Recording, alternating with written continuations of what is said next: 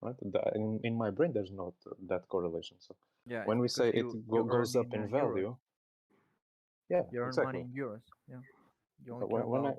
when we say, oh, I don't want to buy a pizza with Bitcoin or with something else, some million token, because it might go up in value, I think it's the wrong mindset. Because I don't go and say, oh, that pizza is €5. Maybe the euro is going up in value. No, I just want my pizza. I get the pizza. Period.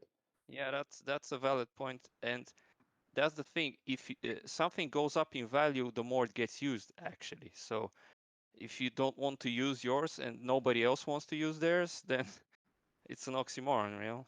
Yeah. It doesn't work that way. Yeah, but the And euro hasn't fluctuated in its value like hundreds of percent. You know, it's not as volatile as a cryptocurrency. that's a Yeah. different story, but you can also have a cryptocurrency that's not volatile too. So I think we shouldn't discuss this anymore. Maybe just discuss the way that it would be best for this token in particular to have to retain its value, because, for example, TechLead seems to be on the opinion that it's it needs to be a status symbol or something like this. But here we go into something that contradicts this, that it has to be used in order for its value to increase. And I think the creating a plugin that is easily pluggable into any online e-commerce website, this is a good idea, but we have to come up with something that would incentivize the business owner and the one who purchases it. Some kind of limited time discount, let's say for the first 2 week or first 2 weeks. Even the exchanges do this. Even the exchange, when it lists a new token that has a large volume at the moment, they always do this. They offer 2 weeks, maybe some kind of a winning draw, some prize or something like this. So we need to come up with something just like that. But then it comes out of our pockets, right? Because if you Okay, have can I to, ask if you a you're gonna, question? Yeah, but we need to do something as a community in the end. If we were to provide just 0.001 of our token, that would still end up at a 1 discount, which is something in the end. So that's why I think that lottery idea, it was not proposed in the right manner. The person who actually was the first one that proposed the lottery idea was saying just that, make it be a 0.0001 token from 10,000 people. In the end, it would come up to 1 and that's a lot better idea than you putting in 22,000 and the one who puts in more gets to win more. That's not good. Just make it so that it would be a tiny fraction, and the more people come in with a tiny fraction, the better it's going to work for everybody in the end.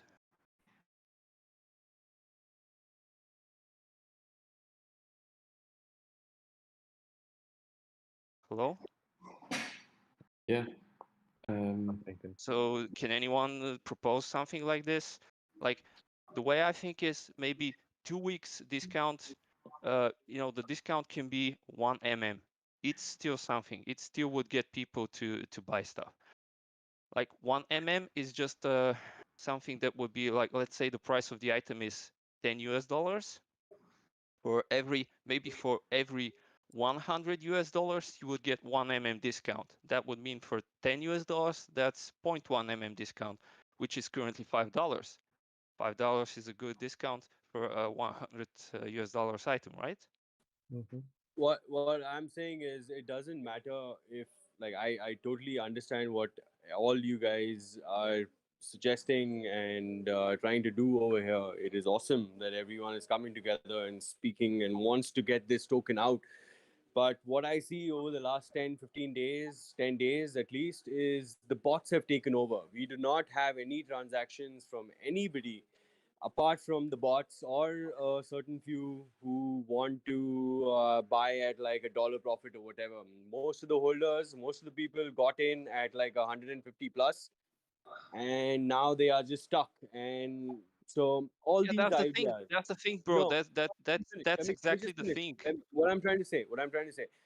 unless we really like somehow can get rid of the bots, because it is ridiculous. We like our token, this particular token has almost for like at 20 minutes at the end there is no transaction. We are just sitting looking at the chart, there is no transaction, and then when there is a Yes, transaction, it's a because you transaction don't of have a of use bot. case. No, As long as you not don't just, have any dude. other use case. Honestly, there are shit coins with no use cases that have hundreds of transactions every 5 minutes. Yeah, The problem exactly. is, I think people are looking at the charts and they're just going like, okay, what is happening here? Because if you look at Dex tools, you look at Define, like 1 minute chart or a 5 minute chart, honestly, there are like horizontal lines where there is no transaction. It is scary, man. Like nobody wants to get in on this.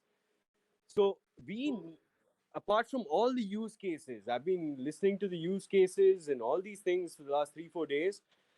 We need either I'm not saying it, but jump the ship and like just cut our losses and get out and like invest in something else completely. And whenever this bounces back, because I'm not like personally related to Tech Lead or any of that, I got into this for profit. If I can't see, I'm not I got in when it was 165, man. So okay. I'm I'm not already related down. to Tech Lead in any way. Yeah. No, I'm just saying. Too, man. I'm not, and So, it's not like, yeah, oh, I just on love that the topic. coin. On that topic, I understand the let's concept. I discuss this then. understand the Let's concept. discuss. What I'm Okay, saying let's is, discuss let this me then. finish. Let's Let me discuss finish, the so you price. can. Yeah, what I'm saying is, apart from coming up with just use cases, I feel there has to be a way, and we need to come up with something to get rid of the stupid bots, and that is the only way we can go forward. Because if there is no trade in a marketplace, if nobody is willing to trade a coin or a commodity or the product, no one's going to come to it. And we have no new holders. We do not really have new holders. So we have to like either look at the Can I make a look at comment, what it is, random guy? or just figure it out and just get out. I don't know. Can I respond to you? We need to contact YouTubers to pump the coin. Yes. Yeah, Please just go respond. on Thank and you. respond, man. Doom baby, go on and respond. Yeah, right. So your premise is incorrect from the get-go. Your statement, either we get rid of the bots or this coin is going nowhere, is immediately incorrect. There are bots trading on every coin, especially the big ones. The only thing that we need and that we're working on is attracting new people. Hence the discussion of creating a use case. The airdrop today is something I requested 2 weeks ago. Finally, it's happening. That's going to help.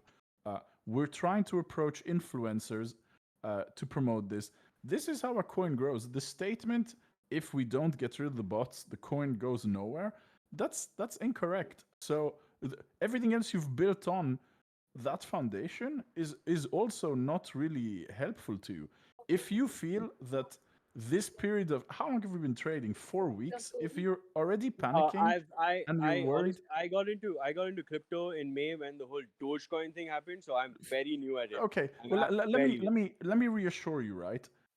When Bitcoin came out, this guy spent 10,000 Bitcoins to buy 2 pizzas, right? Oh yes, I understand. You So know what that. I'm saying. So day before yesterday, see, I have 1 million token left with me right now, but the other 2 I took out day before yesterday, or 2.5, I guess. So you it was. sold at a loss. I did, and you know what? I actually put it in some stupid NFT game, and I got my money back. Seriously, in like a day and a half. You mean a gamble? You gambled on an Just NFT gambling. game? No, I saw the chart. It was only going up. Have you heard about Crypto Blade skill? That shit actually got my money back. Oh, it's turned into an advert. Yeah, okay, but that's not what we're talking about here, bro. That's I turning into a meme, understand. bro. I totally understand. I totally understand what you guys are talking about. All I'm saying is, okay, I'm totally wrong if like I'm out of place or something. But what I feel, looking at the charts, you look at any charts, million token chart has no trades happening. Somehow we need to get the trades up. I get it Yeah, that we it's need more scary. It's marketing. scary. I get it. It's scary, Yeah, and that's it's why not just that's scary. why The we're thing is, here. yeah, That's yeah, why we're it's here, bro. We're awesome. here This to try community is and class. Like discuss and come up everyone's with coming something. together, And talking because constantly, and wants to do Brandon, something Brandon, about it. Stop. Because you're saying a lot of stuff, but you don't know enough yet. Like you saying there's no trades. You think people were trading Bitcoin when it came out? You can't argue. By the way, I'm not saying this is going to be the new Bitcoin. I'm not saying it's going up to 60K. Jesus Christ, if it does, I'm going to buy myself a massive mansion. I don't think it's going to get to 60K, right? The point Yeah. is you cannot start from an incorrect starting point and then make your decisions What based I'm- on that. No, I'm not. I understand what you're saying. But like me, a lot of people FOMO'd into this thing without any experience at like 150 plus. So they need a perspective in life of what is going to happen. If another 1 month goes by with you holding a loss of like $1,000, not everyone can sustain that. Yeah, You know but what I'm saying? how can anyone expect to know what's going to happen? Trump is going to win the election again. The pandemic is not going to That be would be over this year. awesome. What do you mean? How can anyone tell any statement that somebody makes telling you this is going to happen is bullshit? You don't want to surround yourself by I those people. understand. I I totally agree. go into I the agree with what you're saying. See, if in like what I understand is like the last like I got into crypto, like I said, like Dogecoin hype. My friend told me I got it. But from then on, what I've seen is every single cryptocurrency, it can be anything, right? But it has a very good up and down flow. It can be a roller coaster. I don't mind going down. I don't mind keep going down. But it has to be constant. That is why we are in this. The problem Who with the said it million has to be token, constant? No. Who said that? no. Constant in a way, as in like it goes up and down, up and down. Every minute there is adrenaline. Man, like, you know, this isn't sex. There is no rule that says it has to go up and down the whole time. This is trading, right? This okay, is not a popular coin. So okay.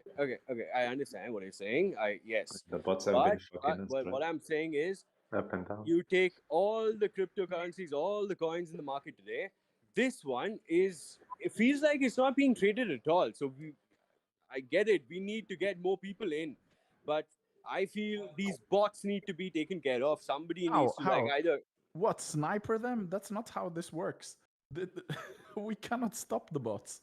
We cannot it's stop the just- bots. the bot It's- might the bot can easily be people too, man. Even if a person sits down in front of the monitor, this token right now, yeah, that's the use case for it. It's easy to trade, man. Believe me, if you're a trader, you can make a lot of money on that coin, and I see people doing that. It's not just See, bots.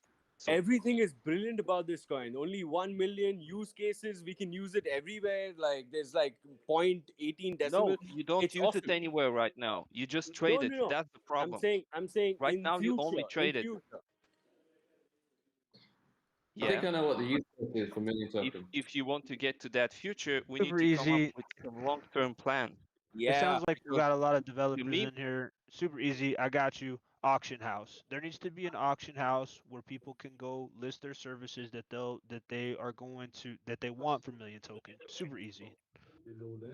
Yeah, but But again, it's easy. We just gotta be once we rich. enable That's Now, payments, I then feel we can do this stuff. I personally feel that yes, we as a community, or you guys as a community, because I haven't done jack shit, but you guys, I've heard the other guy, who was just talking to me, his voice I've heard even last weekend.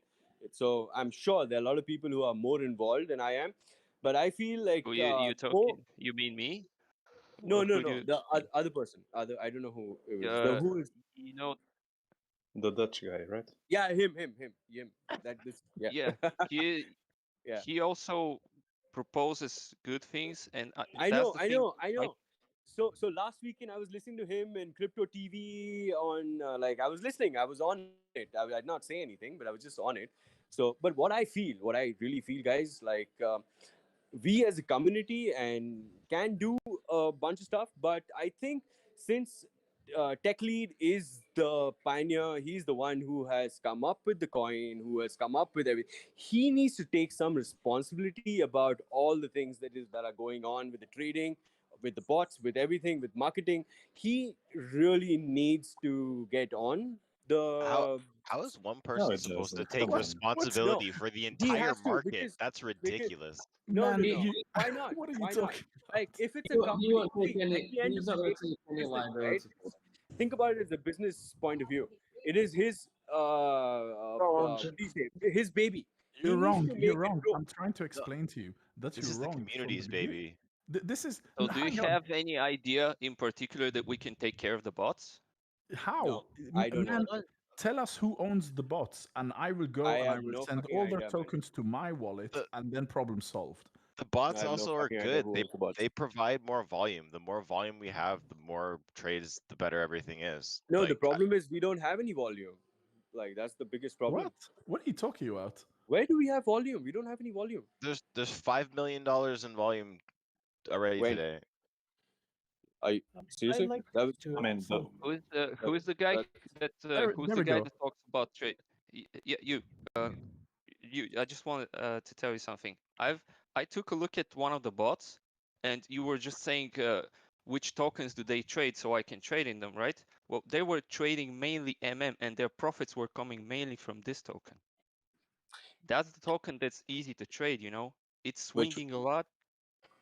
Wait, no, I don't MM understand what you're saying. You know that So- I think the use case for this token is purely this is Tech Lead's experiment, yeah. So those are his words. He's just making money off the liquidity pools. That's the purpose of this whole coin. For him to make money off liquidity pools and the volume. Well, that would be pretty sad, and That- Yeah, that maybe it's we sad, can but try it's and change true. that. that is literally it. Like, Honestly, it's fine if that is, right? It's really fine if that's his intention, even though I should mention he is giving away free coins. He's doing an airdrop. So remember that could be his intention. He was The making guy, 100 the guy what is, is- is wealthy, right? He was Like making give away a what's the few, deal? a few. A couple What's of the deal with the airdrop? What problem is this with the airdrop? coin. I That, don't think that his sole purpose is to just win off of profits from the liquidity pool. And if Oh, he definitely wanted is. to just milk this community, I'll tell you something. He would do a rug pull, and he can do this, and No. he wouldn't because he doxed himself. No, because he can If he make money wanted off to just People are pools scared without by the without price. doing reputation. People are scared by the price. It is. They look at the price and they say, "Wow, it's what $50? That's too much." And they see the other coins, shit coins, that are Yes. 0.0000. They say, "Oh no, I'd rather buy this one that is cheaper But and I can can I- millionaire, Shiba millionaire, or a baby Dodge millionaire." You're completely correct. You The have to do people look at the price and ignore the rest. Can I share my screen? I think Yes, please. I wanna go over the liquidity stuff again. I know some of you already heard me talk about this. Yo, can someone TLDR what's going on Yeah, with the bots? and I wanna. What is this bots thing that you guys are talking about? well, bots are just trading the coin and winning from that. That's the whole Yeah. TLDR. Yeah, but you can it's do just this trader. manually, guys. You can do this manually. Yeah, and if you want to It doesn't profit off have the to be a bot's bot. action, you So create if- liquidity pools and then you collect the fees. So that's one way. I want to share some. Oh, wait, I don't know what this is. Okay, let's forget that. Can you guys see in the screen? Yeah, I'm We seeing an can see your inception right now. Discord. Can you see? Yeah. What? Oh, you're not seeing. Oh, okay, wait. Oh, I think you're just seeing Discord. Yeah. Okay.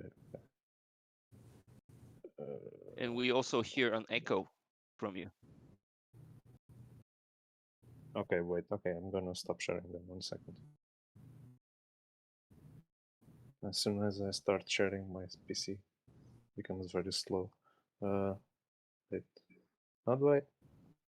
Oh, stop. Change windows. Okay.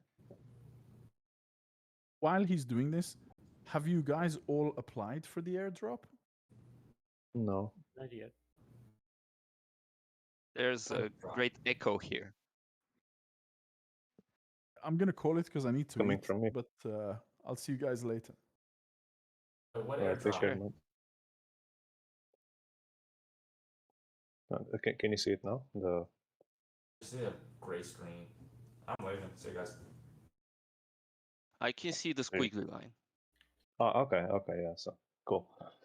So I just wanted to share like how the liquidity is working and how the price that we see on the graph is calculated. I'm sure some already know this. I'm sure some already heard me, and I'm sure also some people here that are a bit confused with this liquidity stuff. So what happens when you create a token, or let's say you have you create your own MM 2.0, MM2, and you want people to be able to buy it. So you make 1 million MMs, and you're gonna do the same as TechLead. And you're gonna put in a pool with USDC, right? So you put $1 million, let's say 100, put $100 and 100 MMs. This is the initial liquidity pool.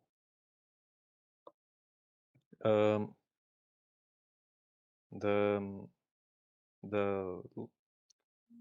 liquidity pools in Uniswap, other swaps are different, but in Uniswap, they use what's called an automated market maker, AMM, right? And it uses the formula X times Y equals K. And I'm going to explain what these are. So this is the amount of token, let's say token A, and this is the amount of token B. And this constant, this K, is a constant that has to be preserved after every single transaction. So this constant is defined when you create your own pool. When you add liquidity to a pool, you probably notice, like on Uniswap, you have the graph with your range, right? And the wider the range, not the wider the range, but when you move the range, the prices here on the left, the amount of MMs and the US dollars automatically change. That is because this constant needs to be preserved also when you add liquidity. So let's see this case. I put 100 MMs. I'm TechLead, I put 100 MMs and 100 US dollars in the pool. So by that formula, this is going to give me, let me put this a bit closer. So using that automated, that AMM formula, this is going to give me 100 times 100 equals 10,000. So 10,000, this is our constant, K. Now, let's see, I want to buy, I don't know, 70 tokens, 70 or 7, yeah, 70. So after I make my purchase, there will only be 30 tokens left. But how much money do I need to put? Well, you could think, oh, $1, so the initial price is $1, so you need to put $70. No, that's not true. Because the price is defined, what you pay is defined by how much you're going to buy. So in this case, I'm going to buy 70 tokens. So we can do the same equation and see how much money I need to pay. So let's say something times 30, so amount token A times token B has to be equal to that constant of 10,000. So now this is the simple equation.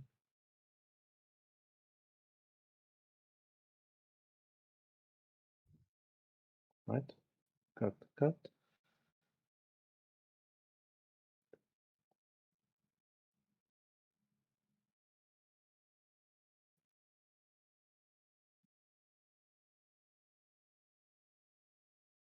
Hey, bro, you want to do a coding Sunday?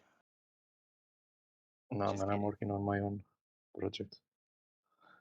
So this gives us 333.33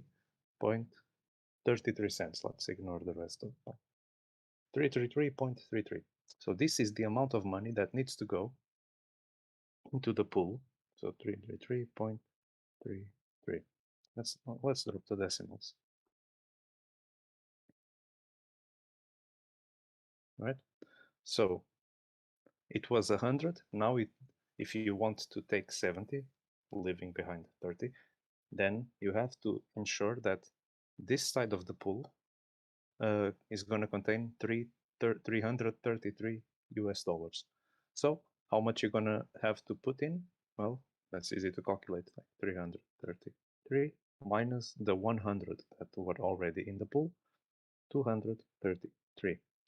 This is what you're going to pay if you want to buy 70 tokens. So don't be fooled when someone says, oh, the initial price is €1. No. So one question, can you explain the relationship of the 1% that's on the pool itself? Like, let's say it can be 1%, it can be 0.05 and so on Uniswap. How does it relate here? Yeah. So to be clear, I'm talking about the V2 Uniswap automated market maker. The V3 is a bit more strange because it has the ranges. There is it's not X times Y equals K. It's something with some square roots. Well, I'm not even sure how the formula looks, but the principle is the same. But I'm using this one because it's the one I know. Just to be clear, but the principle is the same. So let's say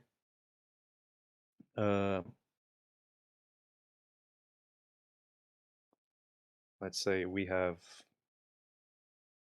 the initial pool of 100. That's going to give us a constant of 10K, right? That's the initial conditions. And then some people are going to make some purchases, some people are going to sell the token, right? So the liquidity is going to change. Here some US dollars are going to be put into the liquidity, some people are going to buy, some people are going to sell. But every time someone makes a transaction, so let's say I want to purchase 70, the same transaction, right? 70 MMs into my account. I'm gonna receive 70. So let's say my account is $1,000 in my wallet. $1,000 and 0 MM. That's my wallet. After the transaction is gonna be 30 tokens, and we calculated this one is 333. That needs to be in the pool. Right. If I want to make this transaction, I also need to pay 1% of the 1% extra. That is going to be divided amongst the liquidity providers, right? And someone, let's say someone provides $100 worth of liquidity, including USDC plus MM.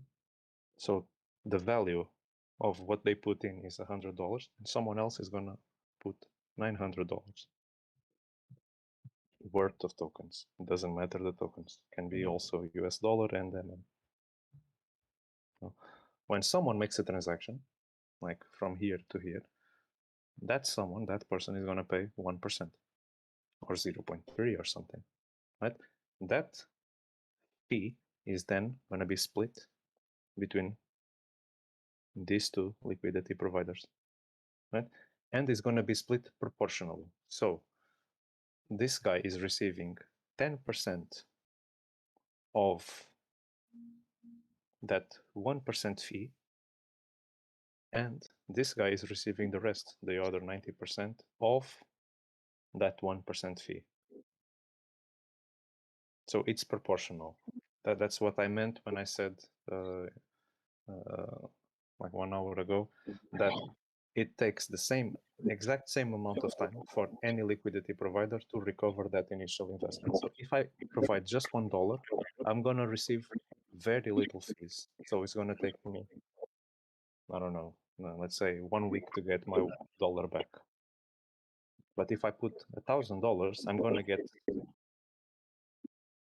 more fees. I'm gonna here receives little, here receives a lot, but it's still gonna take, let's say, the same amount of time, 1 week, to recover, because the fees that every provider receives are proportional to the liquidity they provide.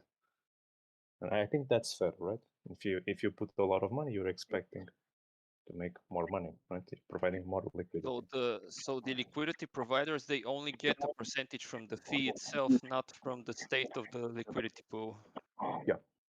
In fact, that's why, let's say this is the price. So here is 0. Let's say 1. Let's not. I don't want to think about going to 0. Let's say $1. And here is plus infinity. Let's say the price is here. I don't know what this value is, but this is the price. Because in V3 you select the ranges, so you can choose to provide liquidity between here. Let's put a different color here and here. You choose to provide liquidity within this range, and let's say another person decides to provide liquidity. He wants to play on the safe side. Decides to provide liquidity between here and here.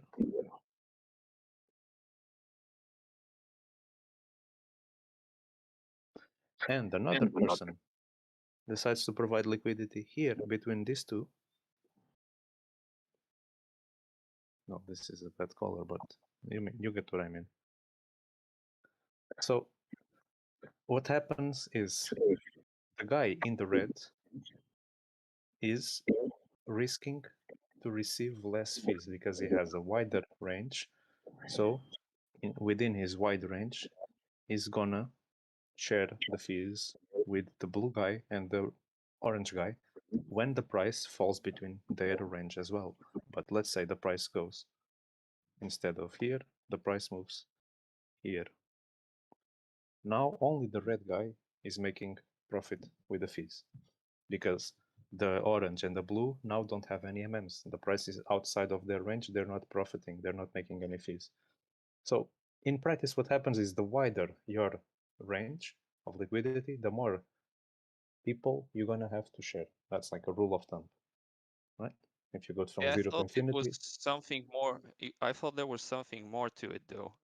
What is the? You see on that graph on version 3, when you provide liquidity, there's a small graph with a curve. Can you explain Yes. this one? Because I don't. Yes. Okay. That curve is that function here. This is the function. Oh, I'm hearing you very, very, very, very badly. Say again, sorry. I'm saying essentially the fee, like you get the same amount, like if you're mining. So if you're mining the whole block yourself, you get the whole, so you're Yeah. in a range pretty much. Yeah, I guess it's comparable. Yeah. You get not comparable in method, but I know what you're saying. Yeah, it's like you get the percentage compared to how much hashing, something like that. No, I'm not sure. I never mind. Liquidity, you get to choose where to put the range for liquidity, so you get to essentially, better odds. Okay, so about that graph that we see, this graph here, this graph, right? Is that the one you're talking about? Yes, the one that's in a shape that resembles a smartphone screen. Okay, It's yeah. like So in it's that this shape. one. It has these curved edges on it, and there's a curve inside, and it looks very interesting. I'm not sure. So that graph is actually this function. If you is this function, right? So we can, okay, let me plug my keyboard. So let's go a bit mathematical. It's going to be very, very difficult.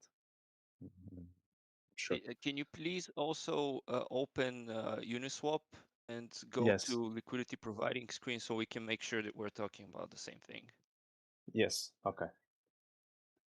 Yeah. So let me Thanks. get the keyboard. Oh shit. Okay. Right.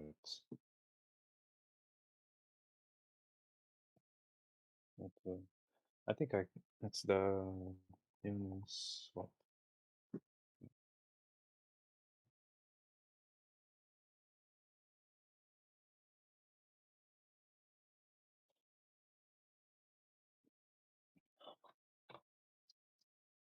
I have some positions here.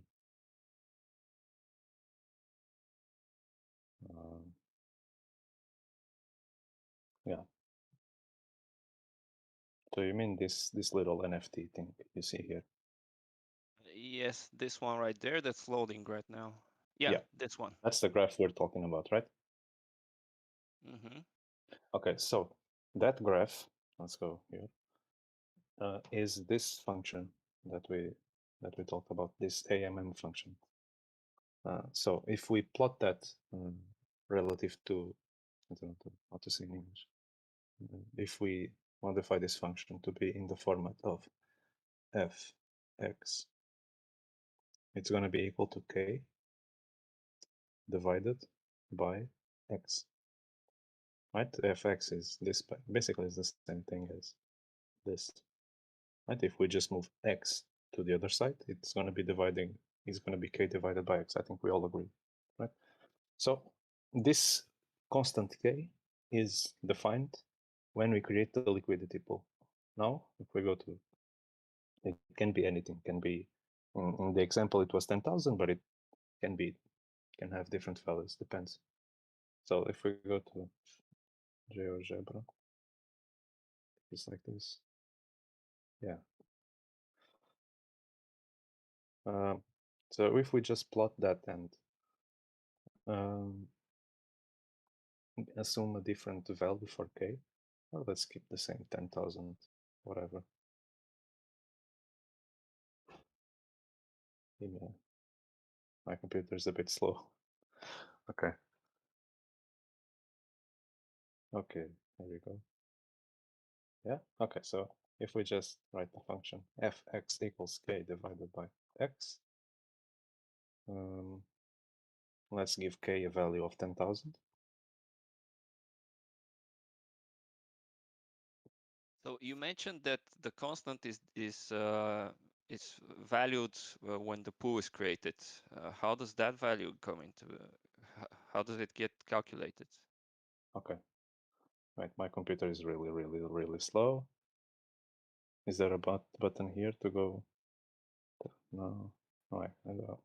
Maybe 10,000 is a big value. Okay, let me put 10 instead. Okay, so here we go. So this is the curve we see, right? You have the same curve on the negative side, but we don't have negative amount of assets. So we just see this portion. And this curve is what we see here, is that curve. Right, and if you plug different values, then the curve is going to change. If you put 100, it's going to change, right? Let's say 15 moves a little bit. If you get the point, right? It's going to depend on the value. Say, what was your question again? Sorry. It was the constant that we're talking about. Well, you Yeah. put it at 15 right now. It was 10 before. Yes. This constant, you said that it gets calculated when the pool is created. Can we, for example, see what the constant is on the MMUSDC pool, for example? What is the constant? Oh, good question. I don't know. It should be in the smart contract somewhere, but I don't know where that smart contract is. And how does it get calculated? Do you have an idea? Yes, it's when you create the pool. So in Uniswap, it uses V3. I'm going to PancakeSwap. It's the equivalent of V2. They don't have ranges here. So if you go here, let me connect my wallet. If we go here and we one second.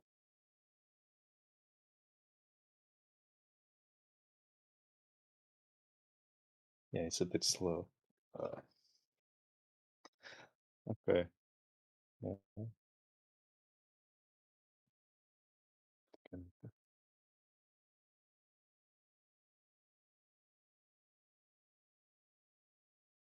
Yeah.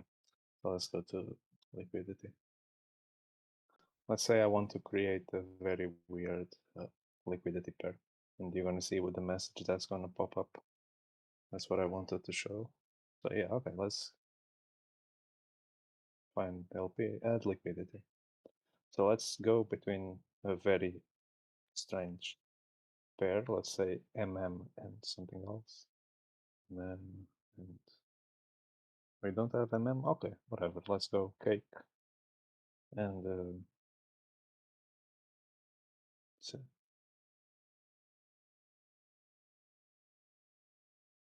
bunny. Just type in Inu, you will get a whole lot of them.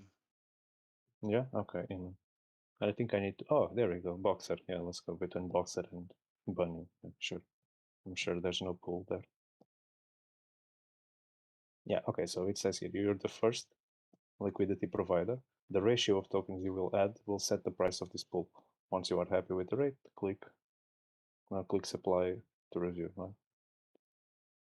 So when you create your pool, this is what, when they say like the ratio of tokens you add will set the price of the pool, basically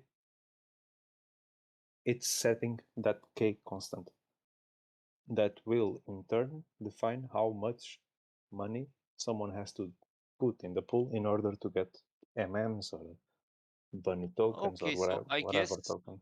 I guess when do you remember when Dark Shadow was talking about how at the start on Gate.io there was no pool and somebody created it such that they got like way more money for their MM than the current prices over I did here. that. I even did that here when we moved to the. Well, don't sue me. Good job. I guess. Good job. I was fucked up. It fucked up my. So I that's did how it you wrong. did it? Yeah, it was like $40 more, $30 or $40 more on Gate.io price compared to the rest for at least a few hours. But is it this how you did it? Yeah, you created a pool at such a ratio that you Yes, were the one who I fucked decided up the the ratio. ratios. The only one that was getting the fee. Yeah. No, I fucked Good up the job. ratio with MM. I'm gonna be straight with you. So and it affected the price. So if you go to the first chart, to the first maybe they deleted. I don't know how long they keep the graphs for, whatever. If you go back to the first day in PancakeSwap, you see the price is gonna have a big spike to $200. But did you manage to win out of this? No. More people started putting liquidity than. I think I did it the wrong way around. I think I sold for cheaper. I know, right? Yeah. Well, okay, so this is the pool that I created, the Ethereum MM, right? I got the same message as before saying, oh, you're the first liquidity provider. So I put a very fucked up ratio. And that ratio is, no, I think is still present here. So, yeah. Okay. Okay, thanks, buddy. Thanks. I mean, I learned something new. yeah. So I wanted to see what would happen. And yeah, that resulted in a spike in price. I did not make any profits though. But yeah, that resulted in a spike in the price, and then the price dipped very fast. Okay, so yeah, that is how you calculate that constant. That will have a direct impact on how you calculate the price you need to pay for the token. So let's say the constant instead of 10K is 100K, then this equation here is going to result in a different value. So if it's not 100K, it's 200K, then this division is going to have another value, right? So it has direct influence on someone has to pay. Sorry, is this how price is calculated for our token, let's say? Yes. So let's go back to this example, right? This is a good example. I think it's simple numbers. It's easy to calculate. So let's say here, this example, someone, delete all this. By the way, if you're curious, how the V3 works, it's not so simple as X times Y. It's a bit more complex, but it's still it's still based on the same fundamentals. I'm okay, curious. so let's say. I don't know. Yeah. Okay. So I can show that as well. I'm still not completely sure how they managed to create that new equation, but I guess it's something to study. Right. So let's say that in this case, the guy had $1,000 US, and 0 MMs at the beginning. Right. M. After the purchase, he was left with 7 MMs on his wallet, and 1,000 minus 233 is 767, right? I think so. Let me double check.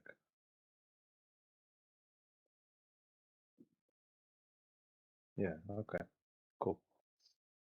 So what happened, in fact, is this person that made this purchase paid 233 US dollars for 70 MMs. So that's a very easy way to calculate the price. How much what was each MM, right? So you just divide 233 by 70, and that should give you the price of each MM. How much did he pay?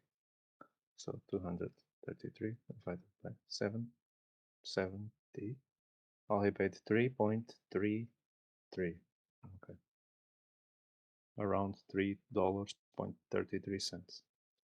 Kind of. So even though the price, the pool, was set with equal amount of tokens on each side, that did not translate into the price that this person paid. This person paid $3. He did not pay the $1 we hear about. He paid 3 times more, right? And to come full circle with that graph, I want to explain a bit more of what is this graph, because I think I just put the X under the K, and that is not really clear why the graph is like that and why it is important. Let's say now I want to instead, let's put this on the side. Let's say instead of purchasing 70 MMs, let's go to the same example, and I want to purchase 99%. So let's see how that translates.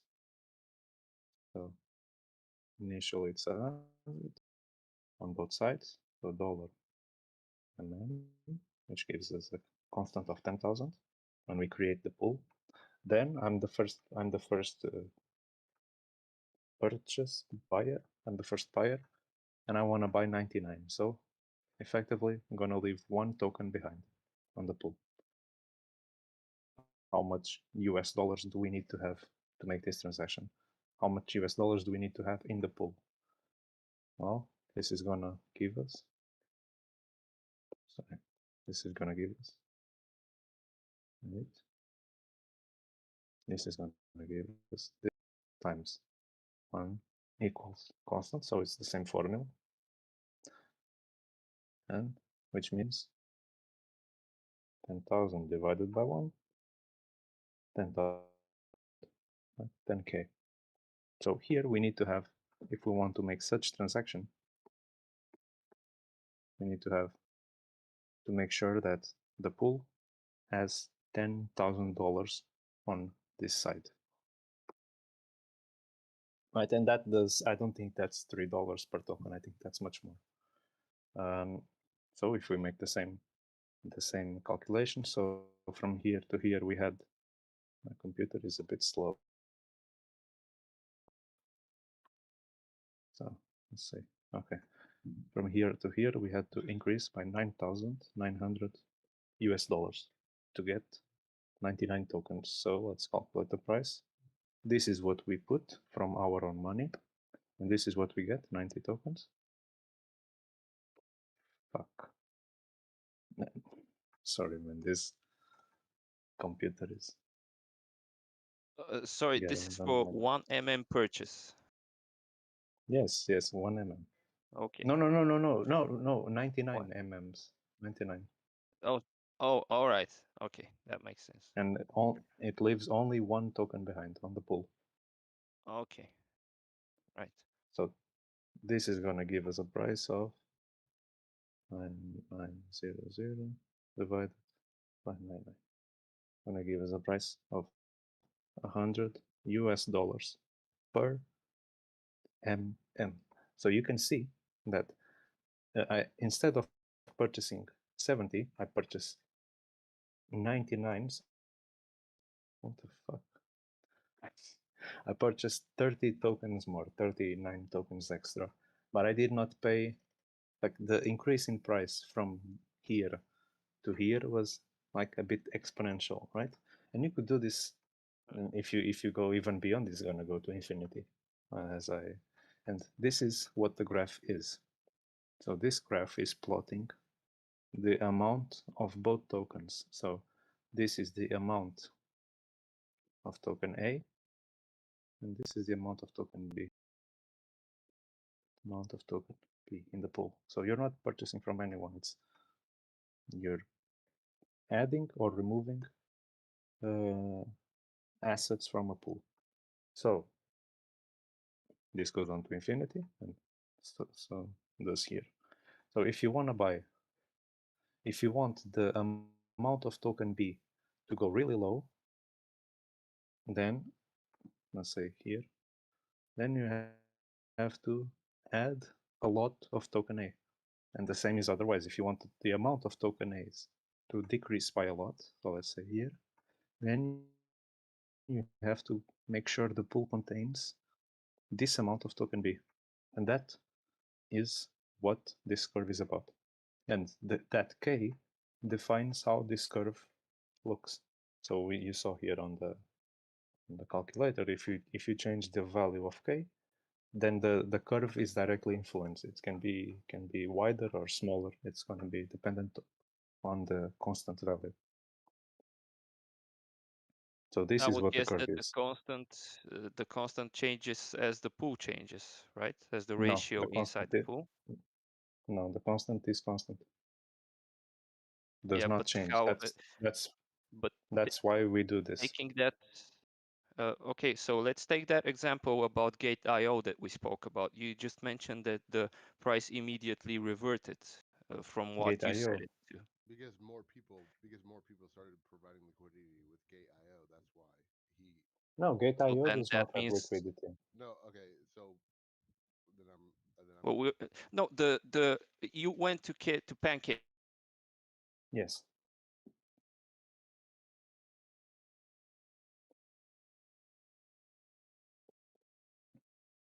So was it just because you were the first?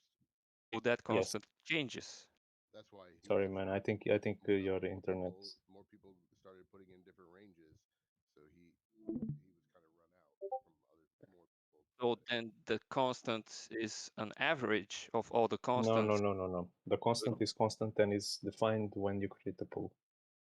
When you create a pool, the amount of tokens you put, the ratio between token A and token B, is what is going to define the constant. And every transaction after that has to be in such a way that the constant does not change. So after every transaction, if you multiply the amount of token A and amount of token B, it always is gonna be equal to that constant.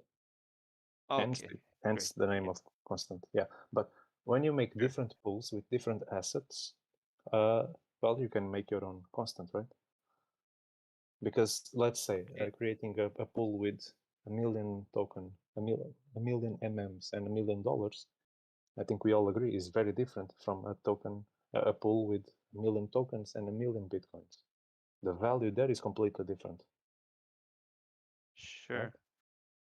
Okay, all the people who were talking about price, actually, that was a very good explanation of why the price is dropping very easily right now. Kind of, yeah. I mean, kind of, yeah. Yeah. Like, But I saw today there was like this 600 buy, and it put the price up with $2, and then right after it there was like 5 sell, which brought the price down with a full dollar. So yeah, it doesn't look really good. yeah, but I don't know I don't know if what the anyone else saw value. that. No, I don't know what value that we are seeing on Uniswap. Is it the average of all the prices in all the pools? I don't know how Uniswap calculates that value that we see in the graphs. Is it the average of all prices? Is it just a USDC pool? I don't know.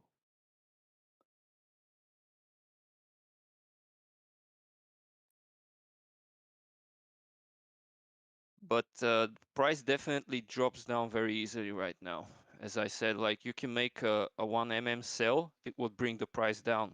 But then again, a 1000 purchase, yeah, 1000 would bring it up, but 1 purchase would bring it up less than you would bring it down with a 1 sell, the way it is right now. That's what I'm seeing. Yeah, I don't know how it is right now. I'm not paying attention, to be honest. I'm here on the chat. I'm seeing the price and Uniswap, but I'm not paying attention to the pulse. I also wanted to add to this. I hope people are taking value out of this.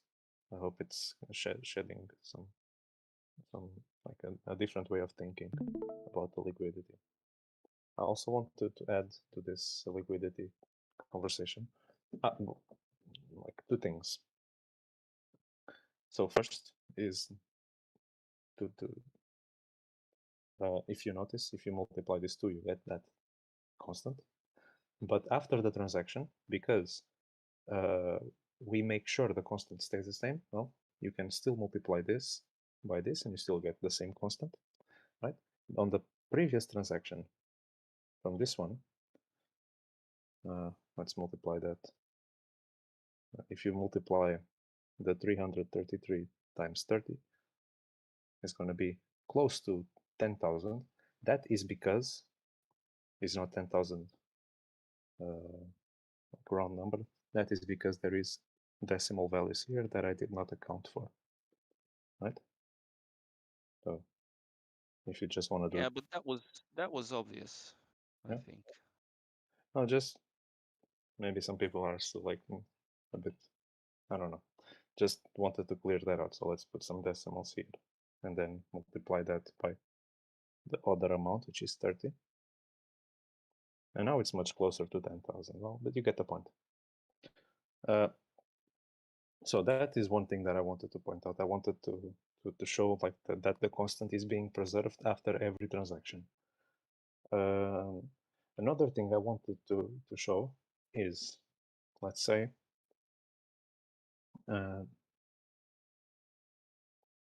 we have, let's say I am a whale, right? I'm Elon Musk. I'm the fucking richest guy in the universe. I go to Mars. Right? I have $1,000 to spend. I'm fucking rich.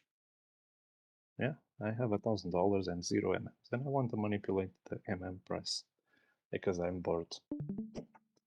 So this is my wallet in green. This is my wallet. So what I do is I make a big purchase and then I'm going to make a big sell. So I make a big purchase.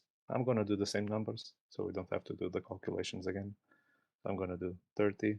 I'm going to leave 30 MMs behind. And this is going to be 333 US dollars.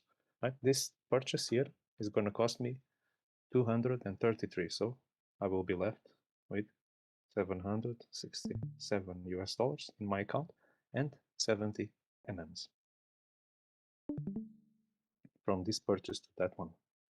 Now I wanna deposit that same. So I made a big purchase, right? I pumped the price and now I wanna dump because it seems that's what we've been seeing when we look at the price is we see this pump and dump, pump and dump, pump and dump, pump and dump. But every time there is a pump and then a dump, the dump is always lower. So let's say I'm a whale. There is no one else in this pool. I'm the only person.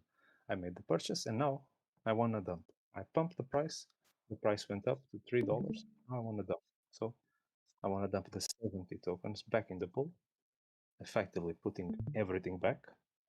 So we will have 100 MMs. How much money am I going to take away from this pool? Well, it has to be 10,000, so the constant. So if we just do the same process, but backwards this time, so 10K.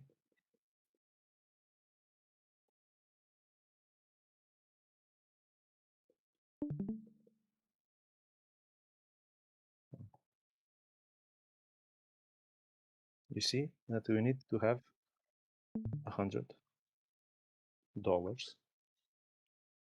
on the US dollar side. So that means that it was 333, now it's 100. Now I'm going to get 233 back into my account, which is going to effectively put my price, my money back to $1,000 and 0 MMs. Right? So this is to show that if there is some whale, let's say there is some manipulation or something that we've been hearing about, the whale makes a purchase, makes a pump, and then afterwards makes a dump. Well, they have no profits. Now they had $1,000. Now they still have $1,000. Right? This is because between the pump and the dump, there was no price action. There was no people FOMOing when the price went up with the pump, and there was no people panic selling when the price went down. That is why the profit is 0. Well, actually, this is not entirely correct, because with every transaction, you're going to have to pay the gas fee plus that 1% to the liquidity providers. And here as well. So you're here, you have to pay gas plus 1%. So if no one panic sells or panic buys while these pump and dumps are taking place, then effectively this is not profitable at all. I mean, if this scenario happens, is in a loss. There's one problem with this explanation. First of all, you should have started by saying that you are Bogdanov, right? Not What? Elon Musk. Bogdanov. Okay, I don't know who that is. You don't know Bogdanov? That's like the meme, the guy with the cell phone that says dump it and pump it. Oh, that. Oh, yeah. Okay, I thought it was. Yeah, that's that. They are actually two twins. And the other thing is, yeah, I guess that's why whales needs also people to have fear and. Yep. Yeah. Exactly. Yeah, that's a good explanation. If there is no price action, if there is no other movement between the pump and dump, if everybody stays the same, doesn't do anything, then this is not even profitable. This is going to be causing a loss, because with every transaction, they're going to have to pay this. But let's say, now this would be an ideal scenario, right? But let's say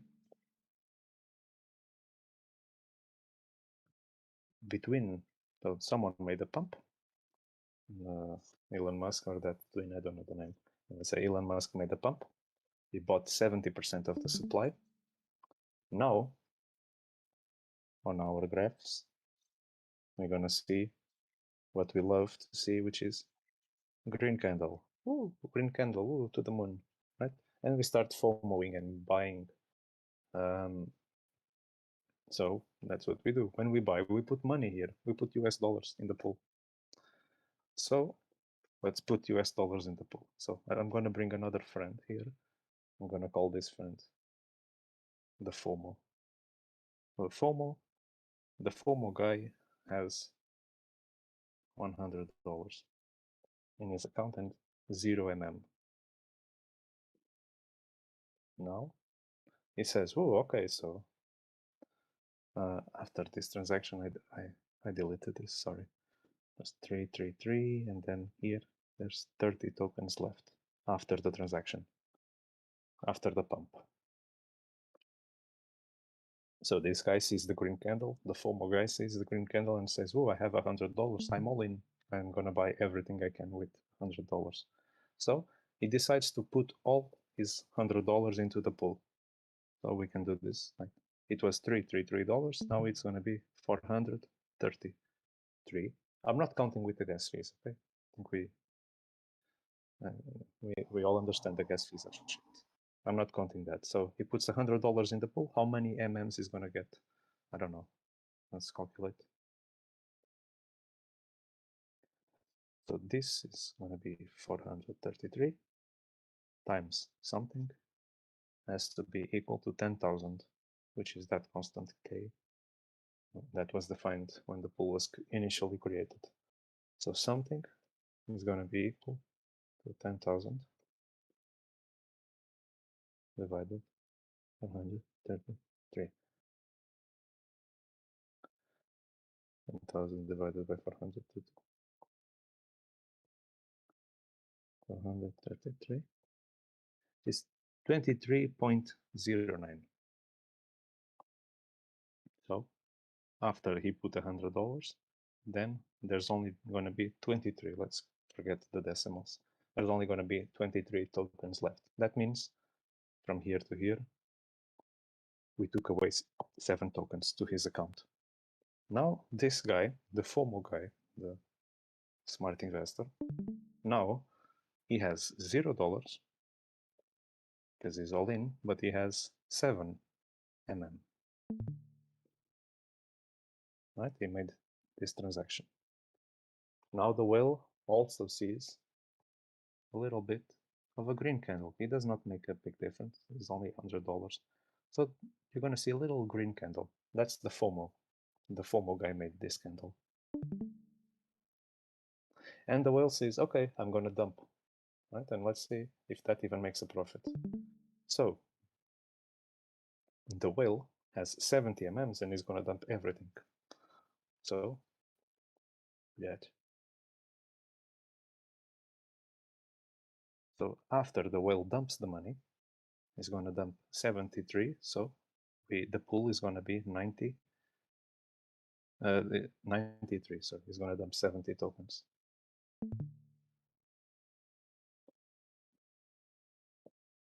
Okay, and how much money will there be here? So I'm just repeating the same formula every time. So, but if we do the formula again, this time when someone FOMOs, we're going to get 10,000, which is our constant. It's going to be something is going to be equal to 10,000 divided by 93. So 10,000 divided by 93. 107.52. 107. Okay, discounting all the decimals. That means that from here, from when the whale puts back the 70 tokens back in the pool, the whale is going to be left with 0 MM because they dumped. How many dollars will they have?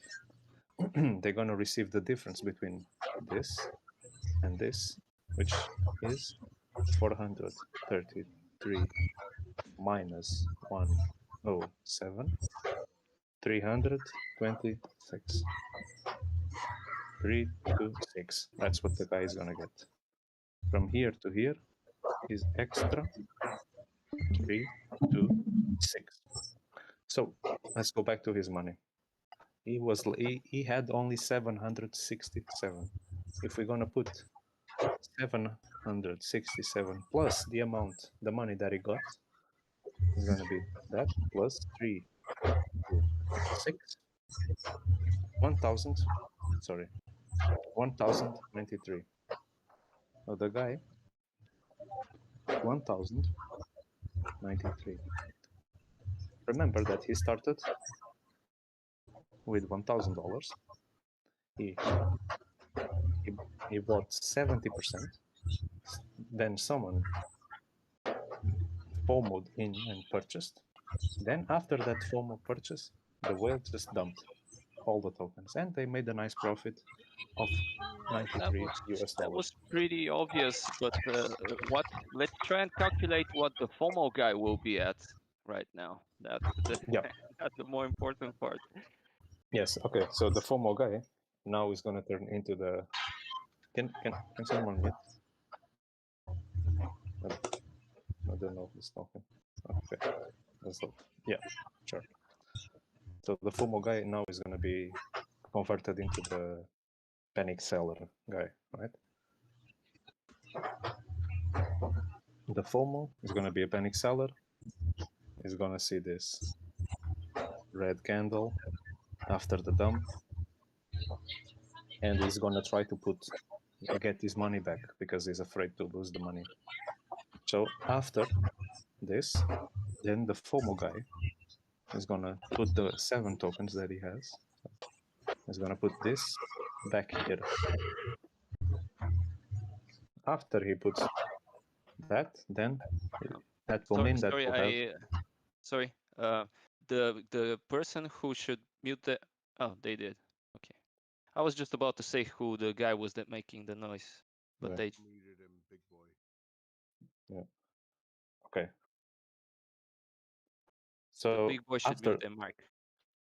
after the FOMO guy turns into the panic seller, then he's gonna dump all his 7 tokens back into the pool, and let's see how much money he's gonna get back. So he dumps, and now we know how much money is gonna be here. But let's do the calculation. So something times 100 is equal to the same constant, 10,000, which means that something is going to be equal to 100. 10,000 divided by 100 is 100. So it's going to be left. So here we need to have 100. That means that we need to take away $7 from the pool back to his account. So he will have $7 and 0 MMs. Now let's make sure we did not print any money. Right? Let's make sure the calculations are correct and we did not print any money out of thin air. Yeah, it's pretty simple to do that, right? We just noticed that this whale here had $1,000. That's his initial investment or initial money, and the FOMO guy had $100. So that gives us a total of $1,100. After all these transactions and the pump and dumps and the FOMOs and the panic sells, the whale has 1,093. This one has 7. So if you add 1093 plus 7 is going to give you the same 100. But now the money is split differently. The whale has more money than the FOMO guy.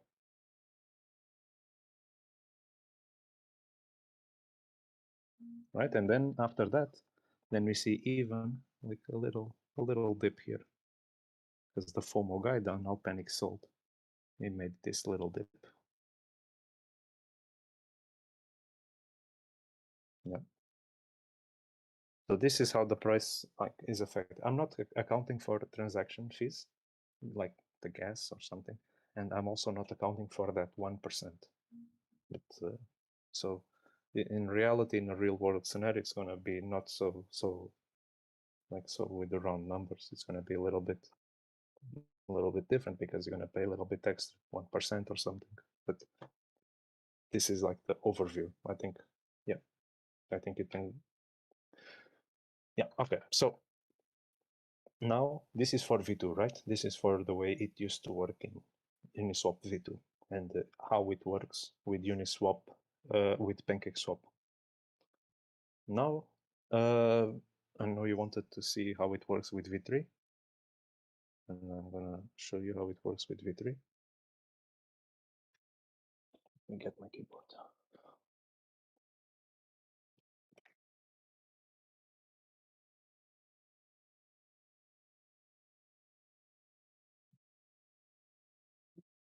So if you just go to the documentation,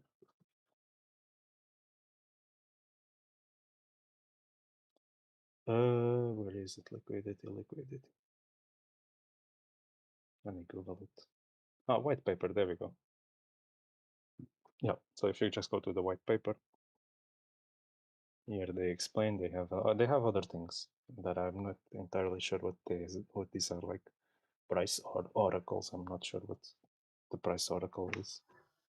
But about the liquidity, you see here the same formula: x times y equals k, where x and y are the respective reserves of the two assets, x and y, and k is the constant.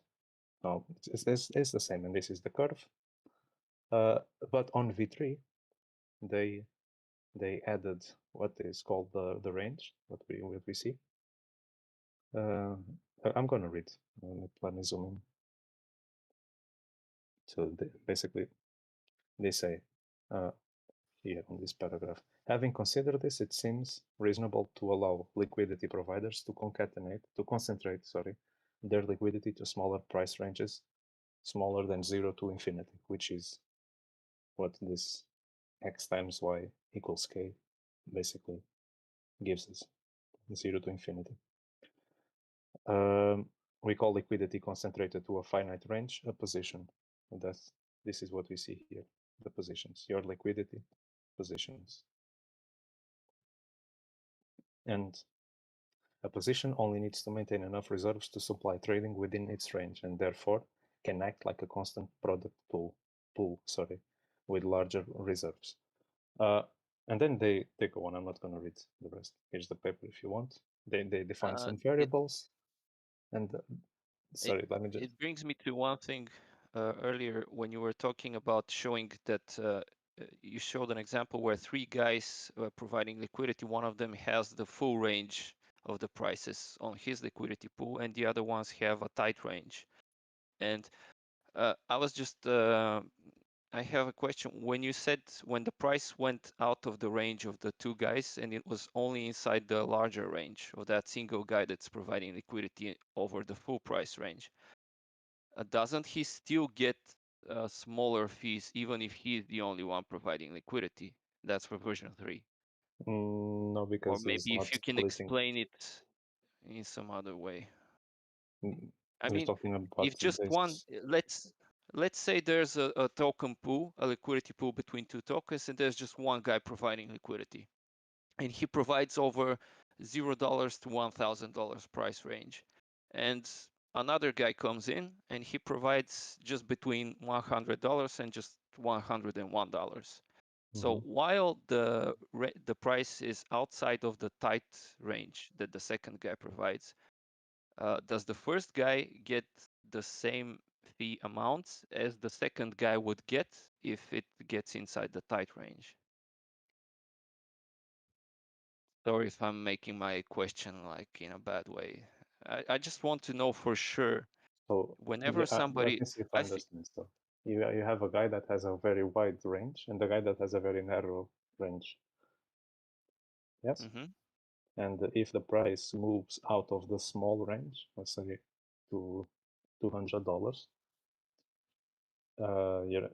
your question is if the guy with the big range earns more fees.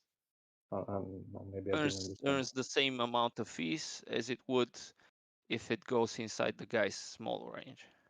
It is going to make more fees because the guy that is with a small range, when the price moves out of his range, that liquidity, it says here on the paper, when the price, where is it? Yeah, okay, so it's here. When the price exits the position's range, the position liquidity is no longer active and no longer earns fees. At this point, its liquidity is composed entirely of a single asset because the reserves of the other asset must have been entirely depleted. If the price ever re-enters the range, then the liquidity becomes active again, effectively making fees again. So to answer your question, if the price moves out of the small range, then whenever there is a transaction, the person that makes the transaction is going to pay 1% fee, let's assume. And that 1% is only going to go to the guy with the big range because it's not going to be split with multiple people. If the price then falls back to 100 and 101 to that small range, then the transaction fees are going to be split with the guy with small range and the guy with big range. Proportionally to the amount of liquidity they provide. Yes. Can we take a look at that formula right there? X plus L. Yes, this maybe- formula here is okay. So this formula is what I was trying to say, that it's a bit different in V3. It is okay. So let's go back to that example to understand why they made this formula. Let's first explore the formula, the previous formula from V2 to understand why they made this formula. So if we go here, let me check how much battery I have. Okay.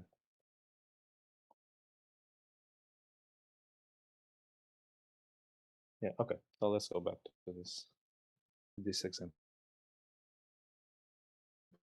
In this example, I did not buy 100%. I bought 99%. And you saw the price increased exponentially from $3 per token to $100 per token. Now let's go to 100%. Now let's say we have 100 tokens on each side. So $100 and 100 MMs. Now someone wants to purchase 100% of the MMs. Like I'm richer than Elon Musk. I want to purchase 100%. How much money do I need? Then again, this liquidity pool was created here.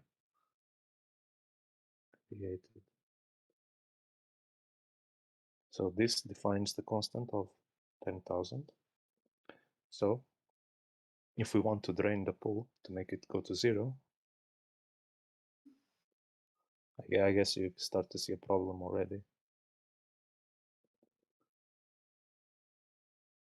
How much money do we need to put in the dollar to make this? No, how much money do we need? Oh, and that's going to be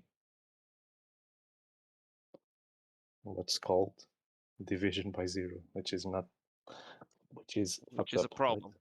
Yes. Yeah. So it's a problem. you cannot drain a pool in V2 at all. Impossible. Mathematically impossible. You cannot do it. Because in order to maintain the 10,000, for this example, the 10,000K constant, well, you would have to multiply by infinity or something, right? Yeah, if you but go then to again, it shouldn't be possible in any situation to have zero in a liquidity pool. Yes, on and one this is where side. the V3 comes in play. This is if you look at the graph here. Oh, my drawings are shit, but you get the point. This never touches zero in any of the x or y axis. It never touches zero. It gets very close, but never touches zero. But in V3, you can be left with 0 MMs or $0. It's possible, and that's what this is. What this formula is doing. So that x times y equals k here gives us that curve that we saw just now. But this curve never allows an asset to be zero. So what they did is they made a translation of this curve and they pushed it a little bit so that the B and the A, which are your ranges, they touch this X and this Y axis. So that way, it is possible to reach zero. You see, and different people make different ranges. It would be interesting to see how many decimal points they use on this. Oh, they tell you. It's 0.00 something. I don't know, but they tell you somewhere. I've seen it. The more the better, because what happens at the border? Yeah, I know what you mean. Yeah, I don't know. I think somewhere here they tell how many, like what's the precision, how many decimals. But I'm not sure. I saw in a Probably- video a guy explaining it. Okay, so this is oracles. I don't know what that is. Yeah, I mean, there's a video guy says how many decimal points of precision that they use, but I'm not entirely sure. Yeah, but that is the reason why this formula is a bit different than the original one. Basically, this formula is here. They say here, this curve is a translation of the formula 2.1. This one is a translation such that the position is solvent exactly within its range, which means you can deplete the pool of one of its tokens. That's what it means to be solvent. That you can take away 100% of token A or token B, because the formula now, the curve now is translated and they push it inwards so that this B and A points of your range touch exactly where they need to on the X and Y axis, so that in fact this is not it does not go up to infinity, right? It goes up until your range. So you can imagine a lot. So when you make a lot of pools, this is V2, right? This is V2. On V3, you can imagine that all the positions touch somewhere here. So one guy makes this position, another guy makes this position, and people start making like different ranges.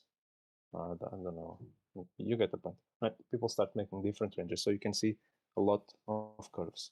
So when you want to move the token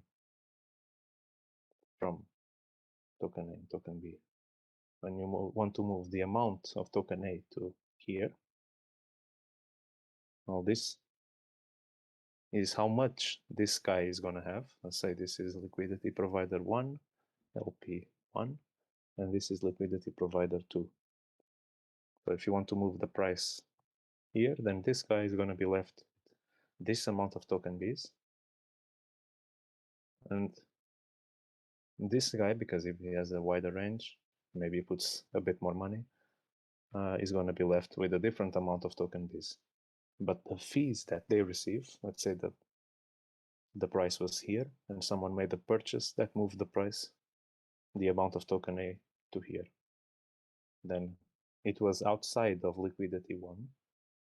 Now it's in the range again, and is also in the range of liquidity pool, liquidity provider 2. Am I confusing a little bit? It's very clear to me. I mean, okay. If anyone has any.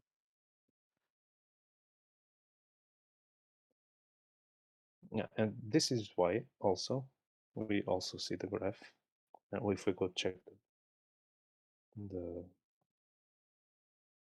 pools, where is it? They have a similar graph here. When you go to the token and you see the liquidity pools, people are saying, oh, may put resistance or whatever. This is the graph that we see, right? So this is the different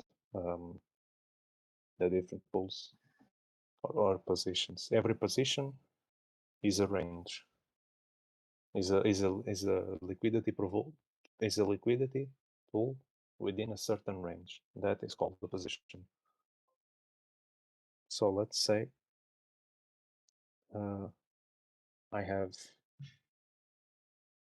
create my own position,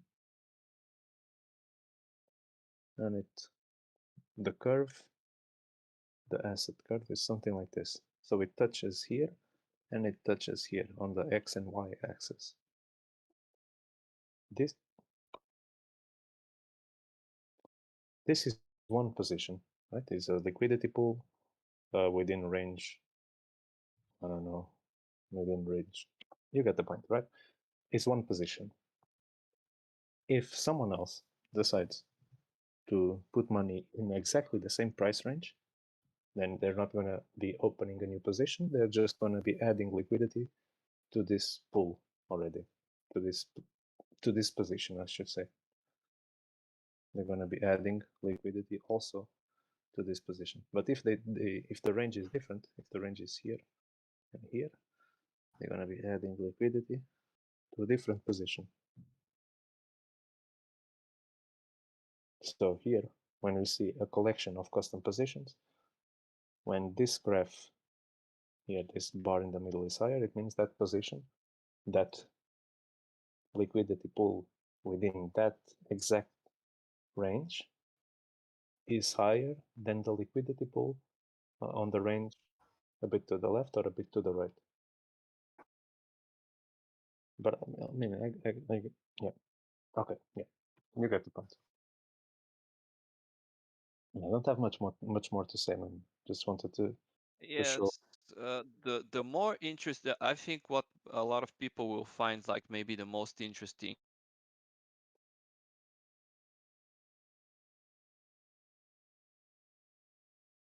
Say again, sorry.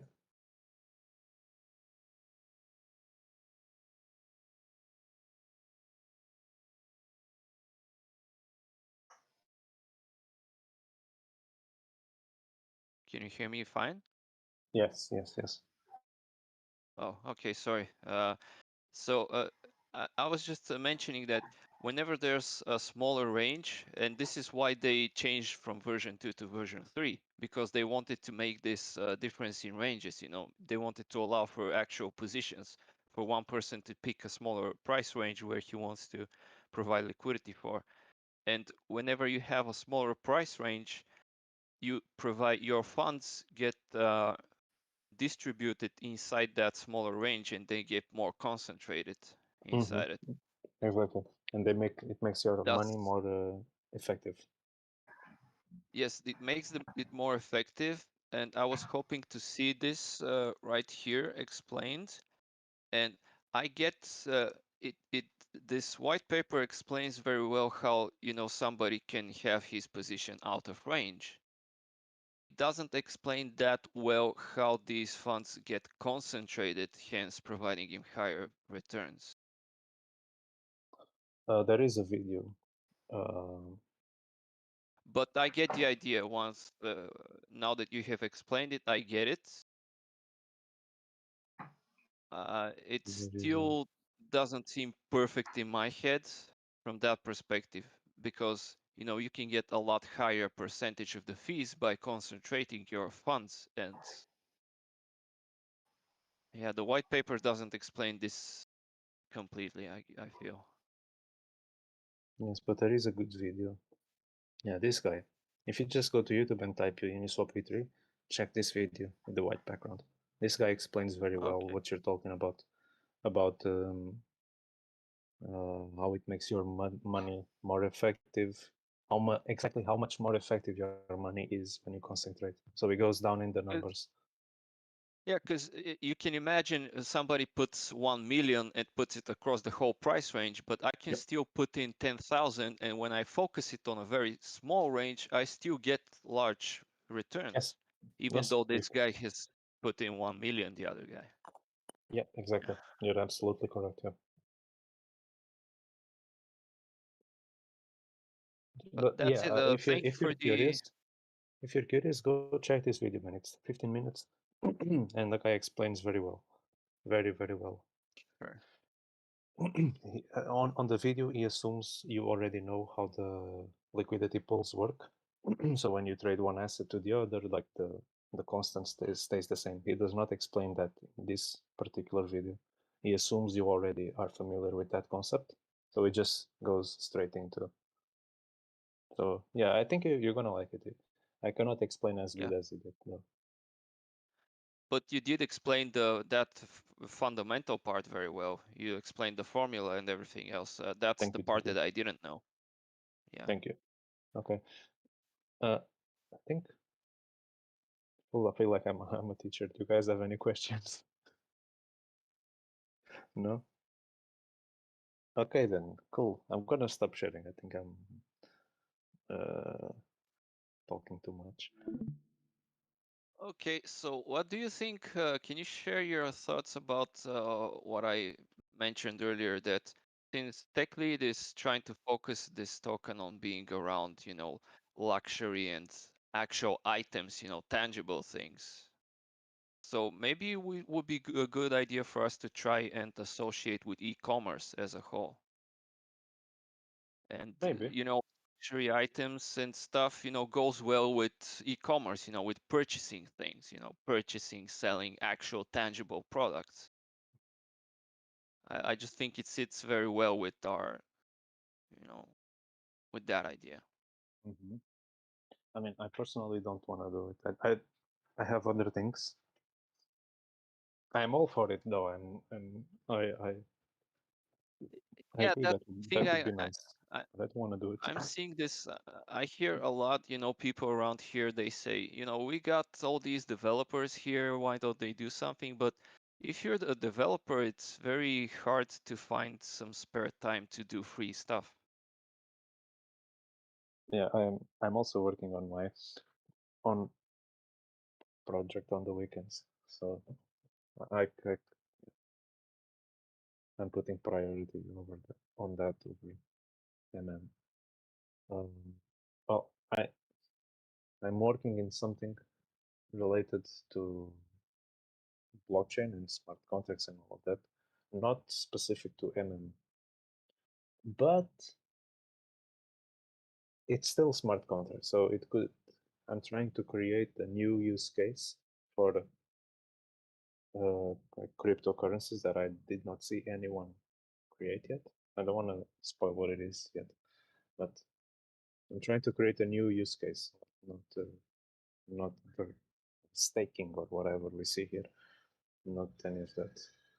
A different use case, a more real world scenario type thing that we use money for to make Sounds good. normal quote unquote purchases. And if that project takes off, then it could be cool to make it like a small MM promotion, like I don't know. But yeah, so that's why I don't want Also, you can make a detailed presentation like this one, but for smart contracts, I would be very happy about that. Yeah. Yeah, Okay, definitely. Are you a developer? I don't want to really dox myself. So you're Satoshi, okay. Satoshi Nakamoto. No. What I'm seeing is if you guys want to get into the field of theories and stuff, I see TechLead is suspiciously well familiar with Shiba token and all of these other coins. And actually Shiba token and Hokkaido Inu, Caucasian Inu, Kung Fu Inu, all of these tokens, it's the same team of people that are making all of them. And they all do the shilling as a strategy to promote the token. They all describe it as a community building experiment. It's like they use the same sentences. And they all call their fandom the whatever army, like the Shiba army, the Hokkaido Inu army, and so on. It's like these similarities, man. It's trippy. It's scary, yeah. Yeah. Yeah, I know what you mean. When I saw the video about it's a social experiment. Yeah, I got the same vibes. I was like, You got the same vibes, right? And yeah, yeah, it's trippy. It's trippy, man. but okay, so I'm gonna throw an idea out there. Or no, maybe I shouldn't. Okay, sorry. Go on. I mean, go on, man. It's not good. It's not Let the positive. community win. Okay, so let's. Okay, I don't want to. I guess I have to do it now, right? Okay, so. Hey guys, just thanks. Hello. A lot of people are scared on here. So even if you have something negative, it's better to say it out loud and we can discuss it. And I see that makes people feel a lot better, in the end. Because people are actually having negative thoughts. I'm afraid to give ideas, I'm very afraid to give to give bad ideas. Just go for it. No, because people gonna use those ideas to scam people. I guess I'll fuck it then. I guess. Right. Okay. So how to make an easy $1 million? Let's be millionaires, right? You want to be millionaires, guys? No. Dump your MMs, get your money back, and let's make a real $1 million. I'm joking, by the way. Don't ban me. And don't do this, guys. This is fucking illegal. But I'm gonna show you. Okay. Yeah.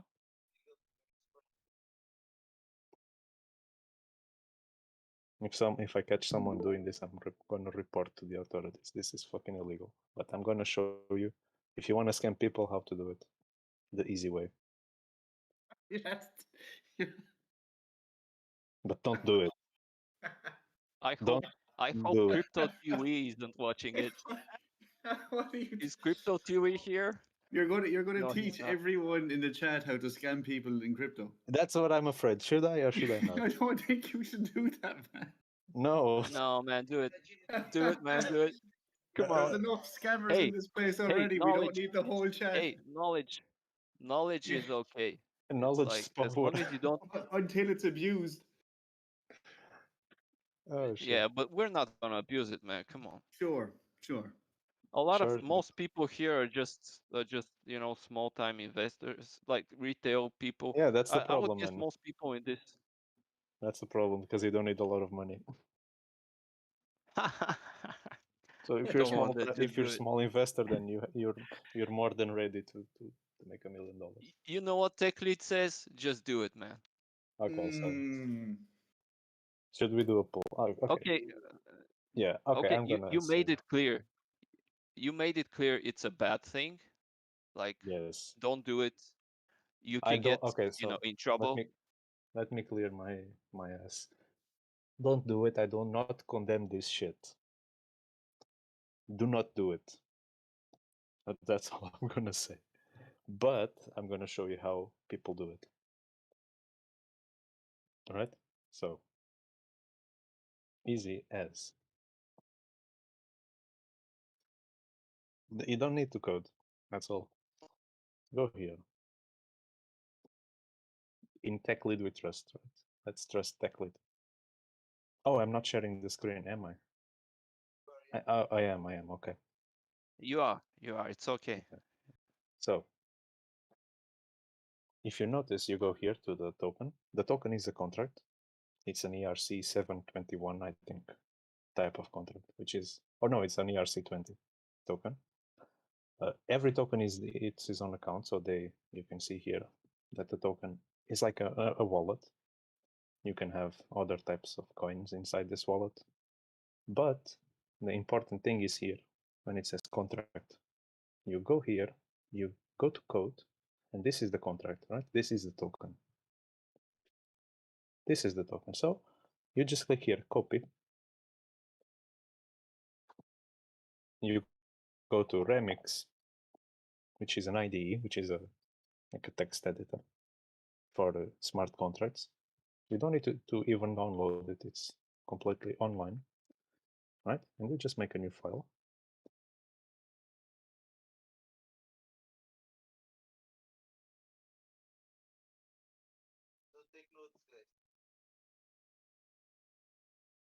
Workspace. Okay, yeah, sure. I put, yeah, Just click it's a on new file. OK.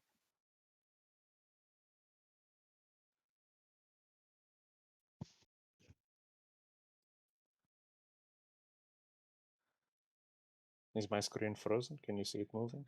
I'm seeing the Discord right now. Okay. You're it's showing moving, okay. Discord. Okay, now it's there. Okay, so just go here, change the name on the contract. Make it like some skin token, something like this. But Make people sure already know this, credit. man. Is that the big No, idea? no, wait. Oh, okay. Yes. Sorry. So you make here, you go here, and then you just deploy the contract somewhere. You compile the contract, and then you go here, you go to the injected Web3, which is your MetaMask wallet or something. You put the price. You don't need to put any value here, and then I guess I need to compile it first. So this is a version 8.0, and then you just go here, compile.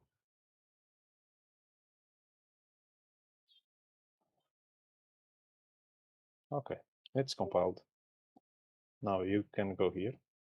Oh, it did not compile. What's the point of you guys teaching people how to scam? I don't get it. That's just I fun, mean, bro. It's just a fun exercise. The fun, you know. It's I not. wanted. You Well, shouldn't I don't think you scam should do anyone. that.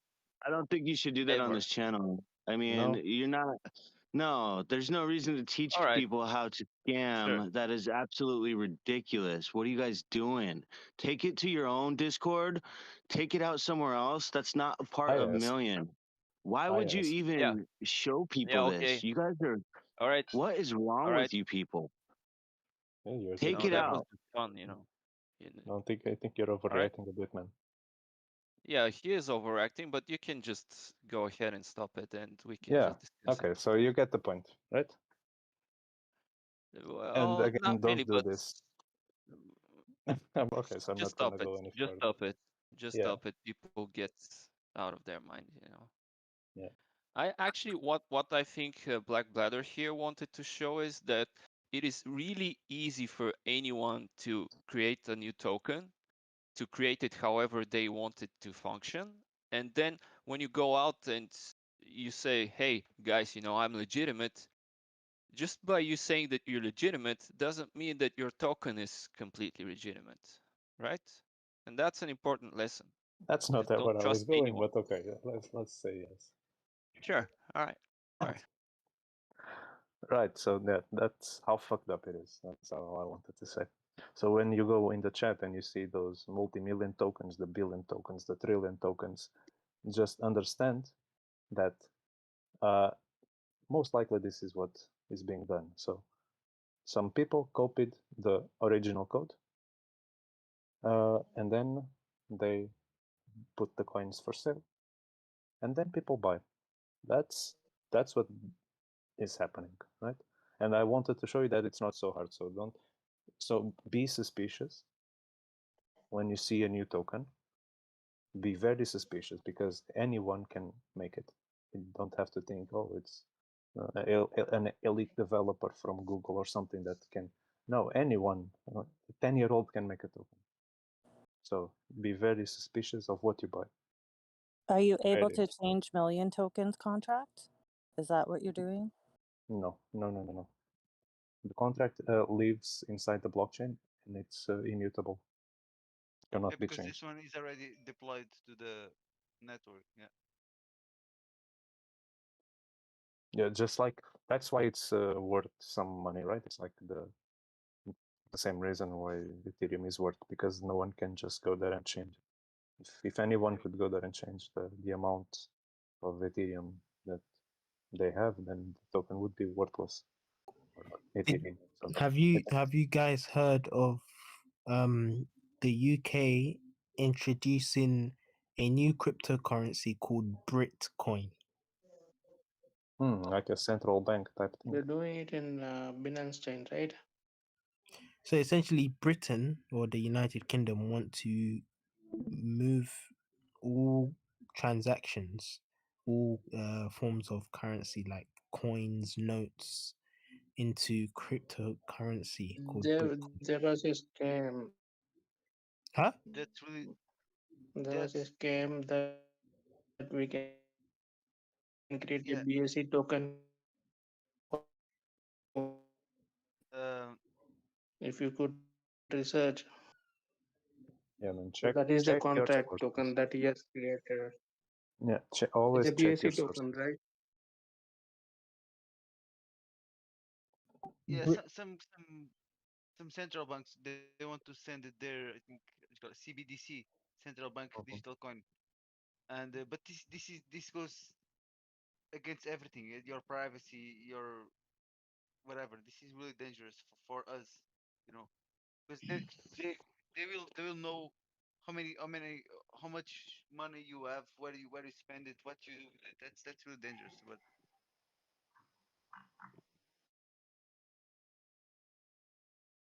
But I believe this news has made Bitcoin go up, hasn't it? What do you guys Can mean? I mean, what's so negative about on Ethereum blockchain? Everything stays there and it's all public. So This it's is already not Ethereum, I believe. He's Basically, doing it in the BSD. central. basically the central yeah, but bank will if know you're everything about you, but they will yeah, know and even more about you than what. Yeah, but this is the Ethereum. Not everyone is in the is using the Ethereum blockchain or the Binance or whatever. But if they move the country's currency to the digital network, to the network, then they will have access to the information about everyone. You know what I mean? Whether you Yeah, want Blockchain information is and whether there you want it or everywhere. not. Even and even the gov. you can give your public address, anybody's public address, we can trace it, track it in any place, how much you want. If you can share yours, we can track yours.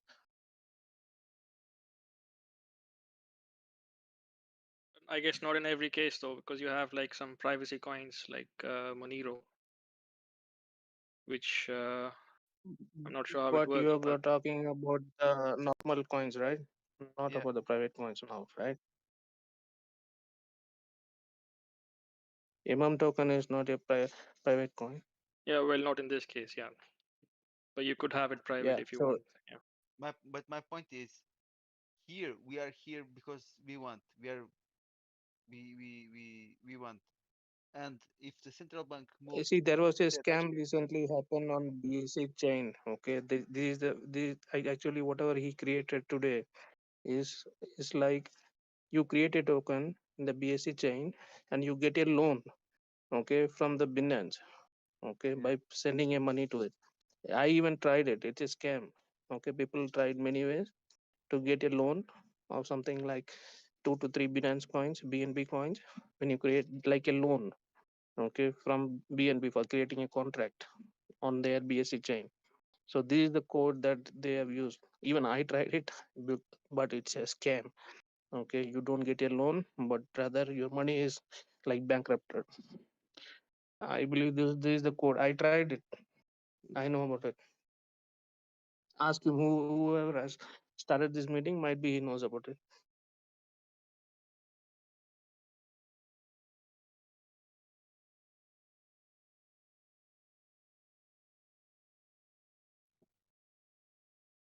You might know. This is the code, and it's available.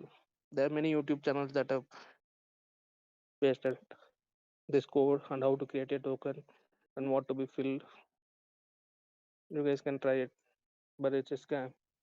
Don't get scammed, guys. yeah, man, and be really careful to when you buy a coin. My suggestion, if you don't have a technical background, if you do, just read the contract. But if you don't have a technical background, go to the So contract I can page share on the link Etherscan. of the YouTube link, the same code, Yeah. whatever you showed. How to create a token Yeah, like and how to just get the when you how to guys go get your to contract the running. But it's all fake. yeah, like This if is the on coin can BSC be chain, legit, right? the coin can be okay. The coin can be the code can be without bugs. That's fine.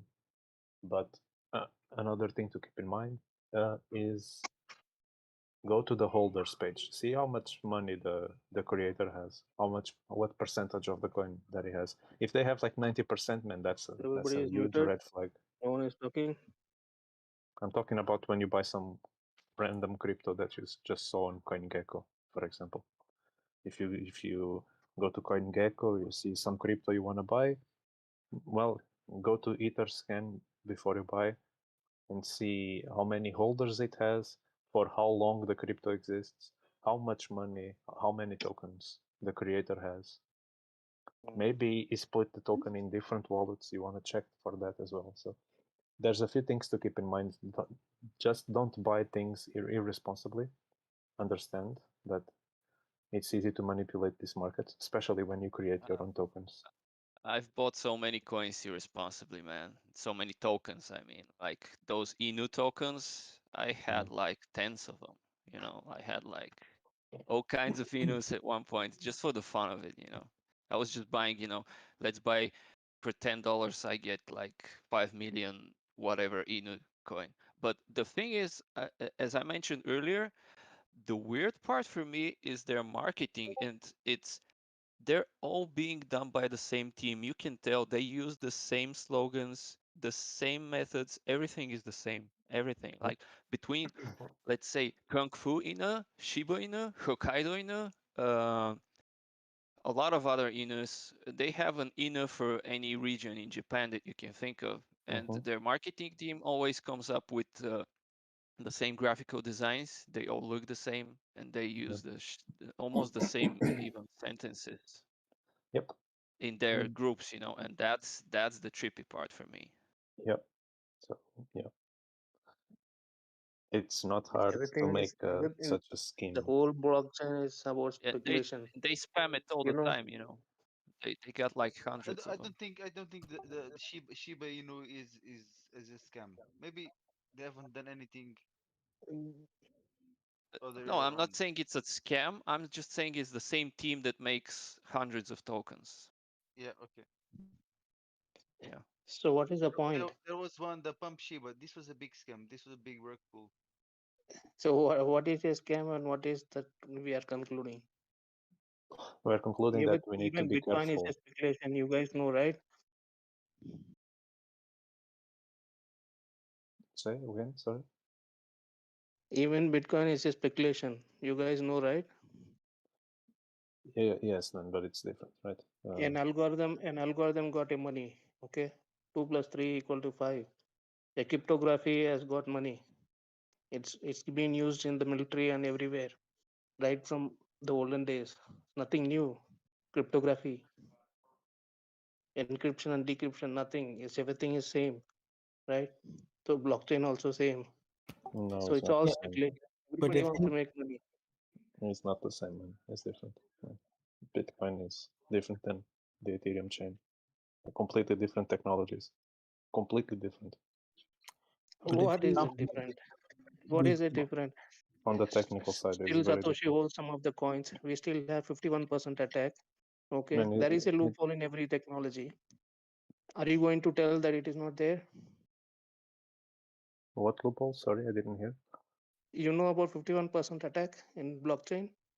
51 plus, yeah, the percentage thing, yeah. What do you know about it? Like if someone controls 51% or more, they can control. So who owns 51%? Chinese miners. You know? No, they don't, because the government cracked down okay. on. Who's it? China holds 51% of the mining, and even they can do the attack. The miners can't do that actually. Satoshi holds certain part of the coin. Still now it is not getting released. Okay. It's There is a actually loophole in like, all the technologies.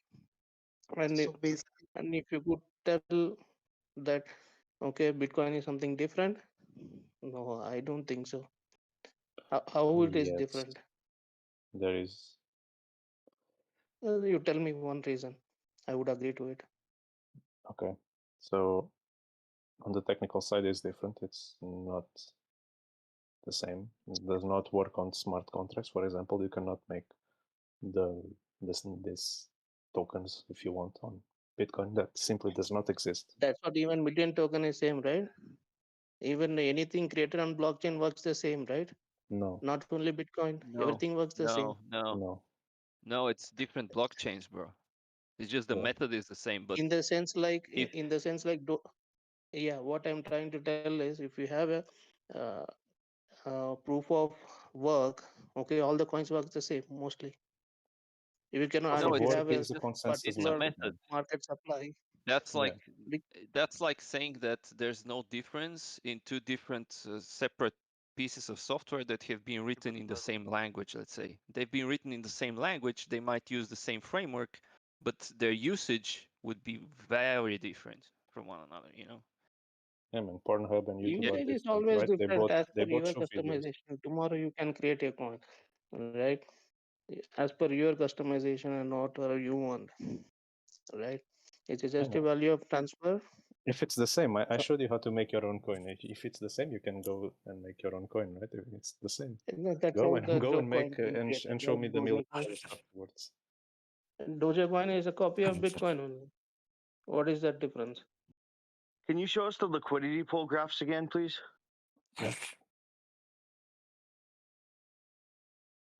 Just to make sure, Ethereum is not a copy of Bitcoin, right? Just remember this, Ethereum guys. is not never a copy of Bitcoin. Who has told that? Ethereum, you know what is the market supply of Ethereum? Does anyone know what is the market supply of Ethereum? No. What is the what market, the token supply? No, what is? It is infinite. Infinite. Go You and can check it. just mine it. Go and check it. It's infinite. Even Mhm. CoinMarketCap. If anyone is online, you can check it. Okay. You know what's Check infinite? it now. Check it now. Dollars. Ethereum isn't meant for a security, it's meant for contracts and a currency where we can just use It's it a to proof do of two stake. transactions. It's a smart contract. Yes, yes, yes. Everything But is Ethereum there. is not a Ethereum is not meant for like it's not like Bitcoin. It's like a currency, and and also we can use smart contracts that would help some of the businesses going. It's not like Bitcoin. It's completely different. So it's not meant for holding. It's not meant for holding. Hence, I mean, uh, uh, It's meant for using. you have to use it as a currency, not a security. That makes a lot of difference, actually. The Bitcoin is a security. I mean, yes, the SEC considers it a It's security. a security, actually, but in the Joke, case of man. Ethereum, it's not. Talk to you later, guys. Bye. All right, but right, what graph did you want to see? Like this one? This curve?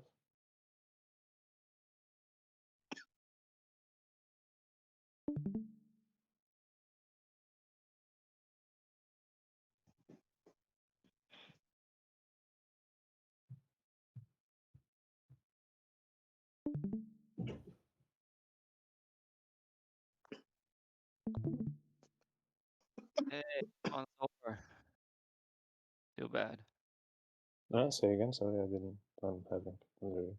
I just said the fun is over. Too bad. Oh, Yeah. So, I don't know.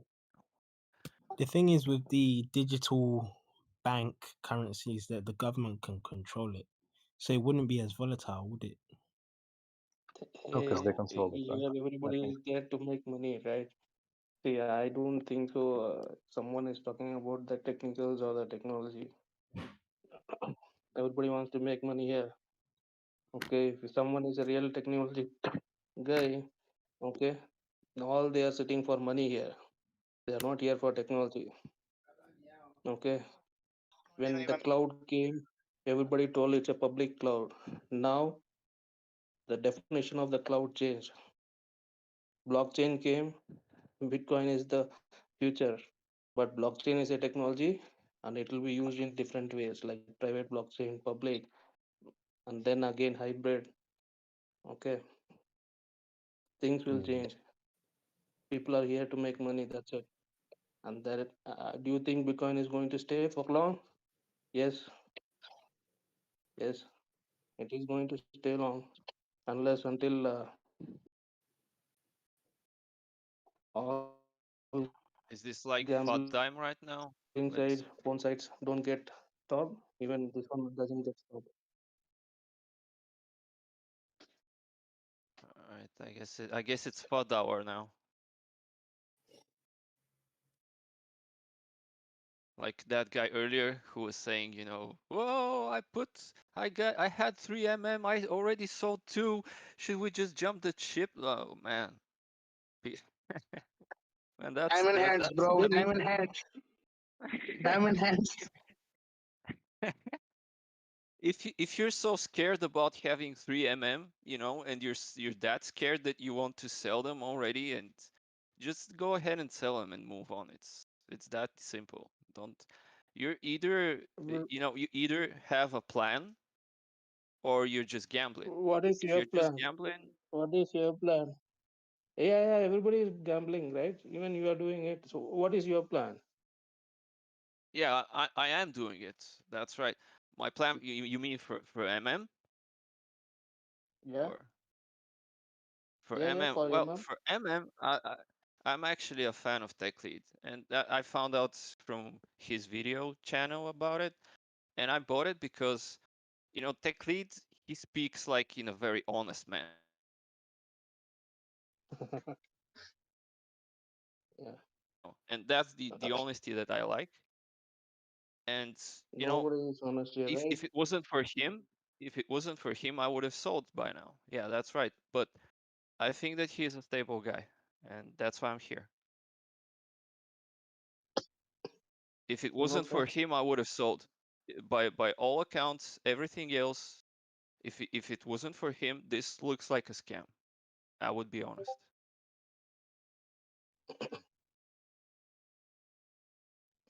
And if you guys are scared, I understand. See, nobody is scared. Okay. See, Yeah, it's all all right. about speculation. Like as you said, it's tech lead in one place for Bitcoin, Elon Musk, okay, and other guys. Okay. It's not on the Bitcoin. It's on who is backing it up. Us, We are. I guess. We are us. Yeah, I think Yeah. as long as people put value into something, it will grow. I Mm. mean, it's the same with Yeah. fiat. It's the same with Bitcoin. I mean, yeah, it's just about the belief and the trust in the system, right? Yeah, and Yeah. if we can come up here and come together and figure out some, let's say some use case, you know, if we can do something, we can just What make use this case? There is no use case. All we need to do is e-commerce, like either we can man. make some money. That's E-commerce, it. e-commerce goes well with this self-proclaimed identity of the guy who owns material possessions. You know, that's e-commerce. That's the place I would look for. Another thing I wanted to say is about the who's backing this. You can actually see. I don't think TechLead is the only one backing it, but if you go on the liquidity pools, you see the biggest one has $8 million worth of money there. The second one has almost $1.5 million, then 700,000, and so on for Uniswap. And then if you go to PancakeSwap, you have a few more $1 million worth of value locked there. I don't think it's all TechLead. I think even if TechLead dumps it all, there's still going to be a few $1 million worth of liquidity left at this point. I may be wrong. I'm not sure how many people are providing liquidity. I'm sure some people are making a killing in liquidity pools. I believe I'm one not sure. person cannot run the show.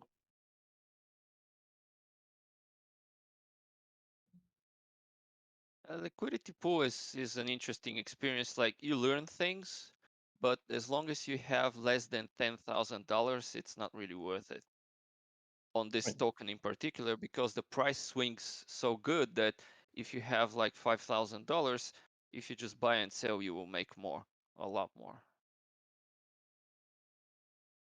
But if you got like $40,000 in USDC, I would provide liquidity for this for months, man, for months. It's worth it. Is that because you That's can why you afford see. a much wider range on the liquidity? Is No, that you why? you take higher you take a higher percentage of the fees. Fees are distributed proportionally to whoever has put in however amount. Like if you put in $40,000, you will get 40,000 times more than somebody who put in $1. Yeah. So when you put in like $100,000 into this thing here, liquidity providing, you would make money. You would Yep. make money. But I was saying maybe you can also afford to go for a much larger price range as well because you have more money and Also, but you can also go for a large range. Even if you have a $1, you can also go for a large range. Wait, but who is going to put in that much into crypto when Not it into is crypto, so man. It's not volatile? crypto. It's into the You pool. win from the volatility when you provide the liquidity pool. And let's say you have $100,000 in the bank right now. If you took them out, if you put them in USDC, which is a stable currency, it's not volatile. And then you provide liquidity for this token, it's a win-win situation. You just watch it carefully, you make an extremely wide range, and when you feel satisfied with your profits, you can easily make like 2 times and 3 times in just a month. Yeah, man. You can That's live how off the good it is. fees.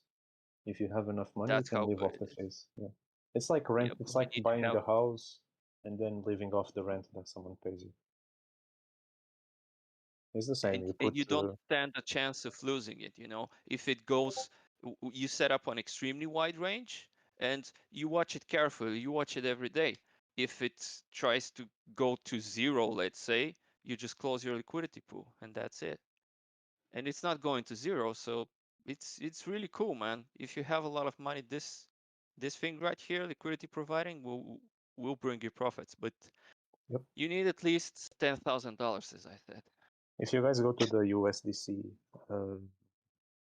like DAI/USDC pool, you're gonna see there's like $200 million locked into that pool. People are putting hundreds of thousands of dollars there. There's hundreds of millions literally in that locked into the pool.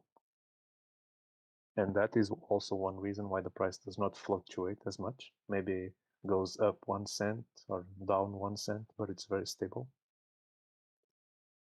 you mean the when people transfer from DAI to USDC between the stable coins.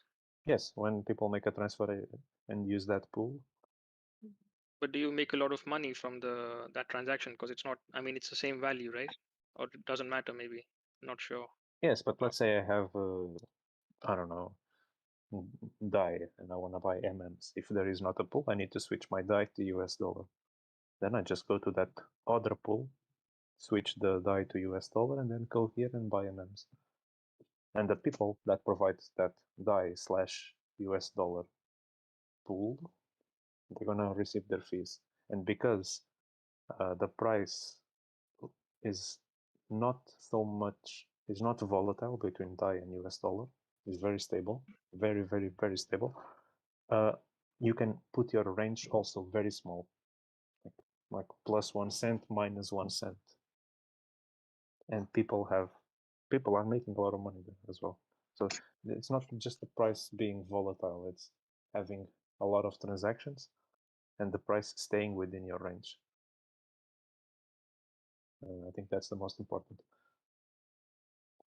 Yeah, and if you open if you had opened up a liquidity pool here on MM against USDC 1 week earlier, and you set the price range between 50 and 70, man, you would have had a lot of profit because it stayed within that price range for days, and there's like not that much liquidity here. Like the liquidity pool value, the value that's locked is small compared to other bigger liquidity pools, and that's why you get, you know, a bigger chance of earning high because there's fewer people. You know, it gets proportionally distributed between the people, and when there's fewer people, you get a higher amount. Yep. Unlike if you provide on USDC against DAI, there's a lot more people over there, and you will get smaller fees for the same amount of money. As like if you put them here, you would get a lot more. And also there were like when we had trading volume, oh man, that was looking good. When we had trading volume, like providing liquidity here on the 1%, everyone's trading on the 1%, not on the 0.0 something. That was really cool. That was cool. I was doing liquidity providing back then. What price are we on? Sorry. What price are we on? Right now. Yeah, let me check. Right now Yeah. it's at 55, I think. Yep. A lot of people. I was in the technical analysis channel yesterday, and a lot of people were mentioning it hitting 40. Like the overall sentiment is bouncing off of 40, 46 maybe, and that's what everyone's expecting. They're expecting it to drop down to 40 and bounce from there. Now, from what I've been gathering by sticking around in these groups over the past few days is I see that there actually is a chance if the price drops down a bit, a lot of people will buy. That's for sure. Whether that will succeed in driving the price up, I'm not entirely convinced. I think it depends on who's Hope it buying does. really. Because if there's a lot of holders and if it's organic growth with a lot of people buying a small amount of it's going to take a long time to get back or like to increase the price. But if Yeah, but somebody that's not a drops problem. if somebody drops a lot of like maybe $100,000 at a time, and there's like a few of them, like 157. yeah, that it really depends on what kind of. That's why So I there's a think lot the of whole selling. number of holders are all not really that important because people obsess over the number of holders, right? Everyone says, "Oh, we have these many holders," but it really depends on how much each person is putting in. Yeah, exactly. So if I put $1 million, Yeah. Yeah. the price is gonna pump. Yeah, but the other shit tokens I was talking about earlier, you know what they do? They just get large numbers of people. It's not millionaires that go in, they just get a very large amount of people. And when people go in, you know, it's many people, so they do get the market cap at some point. And actually, if it wasn't for Vitalik doing that donation on Shiba Inu would have really exploded. But Vitalik did it, and the guys, I don't know if this is interesting actually. What happened to Shiba token is like Vitalik did they had sent this very large amount to Vitalik, and he just donated it. And after he donated it, that group that he donated to, they that he gave the money to, they started automatically selling. Like they sell very tiny amounts, but they sell them like every 5 minutes. And so it just keeps, you know, selling, and this drives the price down slowly but extremely steadily. And they got billions of dollars in that donation. So they're just Don't selling worry. every X minutes. Don't And worry. Shiba token is Elon not. Musk will hype it. No, Shiba token is not going back up ever, man. They have billions, and It will I go. just It will go. explained You to you. know why? Vitalik will speak to Elon Musk and he'll ask to pump it. He is already Yeah. on it. Yeah, that's maybe, but I told you for sure what's going on right now, and it's been going on for months. They use an automated Yeah, system to because sell he it. has given a very big amount, right? It's not. It's a relief fund that has been given to India. Yeah, and the problem is if they had sold it immediately, yeah, that would have caused a big price drop, but it would have recovered by now.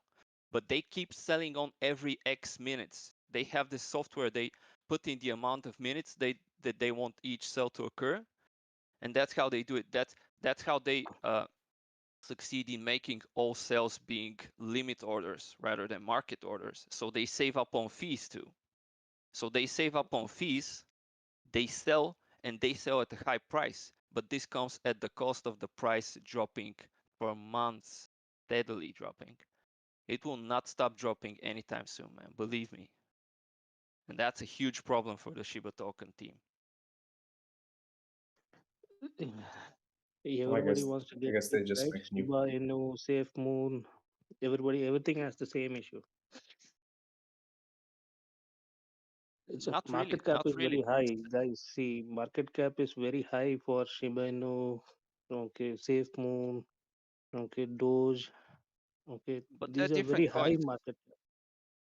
Yeah, they have high. So that's the reason why this token right here, it can also achieve a high market cap because they don't have any utility. Like SafeMoon doesn't have like real world use. You know? It's just for people to hold on to and try to become rich. It's just selling a dream, and a lot of people are willing to buy a dream. That's the thing. Many people want to buy a dream. But the thing here is like, as I was saying earlier, in those communities, like they hype the people all the time. You know, they just hype them all day, every day. And here on I see this bad habit of hyping at certain particular intervals in time, and that's why you give now by doing these videos, for example, TechLead is giving the perfect indicator for when to sell. Like if you're a whale, you know exactly when to sell. You sell when the hype is, and then you wait Guys, for the hype to die out, and it's guys, just this hype like this. Yeah, Diablo's making it's an just the announcement where I think we're going parabolic for what they're saying. I don't know. So you guys want to make sure you pay attention to that. So thank you. where is that? What is going parabolic? Yeah, I'm not I sure don't what. see any new announcements. I guess he's talking about the announcements channel. What Yeah, announcements? there's nothing new there. Yeah. This is just the airdrop. The airdrop is the last one. So if you want to keep this type of coin, you know, floating up, you need to either, you know, hype it 24/7 or don't hype it up at all and just let the people come in. Because if you hype every 2 days for 1 hour, you know, that's just giving a very good signal for the traders when to trade, and that's not gonna cause it to rise parabolic. So I think personally, like he should start making videos regarding other topics, you know, not just try to hype up the coin on every single video because this is getting really predictable, and that's a bad thing. What is it? Million token is crypto. Something he's talking about. Oh, Crypto is mentioning it. A lot of people follow this guy. I don't know. No, they're just spilling it to him. They hope that he's Oh, going to pick it up and mention it. oh, So okay. everyone who shields, just go ahead and shield. I shield in the beginning. Like I even joined this type of madness. I did it for a while, but then I mean I don't like the overall style that we're doing it, and If I he just spends some money to list in Binance, right? I believe this would go parabolic. Binance listing would help, yeah, but he has it to would, spend the but money, right? isn't it already getting listed on Binance? I thought we're waiting for it, right? If it lists, I believe it will go parabolic. Yeah, based on what? Parabolic, man. Just you need to just hear the word parabolic and be satisfied. No, in the sense like before it get list, okay, it would run. It would run for sure. Man, you were talking But about would it be Right? At parabolic least, though? Oh, you're at talking least about from here to $300, that would be parabolic for me. yeah. For this type of If tokens, it's a more parabolic does parabolic. mean like this, right? You know, Yeah, there's I'm It just doesn't kidding, go right? 1000% in a day, right? So it's like any token, if you could see, if you could make 300% in a day, I would call it parabolic, in all honesty, man, right? We cannot go 1000%, right? we're talking about Have you ever seen? $15,000. It's not a lot. Deep D, you can try increasing your volume because you sound very quiet and Oh, it sounds just quiet. people keep. Okay. Yeah. Yeah. Well, like you were talking about shilling before. You mean like shilling? I'm not really familiar with that term, but I guess you're talking about tweeting and going into live streams and stuff. Is that what you mean by shilling? Tweet. Yeah, there's like a couple ways you can do it. First way is on Twitter. You just tweet and you the way that you do it, you try to combine whatever the people on that particular Twitter group are talking about. You combine it with also with million. Like you say something and you mention million, just along the lines. The other good way to do it is you go on live streams on YouTube, for example, and on the live stream you just say, hey, can you please talk about MM? Can you mention MM or something like this to people who talk about altcoins, and they will either, best case, they would open up the chart and look at MM and give their opinion, and that gives you exposure. Even if the opinion that the person gives is a bad one, that's still exposure. So that's two good ways of shilling. But the thing is, if you want the shill to be good, that's the thing. You don't want to stick out too much. And many people, the way that they do it, they stick out like a sore thumb, man. It's awful. It brings us down that way. Yeah, I know what you mean. I tried doing it myself a lot of times, as even though I don't have much time. But what do you guys think about like, since you're talking about having good shilling and not just shilling of any kind, just having some sort of bot or something, maybe a Twitter bot where you can have like send in good messages? Because if you Nothing, want to do man. this, We all need someone like someone like MM Crypto or some guys. If they would talk about this token, then it's done. yeah, but I mean to Yeah, get well, to them, because doing this manually takes a lot of effort, a lot of time, and but the if you bot, could somehow you can automate always this. tell the bot. You can always tell the bot, man. Bots are easily recognizable, and a lot of the time they will just print out the same message, and that same message will most of the time be out of place. And whenever the comment is out of place, people automatically see it. That's a bot, that's automated. All of this crap. Like Justin Sun gave TRX tokens to Warren Buffett. He made a big meal. That's a big shilling, right? Tron, Justin Sun. Needs to be done smart. Otherwise, it doesn't work. It works against you if you don't do it smart. So we have to do the same. I believe the Deep D wanted to say something. I don't know if I sound better now, but No, you still sound quiet, man. okay. Sorry. But we can still hear you though. You can go ahead. At least I can. Yeah, we just shut up and he listen. Yeah. Yeah. No, it's all about bringing the right context at the right time. Bot are not context aware, so it's too automated.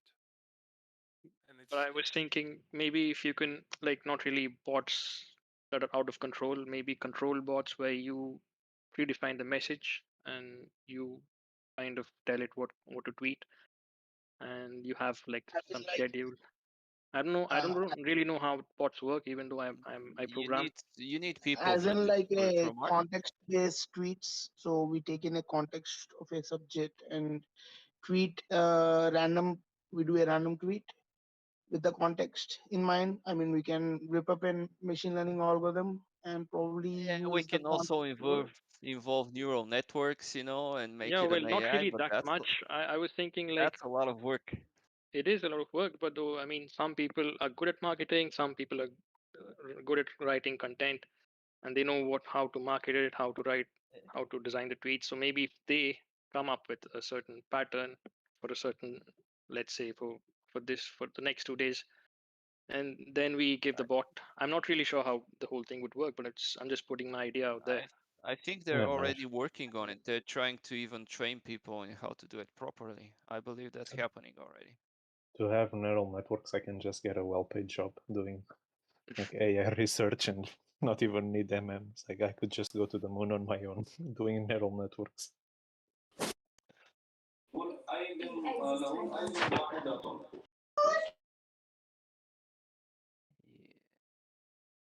So yeah, I mean, if you're shilling bad, don't do it. Just bad shilling brings you down. It's only good shilling that actually works. I was thinking if I was the guy live streaming and then a bunch of people just started shouting MM, I'd probably talk shit about MM and tell my viewers not to buy. Because that would give me a bad impression of the community. If I don't know anything about the token, and I started getting spent. I'm like, well, fuck this, right? That's my point of view. I agree with you. Like if it's done well, it's very cool. But if it's just random kids shouting at each other, then it's. I guess what I'm trying to say is I don't believe that all publicity is good publicity. I don't believe that so much. Clayton Morris has a show called Morning Invest every weekday morning, and people were shilling there, and he just blocked everybody because it was just super annoying for him. Yeah. I think it can work for like small YouTubers because they like I saw this video from one guy who was doing a small live stream, and then I think he was talking shit about MM, and then a lot of people went and kind of took over the stream, and then I think he ended up buying MM because I think the people promised him that they would subscribe and like build him up. So it could work with small YouTubers, I guess. This kind of crowd shilling or mobbing. And I Guys think, yeah. Don't you guys think that if you donate to like the biggest streamer on Twitch, that if like 100,000 people watch, don't you think it will give good publicity? Donating to charities could be good as well. I think in front of like 100,000 people, I think that's pretty good, you know, to spread the word. Yeah, But I think that should be Tech Lead doing, you know? I think he's in the best Yeah. position to do that type of thing. And also a big amount Yeah, of true. money as well. Just not not like $1 or something. Yeah, I don't have much in them. I don't guess wanna that's true. I don't wanna spend my I want to go to the moon. If I donate my money to someone else, then I'm not going to the moon anymore.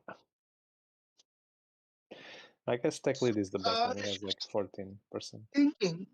So doesn't go below $1, right? So because TechLead has collateral of $1 million for So what if we raise that money?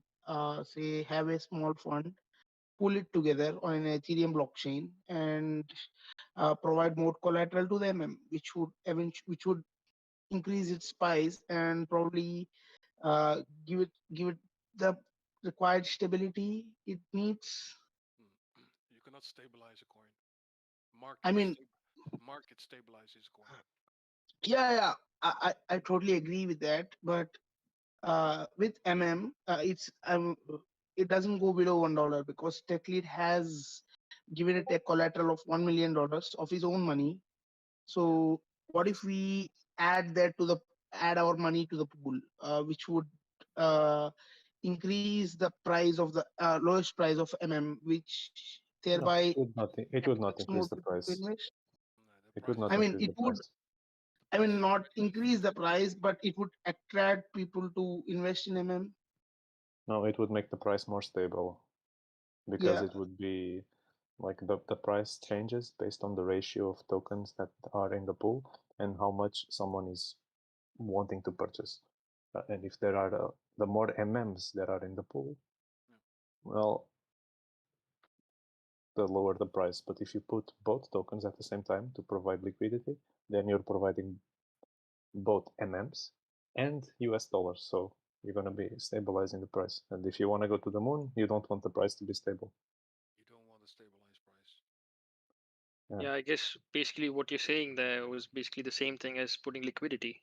It's doing the same thing. Yeah, exactly.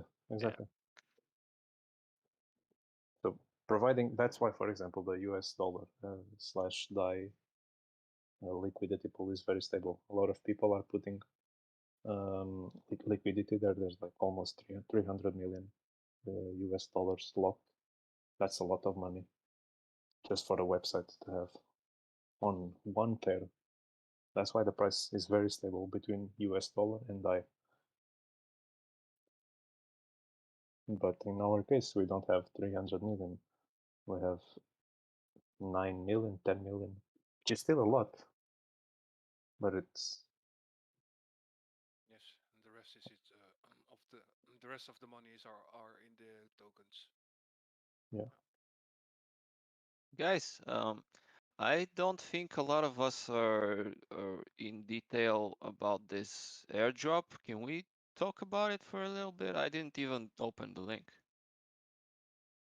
Is there I think you an just need to join all the channels and stuff, and then you will be elected, or you will be potentially be elected to win some tokens from TechLead, I think. By subscribing, or what do you have to do? Yeah, there's a bunch of tasks Yeah. you need to do, like go to Instagram, go to YouTube, tweet something. Where do I put my wallet? At the end, it asks for your wallet address after you do all of that. That's the last step.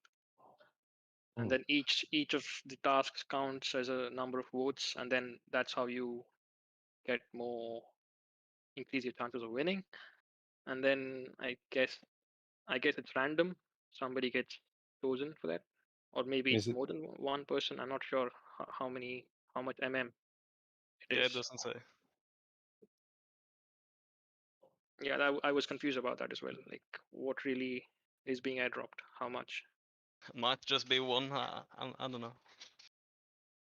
Might be 100. 1 mm. 100 is too much. 0.1. Yeah, I believe that one. 100th of an mm. Yeah. Yeah. What Well, was that? I'll check it out. Somebody But suggested iron or something for the name. Yeah, I like it. Yeah. I like that one. I'll Like check it out. But it's, to me, this is another thing that shows that the management, they think that what we need is just shilling and shilling and more shilling. Yeah, the shilling is working so well that we don't have more people. The amount of holders is very stable. That's how well the shilling is working. Yeah, it has grown by factor 6 in 10 days. Last week Saturday it was 4,500, so it's growing, but it's stabilized again around 15,000 holders. Yeah, it's been like 15,000 for 3 days or something. Yeah. Yeah. I think it even decreased at some point. It went down a bit. Don't say that. No. Of course, a lot of holders have multiple wallets. Oh, I have 2 wallets. So. Yeah, imagine the amount of wallets the whales have. Yeah. And the robots and all of this. And I'm not really sure if the BSC wallets really count as a different entity, because I guess a lot of them have BSC and Ethereum wallets as well. So They count separately. yeah. The website tracks both, I guess. But that doesn't really mean that there are X amount, that many holders, is what I was saying. No. Yeah. But if you think about it as in terms of like new BSC holders, there is new ones. You know what I'm saying? Like it's not always like people from Uniswap going to buy on BSC. It's also people from BSC that just don't use Uniswap or ETH. Mm-hmm. There's a lot of somebody a with lot of factors. Yeah. Is there someone in here that knows a bit more about how? I mean, yeah, Black Bladder, I think you should know. If there's like a lot of transfer movement, not buy and sell, but just transfers per MM, let's say. Now, let's say we make 1,000 bots, and those bots just keep transferring amounts from one wallet to the other. Is this going to create the illusion, like the effect of having trading volume, and bring the price up? I think the trading volume is only counted against the pools. So when someone makes a purchase or a sell, I think, I'm not sure. I thought we can't send or receive MM directly without using the ERC blockchain. That would mean a lot of gas price per transaction. I mean, you can. Yeah, you need to pay the gas. I mean, we will be eventually losing money by doing the transactions. Mm-hmm. Mm-hmm. Yeah, There's little by actually a little. pump going on. There's a pump going on right now. It's been going on in the last hour. Yeah, like I can see volume for sure. I see it decreasing, like minus 70%. No, I mean right now, like the last 1 hour, if you check the hourly candles, like the last 2 hours, there's like a small pump. I think there was a dump and then there was a pump as well. So I guess like some whales are fighting each other, trying to sell and buy. No, I've seen that pattern in the past. It's yeah, the Guys, volume what of is the sells price you guys and buys are quoted? most of the time the same.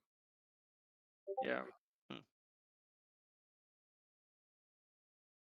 And I love it when I see, you know, the same wallet make a buy and then make a sell 1 hour later for the same amount of MM.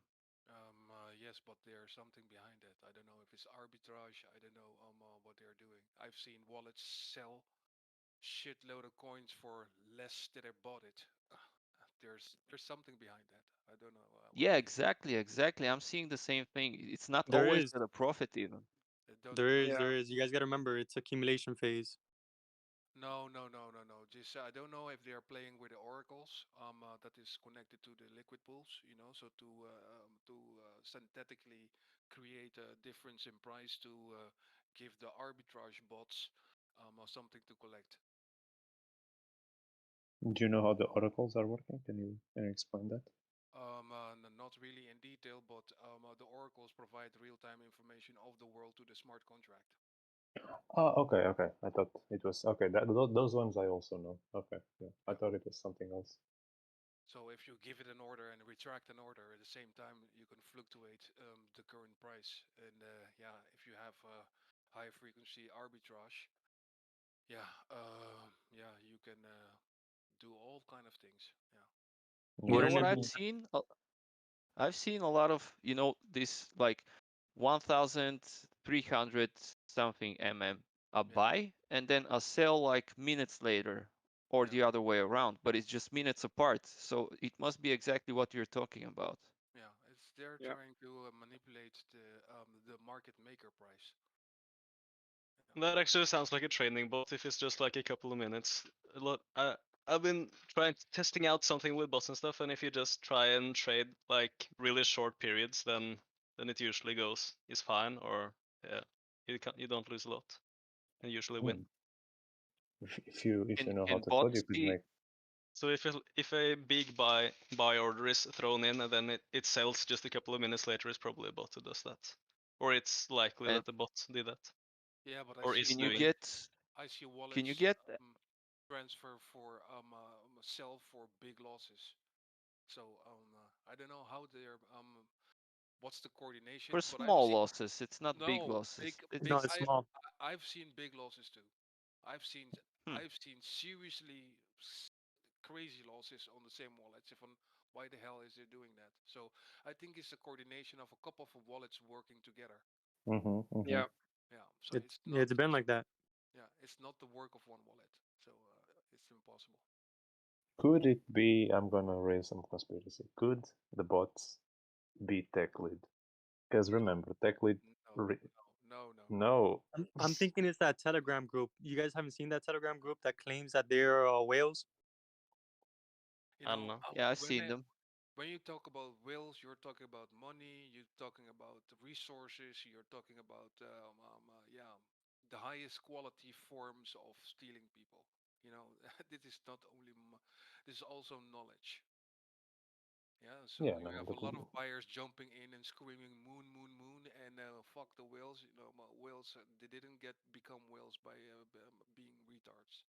Yeah, exactly. But but if you cannot manipulate the price if you don't have money, right? If you just buy 1,000 euros, you're gonna do jack shit on the price. Do you guys remember this person like from 2 hours ago that was, you know, like panicking a lot and he was just saying that we should do something about the bots? Is it possible to actually do something about the bots in the smart contract if you wanted to? Let's say you have your own token and you want to write it such that bots would be punished. Is that possible? I guess. I don't think so. Yeah, it doesn't seem like that's possible. It's a free market. Yeah. An address wants to buy and an address wants to sell. But I mean, if it's automated or not. Yeah, if you could lock, you could make a very shady smart contract, and if you you can give yourself the authority to lock certain wallets. I guess if you make it so that there's like a certain time between when an order goes in and when it goes through, if you know what I mean. If it's like set to like take 1 hour before you receive your MM, I guess the bots won't be able to trade though. So Or if it make it like a week. Or a week, but nobody would probably want to buy then. But if it's like an hour or 5 hours or something, and a bot wouldn't be able to trade, it will probably, or at least I wouldn't dare making a bot trading like that because Mm-hmm. the outcome would probably be very risky or very bad. Yeah. Yeah, And also, it definitely. would be easier to squeeze the price, I guess, in both directions, but probably up if it was a timer like that. Yeah, but what you see after every pump, they create a range. You know, Yeah. which bots can operate. You know, so and when the range gets exhausted, they pump it or up or down. Yeah. You know, and create a new range, and that's the pattern I've been seeing from day one, actually. Yeah. From day one. So yeah, as soon as there's free money on the internet, trust me, the bots will be there before you. Yeah. I mean, if you know how to code, you could make Yeah. your own arbitrage bot. Just use some APIs. Yeah, you can use arbitrage bots. You can The- do flash the- sales, flash buys, and you know Yep. there are so many sophisticated way to fuck you up on the internet. Yeah, Mm.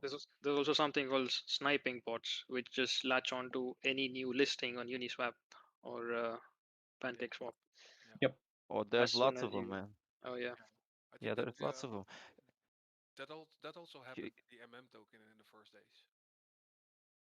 That Has drove anyone actually been of the guys who write bots in here? Have your bots ever gotten punished by something for being bots? no. The only way you could get punished is whitelisted, and you can't sell. Okay. What do you mean punished? Like by the government throwing fines at you? No, Because- by no, let's say somebody makes their own coin and they're like really vigilant about all of this, and they say, okay, man, I'm not going to allow these whales to drive the price down, so I will put this condition that whenever there's a big sell for, let's say, 1,500 I will take 10% of that sales value and I will put it back into my coin. So I will only give them 90%. Have you ever seen something like that? yeah, there is tokens that per every transaction, then I think like 10% or something goes to some wallet. There's tokens like that already.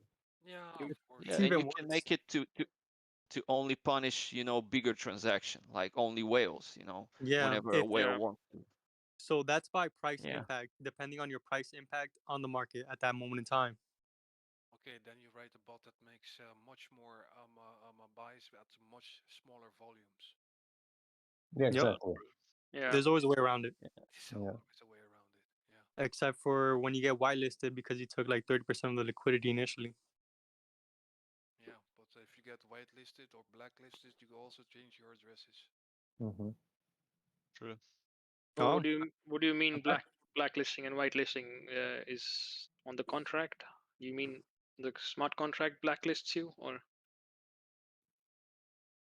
If you make, I mean, you could make the contract do whatever you want. Right? Yeah, I think somebody meant that, but yeah, an address could be dynamic too. You can give a robot a range of addresses to work with. So yeah, You can make the bot create your own wallets, right? So, I mean, if you know how to code, then you can fuck whatever system you want, especially in this DeFi space. I think. DeFi, the whole crypto market. Yeah. I tried to make my own bot to trade on Binance. Well, it did not go well. My bot They was a have bit really of a high failure. fees. No, I did not even go live. I made the simulation and I was, Oh. I think like on 1,000 or 10,000 trades, I was losing not a lot, but maybe like 10%. So I deemed my bot not appropriate. I did not put Oh. money. I made like a simulation. I gave my bot like virtual money, like Ethereum and Bitcoin or Yeah. something. Yeah, And I've I done used 10%. real data. Yeah. Yeah, I use real data to see how the bot would perform. So the bot was had the code for making the decisions, then had fake money and real data, and I run it for the past week or the past based on the data on the past week or the past month or whatever, and yeah, it was How down like frequent? 10%. How frequent did they trade? Very, very frequent. Like Yeah. it was like every 5 minutes or something like that. But Yeah. it was a parameter I was adjusting. I tried every 5 minutes, every other Yeah. hour. Yeah, I also did that. But the problem for me was that the balance fees were way too high if you're going to trade every 3 minutes or 5 minutes. Yeah, yeah. Did you go live with yours or? No, I actually No. found another website that were willing to give me very low fees, but their API documentation was so bad, so I couldn't continue. Yeah.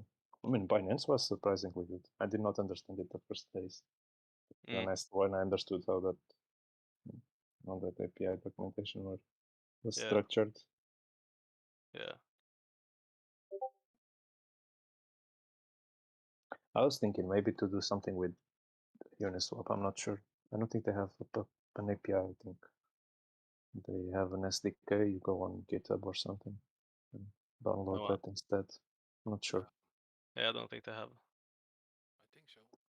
Or do they? They? Oh, they do. Yeah, they do actually have documentation for developers. Yeah, of course. But is it like an API? I can just call Uh, random. Oh yeah, they do. Oh no, wait. Subgraph API. They have SDK and Subgraph API. Multiple subgraph for indexing and organizing data. Oh. I've seen a full developed bot in one of those things. His name is called Velox, so it must be possible. oh, okay. Yeah, if not the API, then the SDK. Yeah. But it would be a good idea to make a bot that, because to make a trading bot just purely based on trading, I think can be a bit difficult. I think if you like, you can try various techniques or whatever, but if you make a bot that profits of arbitraging between, let's say, the Gate exchange and the PancakeSwap or the Uniswap or something. Yeah, I've seen Then like price differences between Albank and yeah, Uniswap and Gate. The biggest difference was on Albank. This one, okay, that must be some arbitrage joke.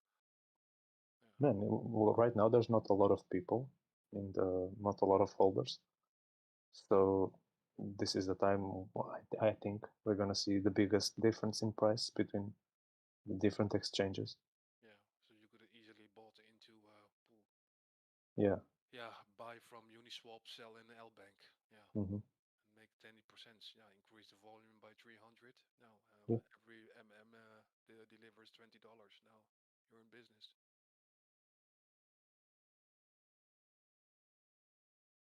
So yeah, we're in a dark world of cryptos, so that's why this is a project, as soon as you put something like a project into the market, you invite the modern day pirates. Yeah.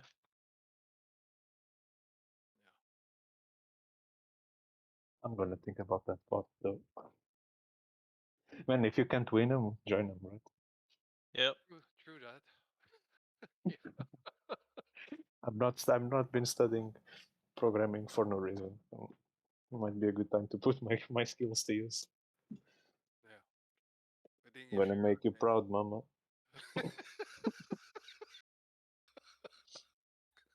Finally, I told you.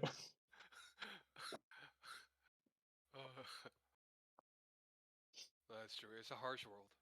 Crypto is a very dark world. I mean, that makes it even better, I think. Yeah. It's a bit more fun, a bit more frisky. Yeah.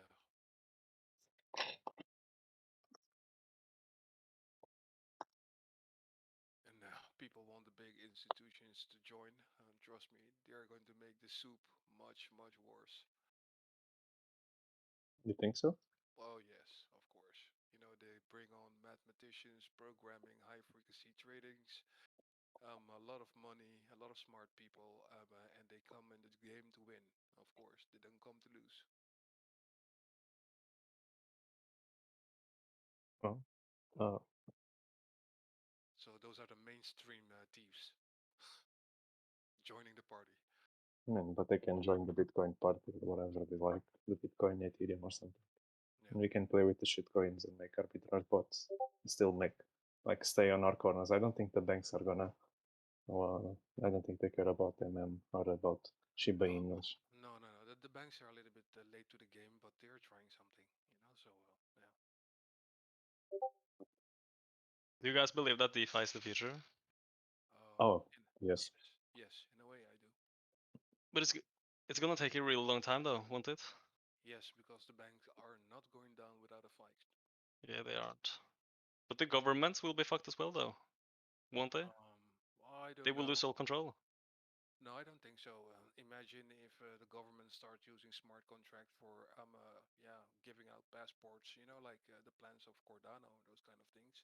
Oh yeah, I guess that's right. Yeah, they're looking for a way how to jump into the technology, but they're way too late. So I think they're gonna use some partners that are already fully developed. Yeah. Man, by the time there is regulation, by the time any government in the world makes regulation about some technology, that technology is already like 10 years ahead.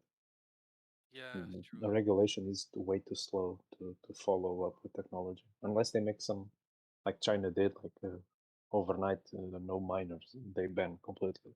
Unless they do some crazy shit like that, if they try to regulate and then get approvals and all that but I don't bureaucracy, it's too late. Is it likely? It's too late. I don't think you can. Even if you stop the mining, you can decrease the difficulty, and people start doing this back on computers. And it's, instead of 10,000 nodes, you get 1,000,000 nodes decentralized. Mhm. Like the beginning of Bitcoin. Yeah. Yeah. But I'm more worried about identity management on the internet, zeg maar. Things should be more anonymous, not more transparent. It should be anonymous.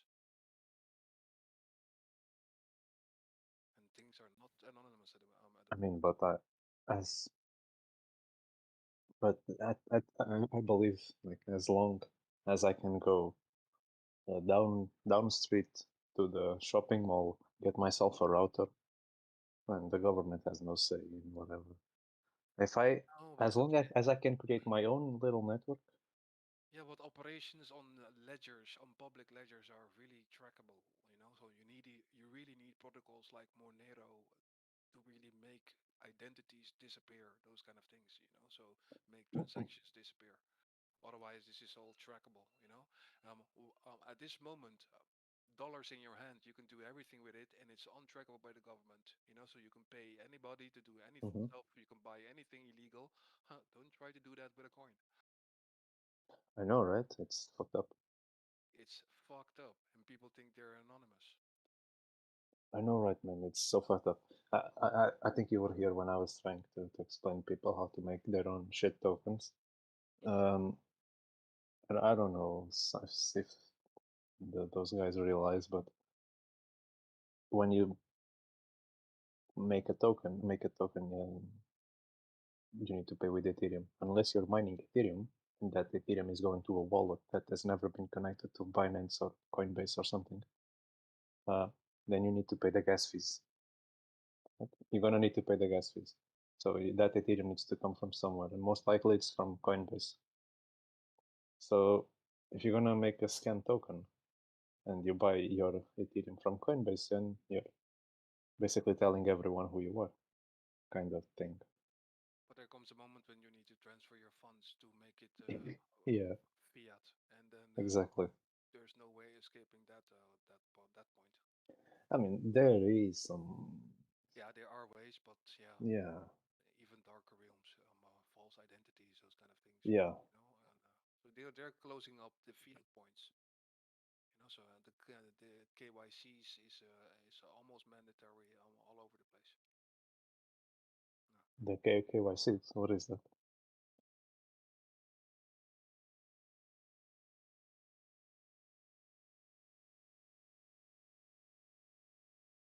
that's I believe that's the real project of TechLead. You know, it's not about a coin. It's about what can you do with a coin? Can you transform the coin and make a product? That's the whole project, if you ask me. That's Do you what think TechLead is going to keep on working on the project? What do you think is done? I think the majority of the work is already done. I think the project is all about the community in a way. Yeah. Can you reverse engineer a product? So you give the community a coin, and the coin should develop a product. I guess if it's now a marketing or a use case, or people start trading their wives for MMMs, we don't know. So Did I what? Their wives. yeah, yeah, that's a good use case. I mean, 50 MMs for your wife. we could increase the holders. That may be the Put moonshot. that in the suggestion chat, man. Let's see how many thumbs up. Yeah. So I think that's the whole project, you know. So you have a coin, and can you create a use case afterwards, in place of the other way around? Yeah.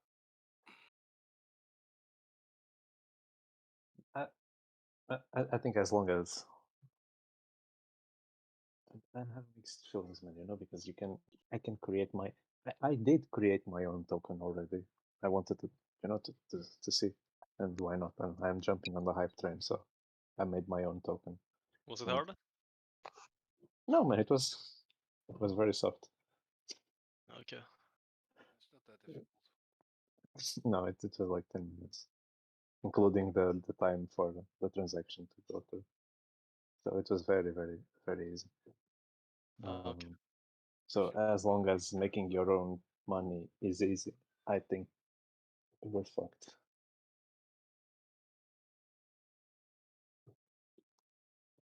How does one get the coin listed on Uniswap? Is it hard? I don't want to say. And Yeah. What? I don't know. No. There comes a moment when you have to make your coin legit, you know, and yeah, especially if there's value involved. I guess I don't think you can get anything registered. But a coin is easily created. That's not a point. But that's also the whole point of TechLead. You know, he's trying to demonstrate with his project. So it is not rocket science what the market is doing. You know, so yeah, I think you should understand TechLead a little bit also on this background. Yeah.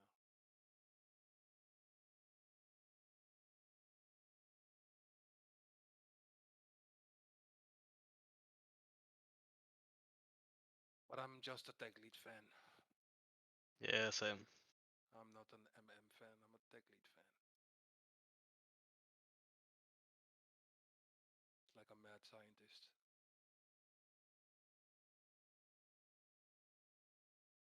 Guys, if I may put in a little request, I'm putting out a tweet right now for an artist who is going to offer his art about Million, his mural art. Would you be so kind to give it a like and maybe a retweet? Come oh, on, sure, yeah. I will put it in the shill and in the launch.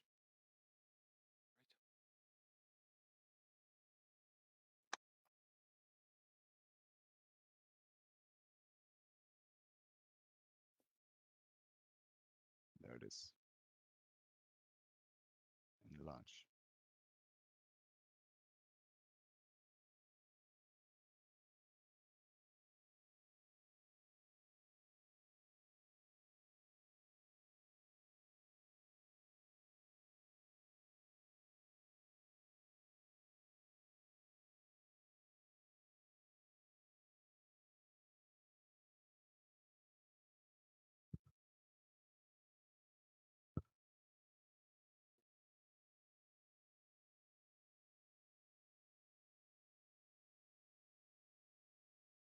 Well, these are the nice things that I like about the project. Look at the funny things that are being created and done, and I even drink my coffee on a daily basis out of my lion mug. Yeah, Robin Abramovich is going out and going out into the world he's making his design now for a tech lead mural, 20 by 20 meters, and we're going to sell it on this website. Okay. And one of many products. So keep these kinds of marketing Yeah. and promotional deals. That's the funny part about this whole project, you know. So yeah, these kind of things. Community-based something.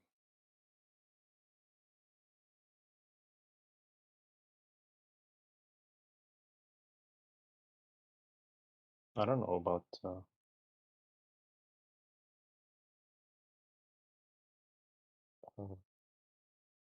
I don't know about you guys. I was thinking about that. Some guys were suggesting about having use cases for the token.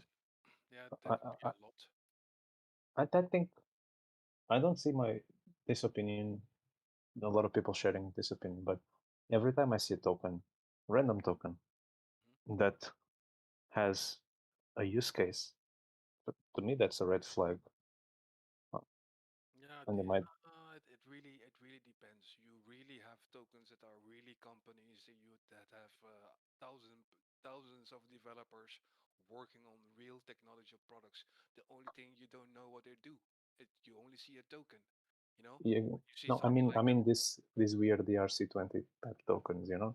Yeah. This guys, I made the token, and now it's a Shiba token, and you can swap it to a leash token or something like that. But like to me, that's a huge red flag. Like, what the fuck? Yeah, What the that's a fuck is going on? Like, it seems like they create a token, and then they create some use case to justify the existence of the token. Yeah, but that's a It meme. seems Yeah, very strange. Yeah, that's a meme token, right? Yeah, yeah. But yeah, most of the time people don't do follow up on what does this token stand for. You know, when you see Yeah. a Aave token, you know, you could just buy it because it looks good on on Trading View. Yeah. But a lot of people don't know what Aave does. And I'm actually okay with not having a use case. I understand, like when I go and buy a Gucci sweatshirt or something like that, or a Lambo. Let's talk about Lambos. If I go buy a Lambo, I'm not expecting extra use cases out of it. The main use case is to drive, right? And I'm not expecting. Oh, I paid $200,000, 5 times more than a normal car. I'm not expecting 5 times more functionality. I'm okay with not having use cases. I think Supreme also is okay not having use cases. They sell fucking bricks sometimes. Bricks with the Supreme logo, and people buy it. People also are okay with not having use cases. So, Yeah, but I don't know. I have mixed feelings. but those are meme coins, though. Yes, but Supreme is not a meme brand, and Supreme is a multi-million-dollar brand, and they don't have use cases. Brand of what? Supreme, the shirts and the I think it's just shirts and sweatshirts and stuff like that. Okay, yeah. And you can pay easily like $100 or $200 for a sweatshirt. I don't know the prices, but it's something crazy like that, or Gucci or Prada or Louis Vuitton or something. Oh yeah. Those are You know, yeah. yeah, people are okay when they go and purchase. I think we're having like too close minds. Our minds are too close. I think because I'm not rich. Okay, I don't have. I'm okay, but I'm not rich. I'm not okay to go and spend $200 on a shirt. No fucking way, right? But that's my perspective. A lot of people are okay with that, and that's why the brand is worth so much. Yeah, t-shirts. They're not focusing on the small guys and trying to make a use case for Supreme. They don't give a fuck for the use cases. They put their brand on the t-shirt, and people come. And it's like Steve Jobs said. Steve Jobs does not listen, or did not, I should say, listen to what the people wanted. He said, people want what I tell them to want. That's the type of mentality that I see with this Supreme, with these Gucci's, with these Louis Vuittons. They don't wait for what the people want. They tell what the people want. Yeah, that's branding. Yes, and I Yeah, think but if we're gonna position ourselves in such a way, I think creating use cases is pushing us away from that route. Yeah, but I have a counter argument for that particular one because I'm very interested in this argument and this way of looking at it. However, if I don't need a bag, I would never go to Gucci, let's say. I would never buy anything from Gucci, no matter how prestigious it is. I need a bag first, and then I will go from all of the bag sellers. I would pick Gucci, but the thing is, at first I need a bag. And if I need a car, let's say I need a car, that's the first requirement. Then I will go and buy some expensive car because they're expensive and they're a big brand, you know. But first I need a car. And here, what do I need so that I would come and buy this? Yeah, if you need a Gucci bag, you want to yeah, you want to join the Gucci community. You know, you want to be Gucci branded yourself. Gucci gang. You know? Yeah, and I don't like to be branded actually because you know I'm not a flag product. I'm not a canvas for a product of a multinational. Yeah, and I think you mixed up the words needing and wanting. I don't think anyone needs a Gucci bag. I think people want Gucci. I don't think they need. Yeah, people. Yeah, but they need the bag. That's the thing. They need a bag, and then they want the Gucci bag.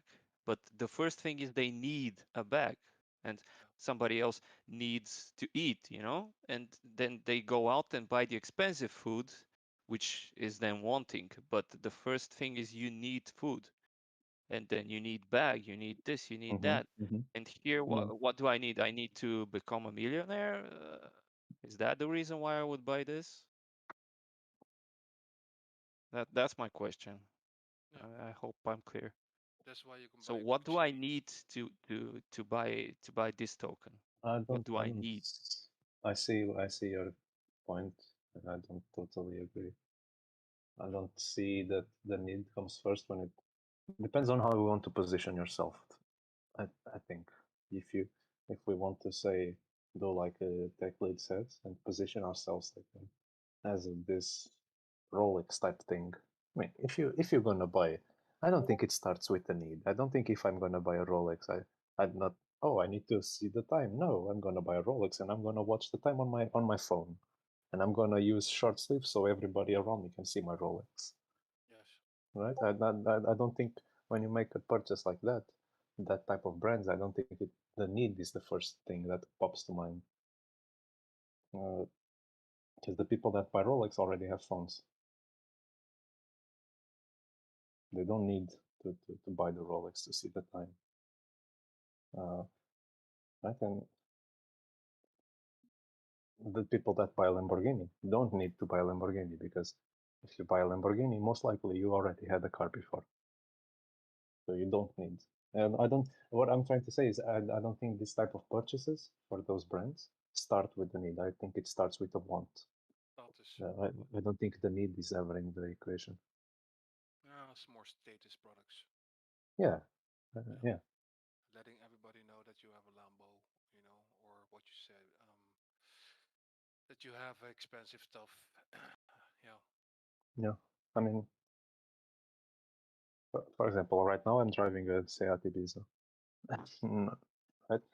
But I'm planning in 2 years or maybe around 2 years to just sell that car and go for a Mercedes. You know, a new Mercedes, not a new, but used 2 years old Mercedes or something. You know, something that gives me a little bit more drip, a little bit more swag. You know, I don't need the Mercedes at all. I have my car. My car is probably more economic than a Mercedes. I think TechLead made countless videos about this, you know, he can buy whatever car he wants, but he doesn't. Exactly, man. I know people with a lot of money that live in mansions near the beach, and they drive the shittiest car. They drive you pass them on the streets and you probably won't. So you see their car and you're like, oh, poor guy. But they live in fucking mansions near the beach, right? They don't and they don't give a fuck for the car. You know, or his studio is a little room and he lives in a mansion. That could also be a I know people like this. These are real people. My neighbor. Yeah, my neighbor. even TechLead owns a cheap car. I mean, relatively exactly. cheap too. Yeah, or it is brilliant marketing. You know, gewoon his studio is a small room. You know, and he lives with his mom. And When Yeah. he goes to home, he goes to his mansion in his Lambo. Yeah, that would be extreme, man. That would be Yeah, nice. for me, that is God status. If that's the case, I'm already a Tech Elite fan, but if that's the real case, I would be super amazed. Yeah, then he's truly a marketeer. Yeah, And then his true sense of humor would win once more. once more. Yeah, yeah. Yeah. That's the reason I like him anyway. So yeah.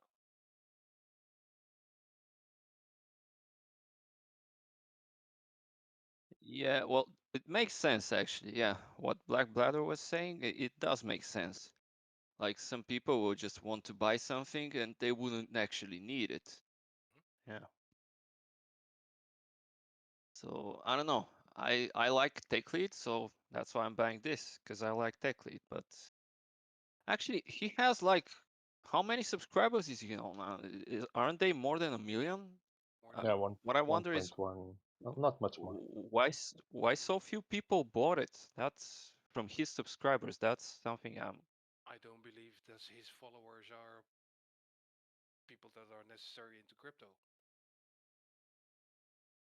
yeah, but he can make up something. Yeah, you see this here, an actual use case can help because you know I'm just talking something, simple, just something with e-commerce, just he can make a video. He likes advertising things and he could just mention some website and, say, oh, by the way, on this website, if you purchase, a fancy keyboard, one of these nice keyboards with the nice lights on them, if you purchase it using this currency, you will get this discount using this coupon code, like something like that. Yeah, but I don't think he's gonna mix his advertising, what he does with keyboards and all of these things that he does, weet je, with his he gonna mix this with his project. This is a separate thing, gewoon, uh, yeah. But maybe he should. I mean, I don't know.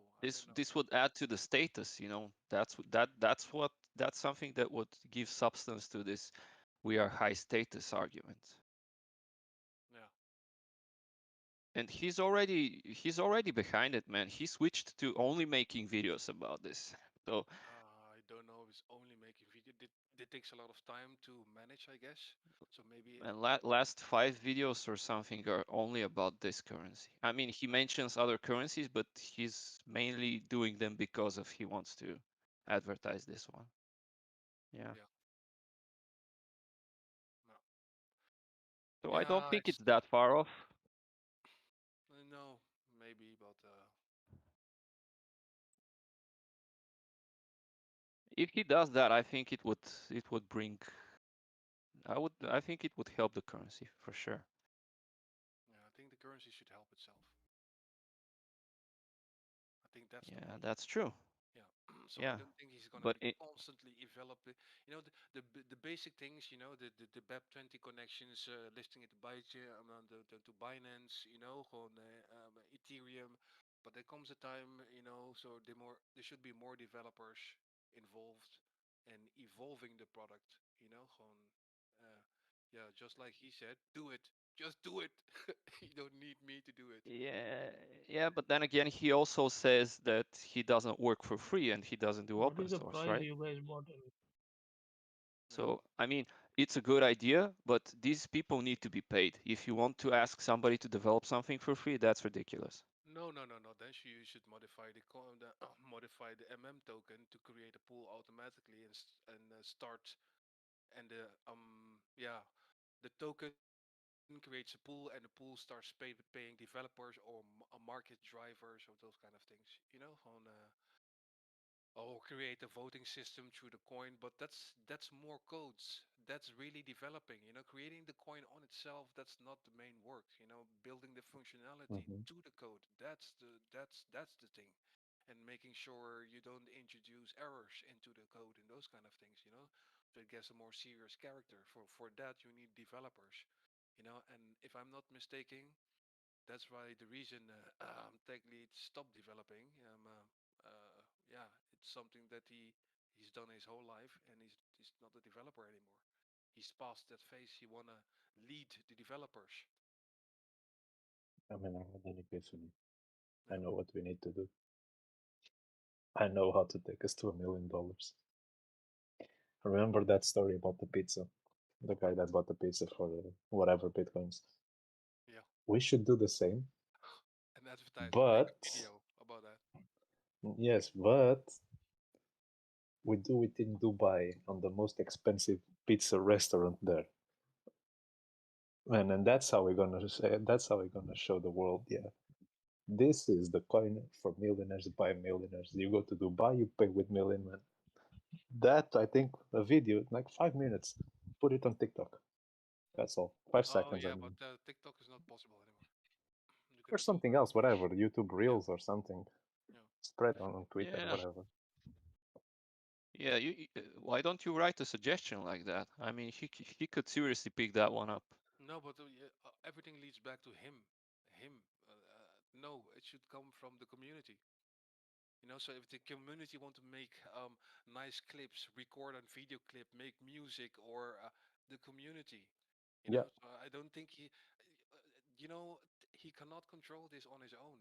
Impossible. He's just the creator. No, yeah, we've seen that, man. Every time he makes a video, it has less and less impact. There's more and more people, therefore his impact is lesser and lesser. Yeah. I personally believe that it has the opposite impact. Actually, whenever he makes a video, people actually sell. I've seen it. That's not good. Yeah, but So he needs to start making videos on other topics. I firmly believe he should stop making videos only about this token because it's hurting it.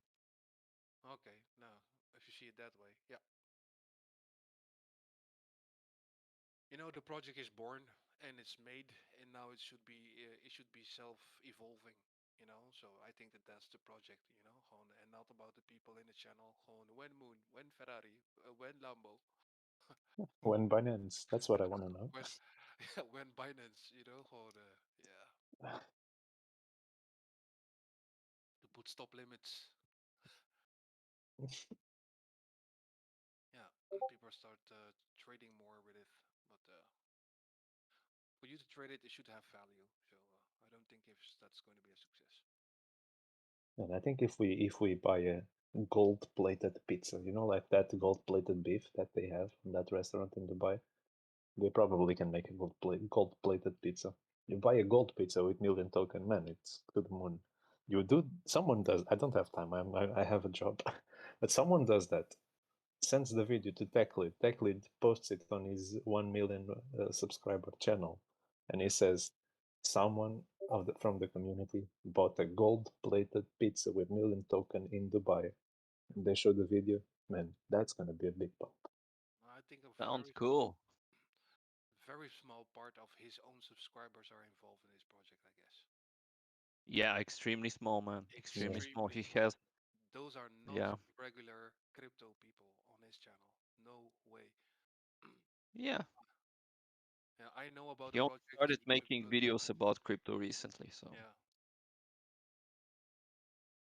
And TechLead makes videos about very different things in life, you know, how to be successful, how to change your career, you know, how to be a programmer, you know, how to swap your wife for a better wife. We need to create a pool for that, a liquidity pool for that. How to make new friends or kill or drop all of them, you know, and yeah. That is tech. Yeah.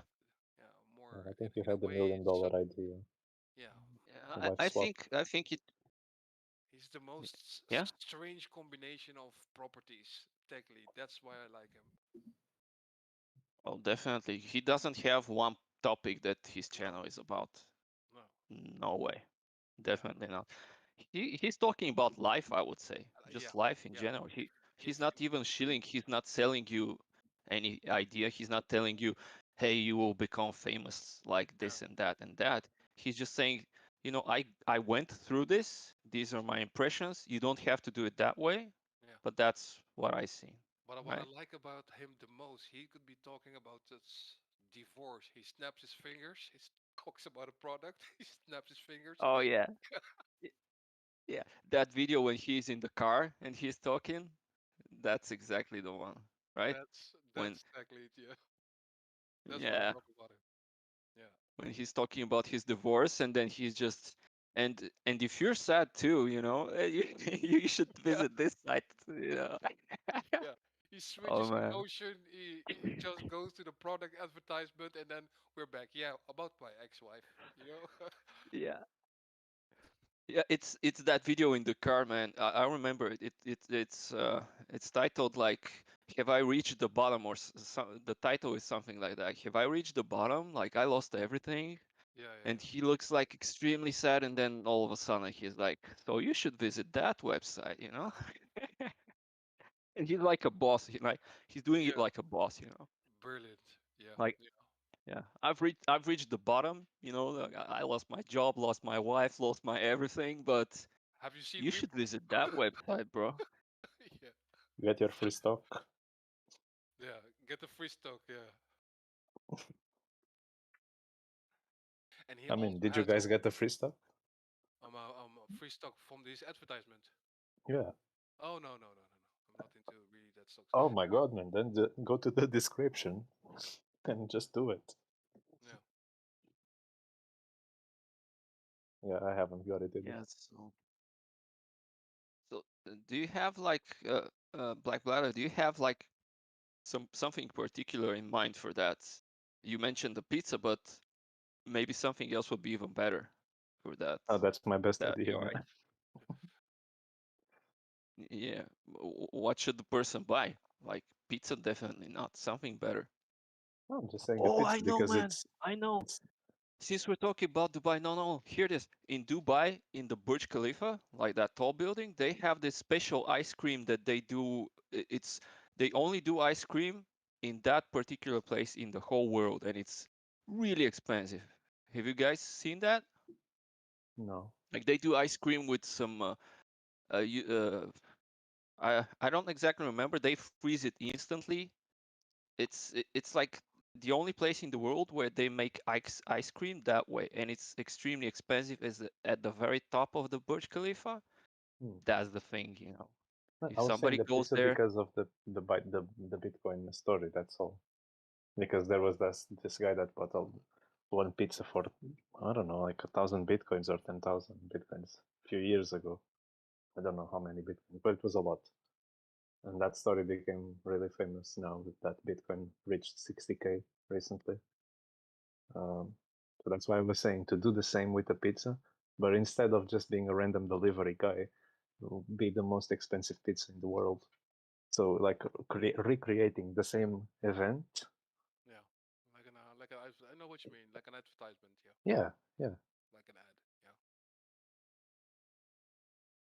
But I wish I would go to Dubai, but no, I have a job. No, I cannot. But if someone wants to take a vacation, I mean, why not? I've been there.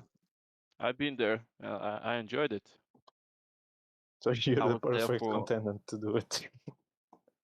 2 weeks, and it was nice. But that was before the whole thing, you know. Right now, can you even travel? I haven't Yeah. traveled in a long time. I know in Europe is better.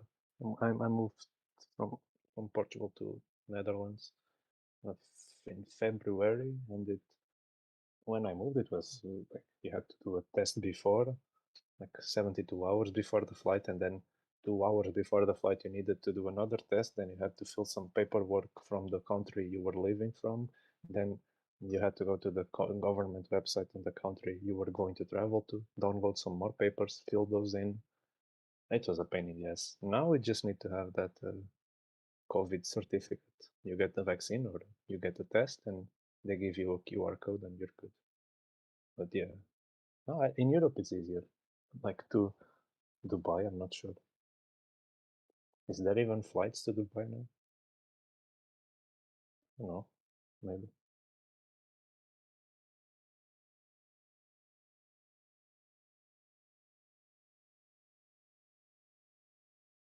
So why don't you guys like this e-commerce thing?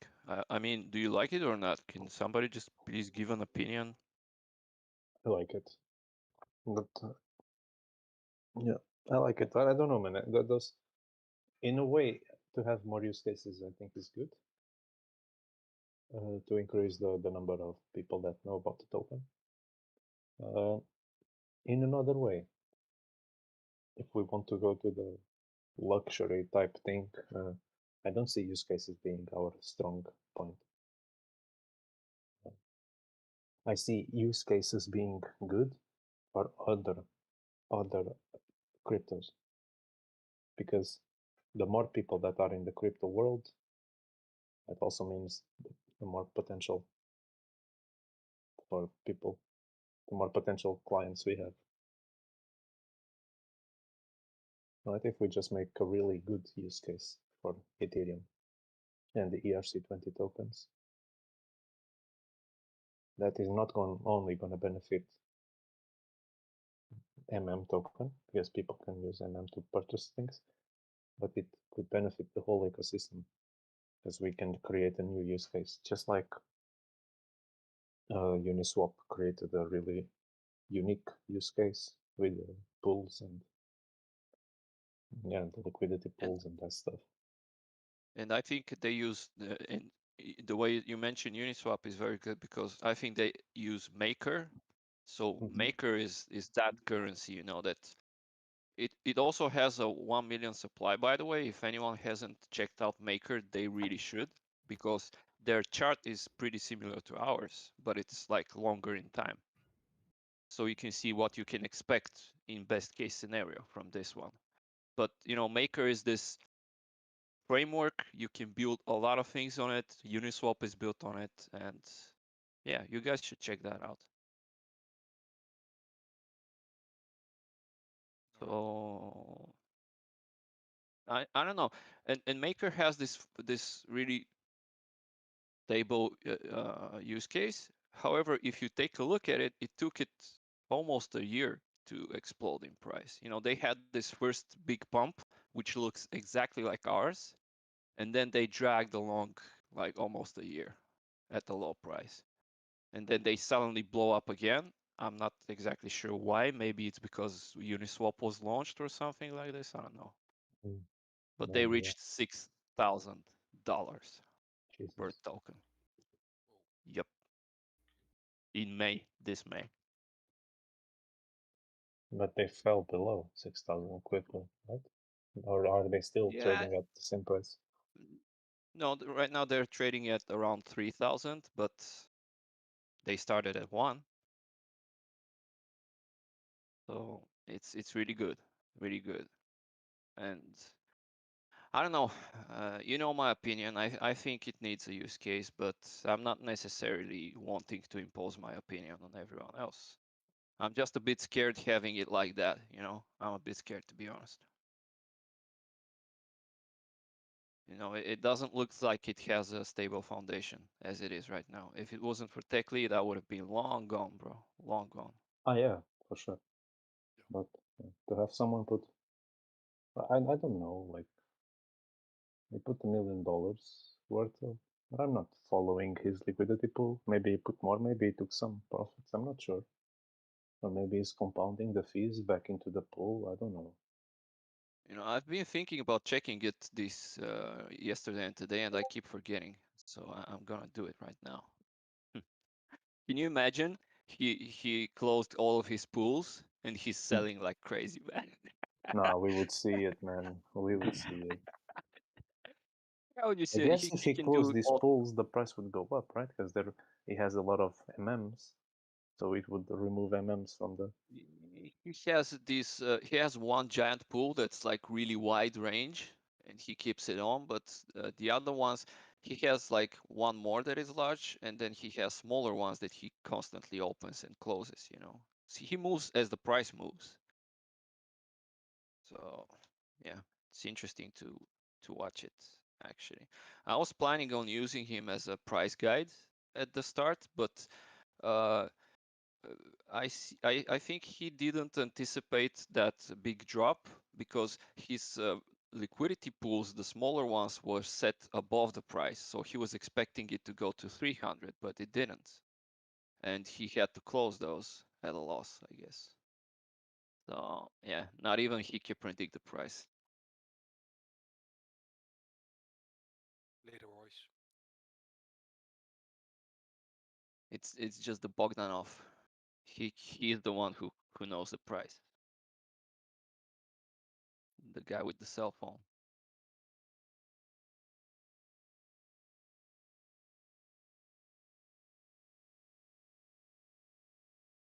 Yeah, but right now it's, I don't know, it's like it's a very scary moment right now. For me, it's scary. Like I'm scared, Yeah. guys. Don't invest more than you were willing to lose.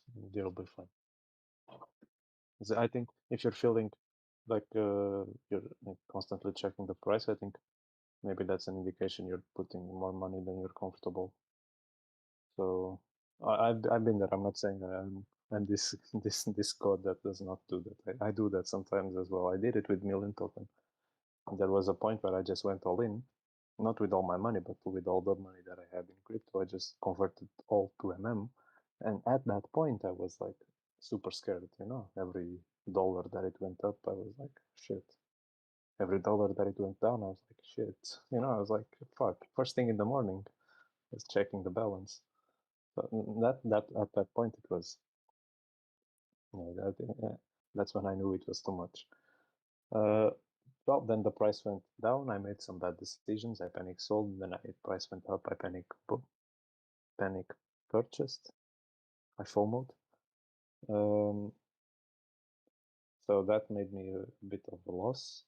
Not something too crazy, but I'd prefer not to have that loss. Then I keep following my, don't want to call it a strategy. That just seems scam. I have this very clear plan on what I do with my money when I get a paycheck. Very clear to the cent what I do with the money, and I follow it every month. And 1%, like a few percentage of that paycheck goes through investments, goes to investments, whether crypto or index funds or ETFs, whatever. And I decided that this month that I would invest again in MM. And since I'm following that plan, I'm not so worried now. So I feel for me is a good. I'm in a comfortable position. If it goes to $1,000, yeah, cool, nice profit.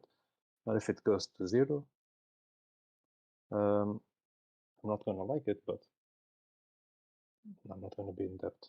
You know what I mean? So don't put more money than you're willing to lose. Have a clear plan what to do with your money. How much you're gonna put into investments, what type of risk. Like MM could be considered high risk, right? It's a very recent coin. So is Bitcoin. Yeah. Bitcoin just dropped 50% very fast. You have an idea of the type of asset that you're buying. Are you buying SP500? That is very steady. Or are you buying crypto, which is like a roller coaster? And depending on the risk, see what's good for you, what's your what's your financial situation, and what makes sense for you. And try to make it not emotional. Try to make it based on numbers. That's my best advice for you. I know what I should do, but still, since I'm still very new, this year I started doing this thing, and I still do it emotionally. I can't help myself but do it with an emotion. And I really wanted this to go up. I really wanted this to be a long-term thing, you know, and I'm kind of attached to Techly, to be honest, emotionally. I don't know why, but I actually, to tell you guys the truth, I actually sold at the very top. I sold at when it was 250. I Good, sold nice. all of it, and Good job, man. and then I felt, but I felt so much regret, buddy. I felt so much regret, and I was like, yeah, I'm literally waking up and thinking about Tech Lead, man. I'm the same. I don't know, it's really ridiculous, man. And I'm like, man, you know, I put so much faith into this guy, and I just sold, you know, and I just left it. And I was actually I went through all kinds of things, you know, because people started making videos about about how this is a scam, you know, a lot of people actually made videos about him on YouTube that have lots of viewers, and they call this a scam. You know, they say this is the greater fool thing, and it's just a pump and dump. And from the sides, it does look like that, man. It does look like that, and I don't like it. So that's why I'm pushing for, you know, making utility or something like that, because there's like, I can tell you at least 3 famous YouTubers that they expose scams. They expose like real scams, like real world big scams, and they're really doubting what TextLead is doing. And their videos have lots of views, have lots of traction. And Mm-hmm. that's when I started thinking, you know, why does it look like any other pump and dump? You know, that's what I started thinking. You know, I was wondering, why does it look like a pump and dump? It really does look like a pump and dump. You know, you know, I'll be, you know, you guys just open up your pools. So when the price falls down, it would fall down slowly. So, you know, the guys with the big money can go out, you know, still at a high price. It's almost like, you know, that was the worst case scenario in my head, was like, maybe they're doing this and they're making people, you know, put in liquidity so that the big whales can sell out at the highest profit possible. You know, that would have been like a terrible thing to do to anyone. You know, that would be like, only evil people do such things. But then again, I was like, man, TechLead can't do that. You know, TechLead is so honest. You know, he shares even when he's fired, you know, and he shares it honestly. Like, he says everything It's not honestly. gonna And I pump and started, dump. He's not. He's and not gonna pump and dump. At least not in a crazy way. I believe he's yeah, taking some profits, and I think he should, because he made a lot of he people is a lot of money. through the liquidity pool. He is making profits through the liquidity pool, and that's enough. He doesn't need anymore. He's not selling directly. I've checked it 1,000 times. Yep. And then I bought back in, you know, because I was like, man, He's and I smarter have than one that, of man. his videos. One of his videos, I've watched it like dozens of times, man, and I watched that video and I was like, yeah, man, I'm gonna buy back. Yeah, here I'm I done am. with this feeling, man. I also sold a few times. I was like, man, I'm done with this, you know. I thought it was over. I thought, "Ah, I'm done with this." But then, just to go to my wallet and not see that token there made me feel the FOMO, man. Even though the price did not move, just seeing the balance of 0 MMs, I'm like, that didn't feel right. You know, I was like, Yeah, maybe it's a good opportunity. You know, I want to yeah. have With that. me, with me, I almost feel like this is, you know, meant to be kind of thing, you know, because right before he launched it, I was actually watching his videos the previous day, like not even the previous day, hours before he launched this thing. And then again, I was so caught up in work that I didn't catch it, and I only caught it like at the end of the first week. And I was like, what? You know, I watched his video, his latest video, you know, a few hours, and then I stuck on his channel. I even browsed through 10 of his videos at least. And the time I stopped watching, you know, that channel was like only, you know, hours before he launched the token itself. And I couldn't get in at the very start, you know, and that thing, you know, kept me going. And I was like, man, there's something, you know, I need to be in this, you know. I still believe in How it. much did you That's buy in believing. at first? That's stupid, you know. That's believing, but I'm doing it. Sorry. How much did you buy in? I said you said earlier that you sold at 220 or 250. What was your buy-in price at that time? My buying price was like 10. Wow, man, Okay. you should give yourself credit. Like you did something that most experienced 20 years experienced traders are not able to do. So you should feel good about it, you know? Give yourself credit for it. Yeah, I know, but I felt so much regret. That's the thing. That's the thing. You know, I did something that's awesome, and I felt so much regret. And I feel like it's meant to be. You know, I feel like I should stick into this. You know, I don't know why. It's just believing. You know, I actually believe in this thing, which is stupid, Maybe but I do. can I ask, you don't have to tell me numbers, but how much percentage of your entire net worth are you putting into it? A small percentage. You know, most of my net worth isn't even. I've never liked gambling of any sort because I always felt like I'm the one who loses. So I don't usually do gambling. This is gambling for me, and it's Yeah, like that's true. 20% most at most, like between 10 and 20% of my net worth is in this gambling. Okay, so I you lost are in good range. You are still safe. I asked the question because I know a lot of people usually get what you are getting. This regret, fear of missing out, a little bit of anxiety because they invested too much. And I just wanted to ask to see if that's the case or not. Yeah, thanks for caring, man. But then again, the first thing, what I did this year, I bought a lot of Bitcoin because I knew it would drop. You know, I bought right when Elon announced that he's accepting it for the cars because I was sure it was gonna go up. But then I was 110% sure it's gonna drop at some point really bad, and I was waiting for that point, and I wanted to short it, and then I missed it. You know, I missed that fucking point. You know why? Because I bought into the whole Coinbase IPO listing hype. I was longing at that point because I was a fool, and I promised myself to never make that mistake again. And that's why I sold it to 150 for MM, because that was the highest hype point. And Coinbase listing for Bitcoin was the highest high point. I was there.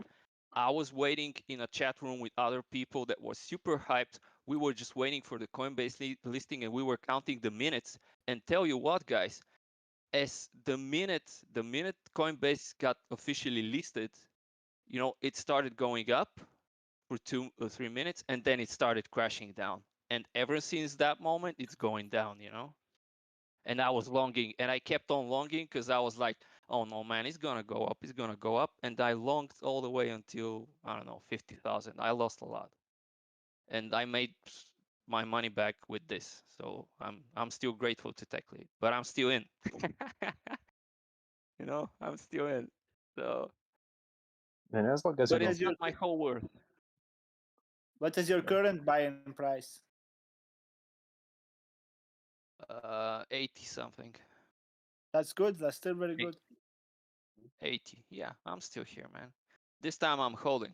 So even if it goes to, I'm actually still buying. You know, yesterday I bought. I was trigger ready to buy at 48, and I was like, sure, man, let's buy. And then I fell asleep because I hadn't slept in like 24 hours. I fell asleep at that button, and I woke up like a small amount of time later, and it was this bigger bump where it went to 48 to 60, and I bought at 60. Man, so bad.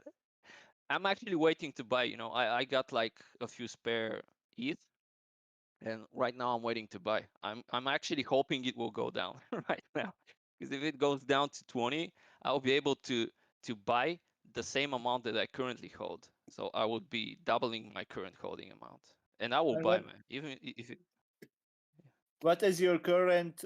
Did you have a price in mind when you would be selling? Like it is at 300, 400, 500, 1,000?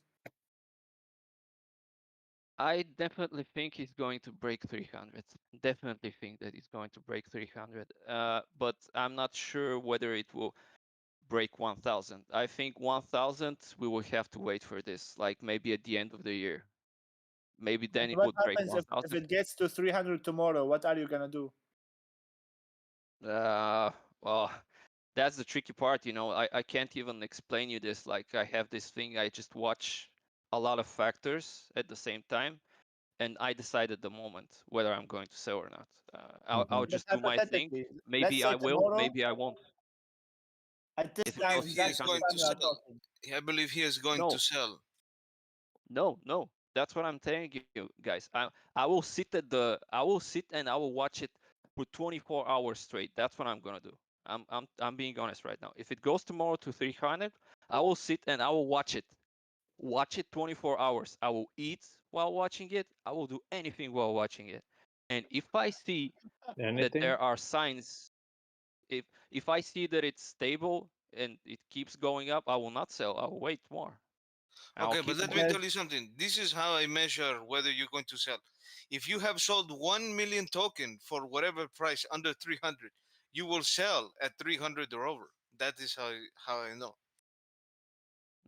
I don't know. I Which don't is know. I'm not a not bad sure. thing. Like if we are saying your cost average basis is 80 and you're selling at 300 or let's say 360, then you made 4 times your money. You know, it's amazing. Yeah, but what do you do if it goes to 1,000 after that? You sell at 300, right? You make a profit, small profit. You make profit. Yes, Then yes, it I goes to know. We 1,000. wouldn't sell everything. Yes, but I want to I know: Will you have, buy again? yeah. Would you buy again at 1,000? Would you do it at I 1,000? have I have an honest answer here. Really honest. Like I sold at 250. The one thing I said, like I had a very bad experience with Bitcoin. It was I had the same feeling at that moment in time. And the second thing is at that moment, those videos started coming out where, people were questioning TechLead, and that also influenced me. So it's depending on factors like this. If let's say I'll tell you for sure if TechLead develops a serious, like a stable use case for this, if he makes like this simple plugin that can be plugged into any e-commerce website and it would look nice and people would like to have it on their website, if you have this, I will not sell, man. Even if it hits 300, even if it hits 1,000, I will buy into the status symbol thing.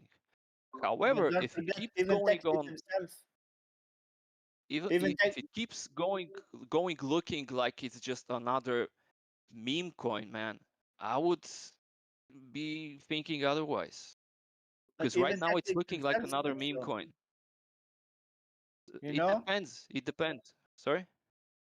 even TechLead himself said so several times. He's saying this is not something to be or planned to have some sort of huge, amazing utility. This is a social experiment. So But you are that's maybe giving it free a him little bit too from. much credit, you know? That's kind of to Yeah, free him maybe. from legal repercussions in a way, as well. So if you I'm just if you I'm just say emotionally attached to this whole thing. Yeah, I believed when I bought it, and that's the thing. It's belief, it's emotion, that's keeping me here. So it would be emotion that will make me sell. It depends, and if you try to support this emotion by giving something, of substance, something tangible to it, then that emotion would be supported by rational thinking. This has a So you use sold case and so Bitcoin on. at $200? $100? Is that what you say? What? No. When you were Bitcoin, did you sell for $200? I was talking about No, Oh, Bitcoin. okay. I I I thought you bought said Bitcoin. I You bought bought Bitcoin. I bought Bitcoin at 30,000, and I was still hoping it would go up at 64,000. I broke my own rule. I had a rule to sell, but I broke it and I lost. I lost half of my value on Bitcoin. So I bought at 30,000, I sold at 45, just like TechLead.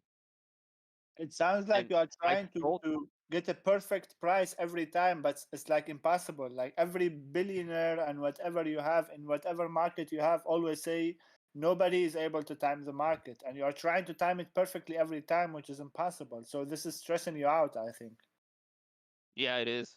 It is. It's very stressful to me, man.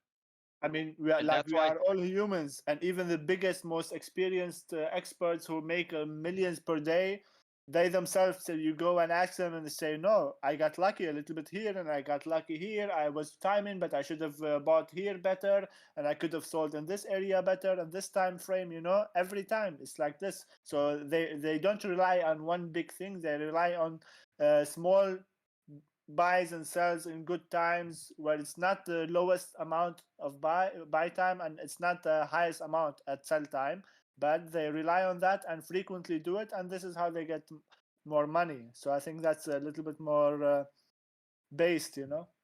there is even the phrase of time in the market beats timing the market.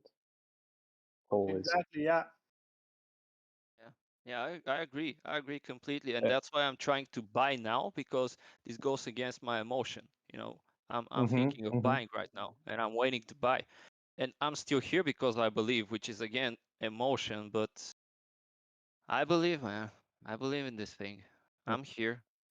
I put €100 when it was $5 or something. I bought 21 tokens. at the time. I have to tell you that I don't have the 21 tokens anymore because I was trying to time the market, like to buy and sell. You know, I saw a peak, I bought whatever. I made some bad decisions. I don't have the 21 tokens. In fact, I'm at a loss. So had I just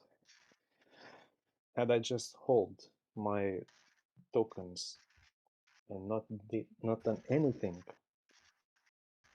at all, I'd still be better off than I am right now.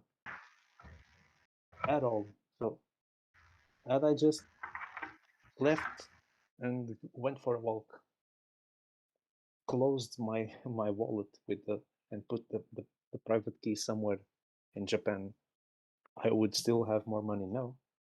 But because I tried to time the market, that caused more harm than good. And every single time I try to do that, not every single time, 99% of the time I try to do that, I'm the one that gets I get a loss, you know.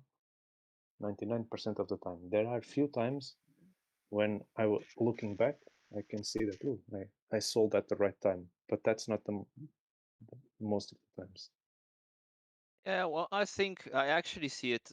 I see it as gambling. This is gambling, and you gamble because it's a game. You know, you like just like how you like playing video games. You like to gamble because it's interesting. It's fun. It's a game, and there's no way to entirely isolate your emotion from this. I mean, with the more experienced people, they try isolating, they succeed in isolating some of their emotion, but I don't believe there's a single person out there who can isolate 100% of their emotion when they're gambling. That's just not true. But isn't it also true that when you gamble, you throw the dice and you lose control when the dice leave your hand? But here, you put in your bet and you can actually influence the outcome of your investment. You can see it more as a stock, contribute to real world outside value, and then make sure the community grows that way. Yeah, but that might be an illusion. I mean, I think that way. I think that way. That's why I'm not playing in a casino. I've never played in. I don't like casinos and these old classical ways of gambling because I think this is a bit smarter. But I'm also thinking that might be just an illusion because it's very volatile, man. It's very volatile, and that's and even if you you invest talking about in MM? What is volatile? I mean, no, even implementation if in you the real invest world is not in Tesla, volatile.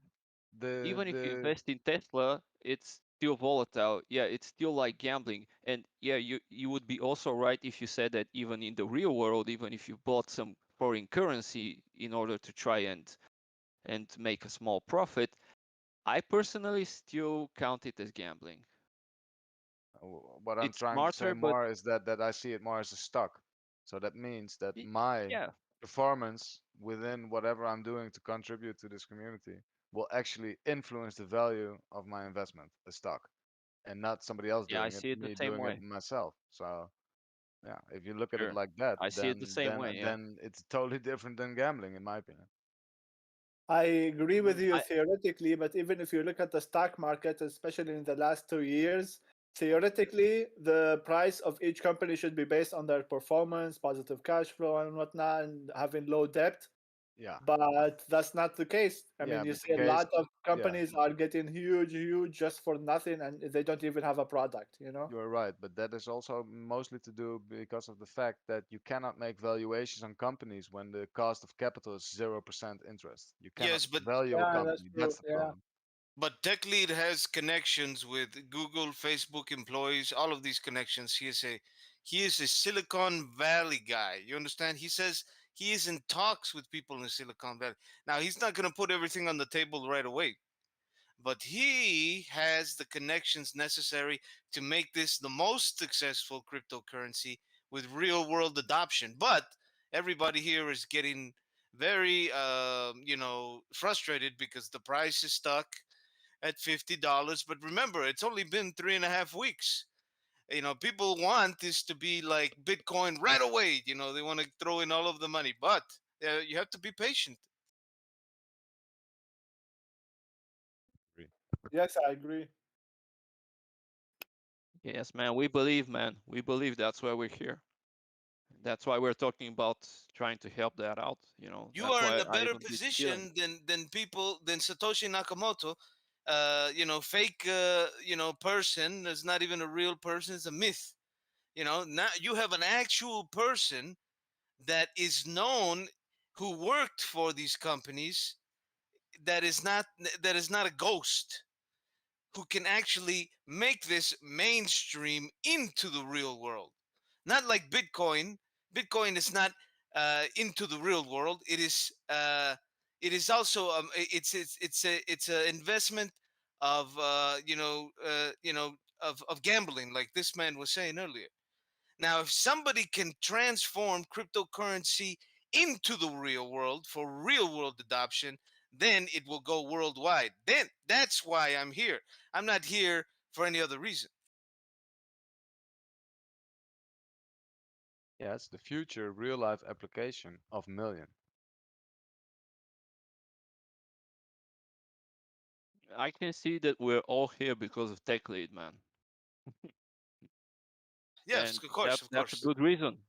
That's a good reason to be here. But I just wanted to make sure, and I see it with my own eyes.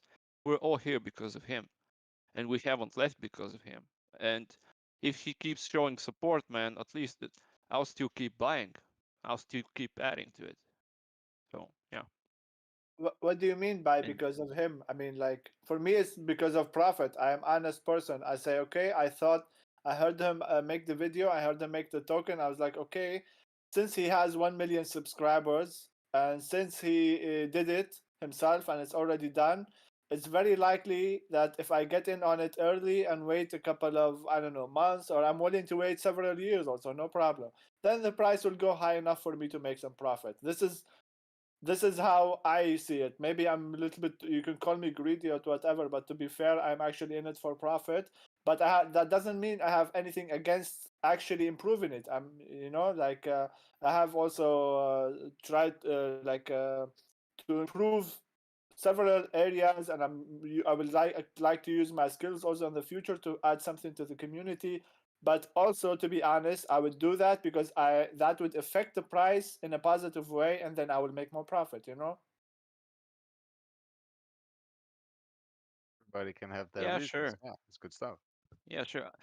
No, I misworded myself. Like I think that a lot of people are here just for the profit. They're not here because of Tech Lead, but they're staying because of Tech Lead. Because Tech Lead is like he gives you this impression of authenticity. He's backing it up. He keeps supporting it, and it's keeping us here. But yeah, we're all here to make money in the end, right?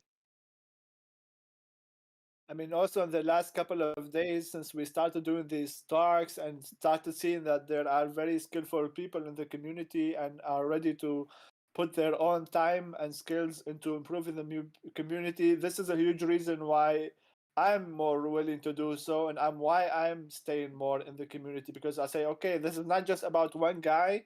This is about a group of people with various skills and development and design and marketing and all that stuff that is needed to make any project successful. And those people are all interested in working together and improving the project. So this is like 90% of the reason why I think this has a huge potential. Yeah, definitely. And the thing is, if let's say Tech Lead was to hear all of this, and he would pick, the best fruit. Like he would say, okay, people believe in this, people believe also in this. So he could actually, make it the best thing ever if he was to just try and satisfy in parts all of these desires here, and people would even more people would come in, because what keep people here now will keep more people here when they come, right? Well, somebody posted in the chat room. I don't know if you guys read yesterday. It said that they believe that the whales are keeping the price low, but they're accumulating so they don't pump, so that the price doesn't pump. So this is what we're experiencing right now, is a type of manipulation to keep the price low so that they can accumulate later on. I mean, if you think about it, it makes sense, because if this thing is gonna pump to the moon, moon, then it's in the interest of the whale to accumulate as many as low as they can without being noticed, so that in the future, when it becomes, so very expensive, they can have a hand in further manipulation. You understand? So right now, in theory, they're accumulating quietly. Yeah, I'm accumulating openly, man. I'm waiting to buy more if the price drops. So yeah. Honest myself, man. I just Yeah, man. as soon as the price drops, I will just get Buy a the little dip. more. This is the price drop. I mean, listen, I've been here since the beginning, and I'm gonna tell you that the lowest I've seen it was probably around 40. What was it? 43, 42 No, at that time. it was like I haven't seen it gone down to 20 anymore. it was like 27. When is it 27? Bro. 30 last week. Last weekend. No, guys, you're actually mistaken. I mean, I don't know how long you've been, but it started at 1. It climbed in 2 days to 40, then it dropped to 10. That's when I bought, and that was the first drop from 40 to 10. I That's think it. we are Okay, talking about and you were after here the before initial me. pump. Yeah. Yeah, I'm here. I'm I here bought since the before very the 10. beginning. Yeah, but you see, it dropped to 27 euros last. I think it was last Sunday. Yes, that's true. Yeah. Yeah. Oh my God! Every day in this coin feels like a month. Yeah. Yeah. You're gonna live longer, man. Don't worry. Yeah, maybe we Yeah, should man. set some kind of rules where I don't know, we lock the server for 2 days so that people stop worrying about the price. You're gonna ban people from talking about the price. Yeah. Or we only gonna show the price once every day. It's I like think it's I only do like the think same that addiction with people who are trying to lose weight, and sometimes they get into this habit or a little bit of addiction of weighing themselves, and they start weighing themselves every day and then 3 times a day, and it starts getting too much stress for just about every single grams of weight. And I think this is happening to a lot of people in the community a little bit. Yeah. Oh, definitely, man. I'm feeling it. I'm getting the vibes. If you read the lounge, there would be these times of the day where you would get like mostly, sad people, crazy, scared people and stuff. People are getting like this. The last 2 days, definitely. Some people are scared, but I do think it's just accumulation. I hope. I hope it's just accumulation, man. There's a Morning, lot guys. of shilling going on in the lounge as well, so I wouldn't base my judgment on what's happening in the lounge. This is actually No. also why I don't hang out in the lounge a lot, because there's a lot of thousand comments and posts and emotions, and it's a mess out there. So Yeah, You're the lounge is catching. You pretty know hot. what? You're catching rush hour. This is in rush hour, but there are certain times of the day where the memes are less. It's just people talking and they're Sometimes people are sharing what they asleep, feel. that's all. Yeah, sometimes people are asleep. And also, you know how you mentioned before, you've just been last few days everyone's scared. No, they've been scared at $157. They've been scared at $148. They've been scared at $20. So I've been here since day one, and it's the lounge is a roller coaster ride, and I get out of there just to relax a little bit, but sometimes because I haven't put that much money in, I'm not really scared. So, but I go there for just some giggles, really. Just for the roller coaster ride. I just want to feel the jubilation, and also sometimes you want to feel a bit depressed as well. So up and down. Yeah, but then again, we also had this guy today here in this call, like a few hours earlier. Like he was panicking, and he was like, "We need to do something about the bots," and stuff. Yeah, the That's what I bot's mean. always going to be there. You know what? If anyone's ever bought and sell on Binance, the largest exchange there is, try to put through a buy. You'll see automatically 10 ether jump right in front of your price. That's a bot. That's a front running bot. So that's Binance itself. So once we reach Binance, it's the same stuff's going to happen. When you try and buy something a bit lower, there'll be a bot that will put it, 0.00 ETH in front of you. So it forces you to actually go and get Mute the the mic. actual. Yes. So bots are everywhere throughout the whole crypto space. You can't. There's no avoiding them. So the thing is, bots only work like we keep on saying against people that sell. They don't force people to sell. So.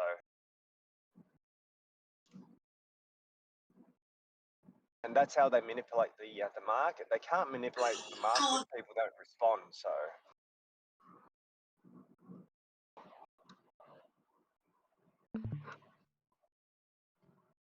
Yeah, if you obviously a lot of newbies comes on, and I think they're a bit too scared. But a lot of the previous investors, they are looking at years of return. So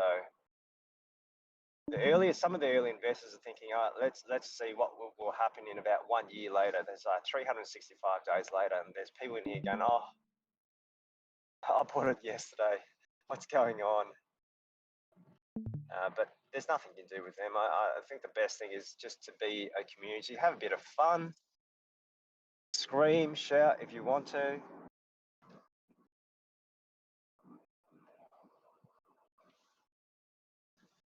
Yeah, I'm definitely planning on taking a break sometime soon and just not coming online for a few days at least, because it's very stressful for me. Man, go to Dubai, buy a pizza with MM. Take a vacation You know in what? Dubai.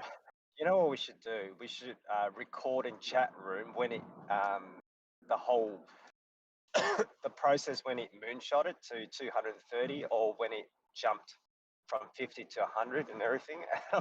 All you need to do is, if you want to feel better, replay that. it's a bit of a laugh, I think. I took some screenshots.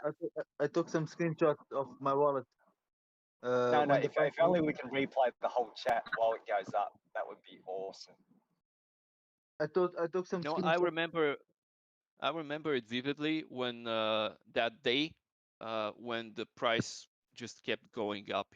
We broke the resistance at 40 when he released like a video, and then it just kept going up, up, up, up, up. I've never seen anything like that when it Was that went all when the it way went up. to 200? Yeah. Oh yeah, so Kept I going was at work. I was literally at work, all and day, I was man. like telling people how many thousands, because like how sometimes if it goes up by about say $5, it's gone up 1,000 USD, and I'm like, when I unloaded the truck for about, it took me half an hour, and I've gone up about $4,000. Holy shit. Oh, it was at 2,000, one of those anyway. But I'm just going, oh my god, I get paid here about 20 something bucks an hour. And by the time I unloaded, I've already made like 2 weeks worth of wages or so. Oh, I went, well, but it was pretty awesome. What an awesome feeling. And the worst thing is, the best thing is, I've been in crypto for a little bit now. No, I'm a newbie, right? But this is probably the first token that's given me a bit of excitement. The others, 2% gain, 3% gains, and then not much.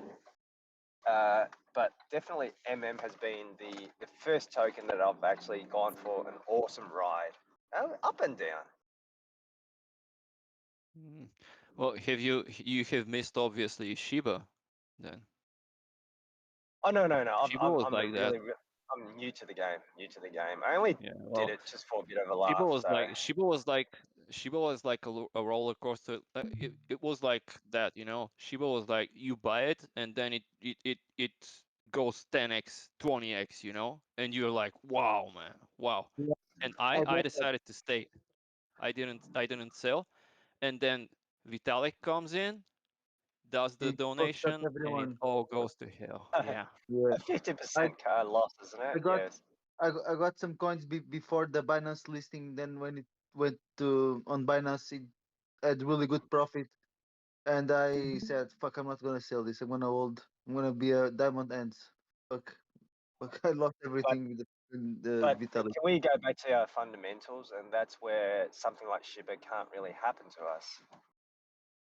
You know, no one's going to go out and burn 500,000 tokens. Yeah. If the top whale decides to go, oh, I'm going to go burn my 3%. Oh, biggie, you know.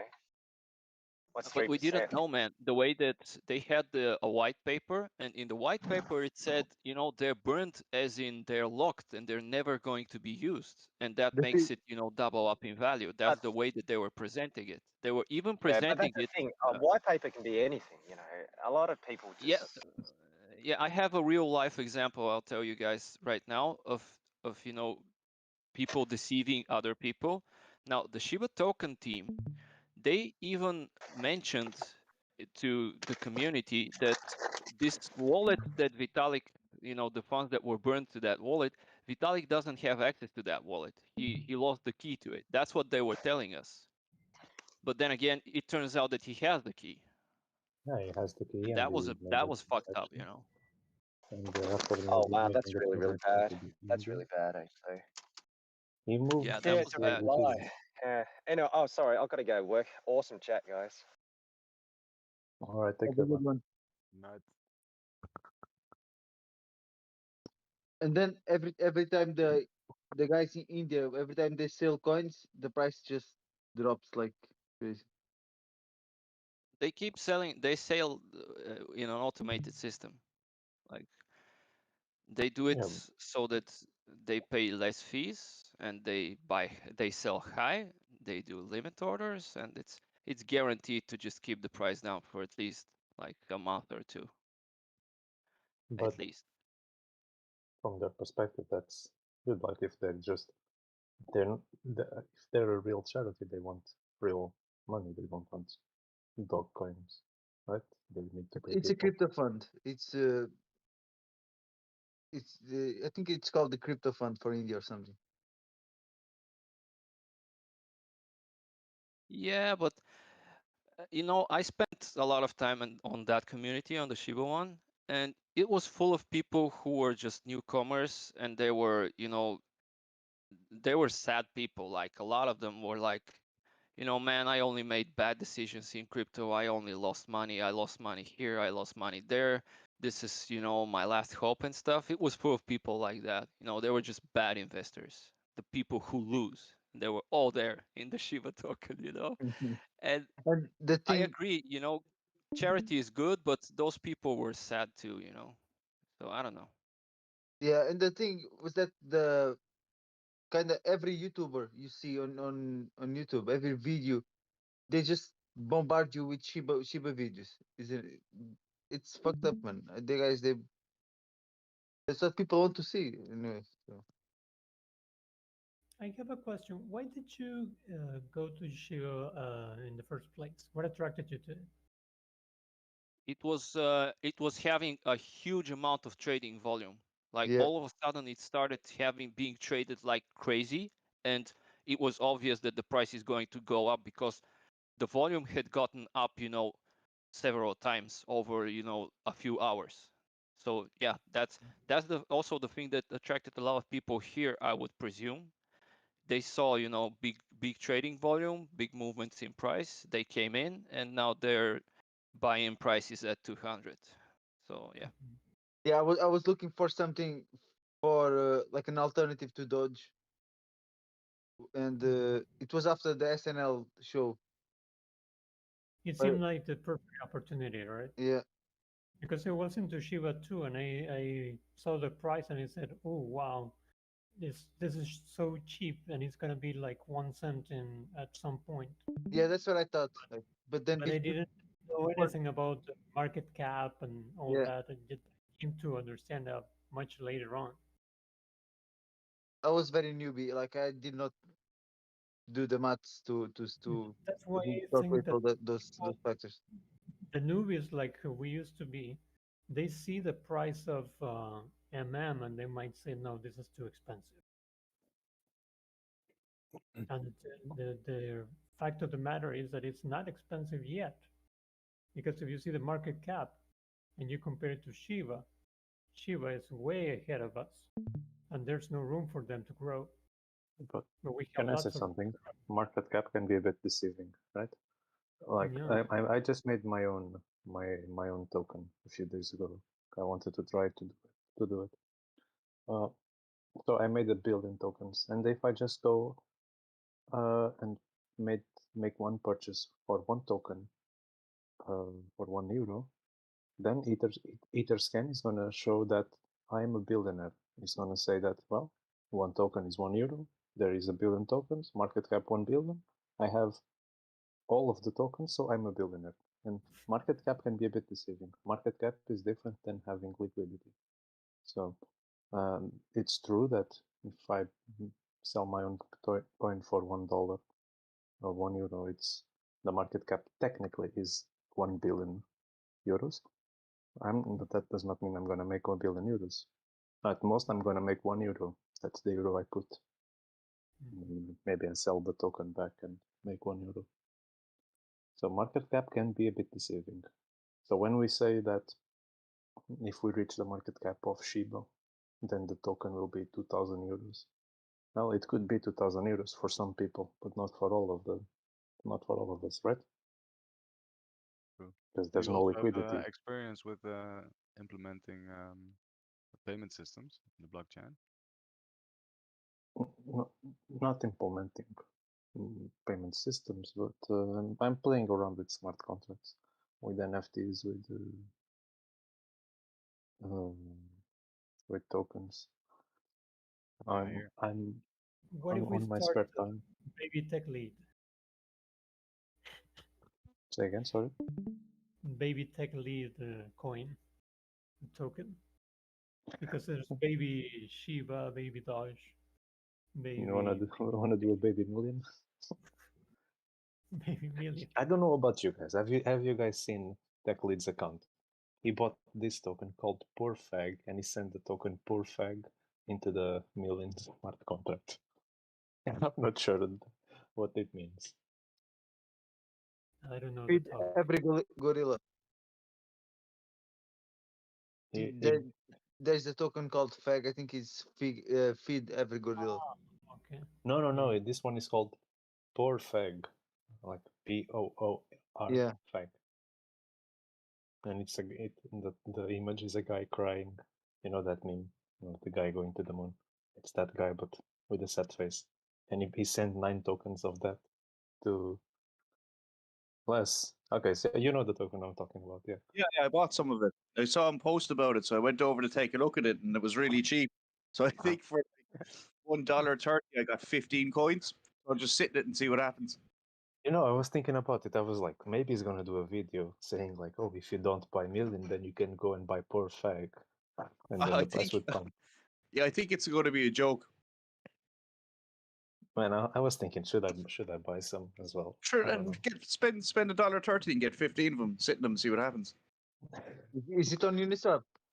Yeah, on VT. Yeah, I got mine. I got mine in Uniswap. Yeah, you have to import it though. They have a website. There's a Poor Fag and Rich Fag. It's 2 coins. Okay. What the fuck? I know, right? I got some Fag. You know the Fag, it's the gorilla one. Yeah, I mean, 0.09. Have any of you guys seen that there's like this crazy gambler that's live streaming how he's doing trades on 50x leverage, and they even made a coin for this dude, but I don't know what the coin name is. It's like dude with long blonde hair, and he trades with 50x leverage, man, and a lot of people watch it. You know, he's you doing can it go live. to depth, right? With leverage. You can lose all of your money, but you can't go in depth. Not with No? crypto. No. Okay. Yeah. You can just very fast lose all of your money. And the thing is, actually, TechLead has made a really good video where he talks about this whole leverage thing. Is these exchanges, the way that they do leverage is they give you one of their coins. They have a special coin for this that they lend to the person who's doing the trade with the leverage. And that coin, it fluctuates in price. and they fluctuated in price in such a way that when you try to win, like for example, he gave that example like the Bitcoin, the big crash. There were some people on Binance that were shorting that with leverage, and Oh they yeah, I should have remember that become video. Yeah. stinking rich, you know. But the Binance's coin that Binance lends to the person doing the leverage trading, the coin also drops in price when it should rise in price, and so they end up doing a successful leverage trade, and then they end up losing their whole account Yeah. That's because of fucked up. that, you know. Because yeah, that's really messed up, man. Really messed up. So you shouldn't do leverage because it's shady money. It's just money that the exchange prints out of nowhere, and they control your earnings that way. And I've tried it actually. I've taken a look. When you trade without leverage, like the price can move by $2 and you will still make a profit. But with leverage, the price moves $2, you close the trade and you actually lose money. So it's very shady, man. Wouldn't recommend it to anyone, and wouldn't even recommend trading if you're a newbie. It was my worst mistake. This right here is better than trading. Like even swapping between MM and USDC, it's like better than trading. Better Not than, with these I gas mean, fees. derivatives. Better than CFDs, you know. And liquidity pool is a lot of fun. I just wish I had more money to do it. Like if I had $40,000, I would be just providing liquidity all the time. And if actually that's my plan, I'll share it with you guys. If MM goes up in price a lot, I'm planning to, you know, to convert some of it and do liquidity pooling. Like not take out the money, but just keep it here, one way or another. So I have to warn you that you should have the wide range, because if it goes up a lot, it also goes down a lot. We've seen it multiple times in multiple markets. Yeah. So If I would, what I did was I waited. I took the whole downturn here with a wide range, and now I have a full MM position. I'm gonna wait for the next run, and after the run, I'll make sure to sell at least some, but then I'll provide that money as liquidity all the way for a new downturn again. So you just buy the whole downturn back, and You don't need much money for the liquidity. Like I put in 400, and every 5 days I'm making $100. have you turned the Wait, profit? really? Really? Like every 5 or 7 days. I'm out of range at the moment, and I'm not removing it to spending the gas fees. So I'm waiting for it to go back up. But yeah, within 5 or 7 days, I made $100. Like How much from putting 400. did you put in? I put in like 220 USD and I think 1.7 million token, depending at the price at the time. Wait. Whoever said that, can I message you, because that is quite a lot. Yeah, I know, and it's pretty sweet. I was watching it go up, and I was like, "Oh, this isn't going to make any money." And then 5 days later, I was like, "Nice, very nice." Who's this talking right now? Spalding.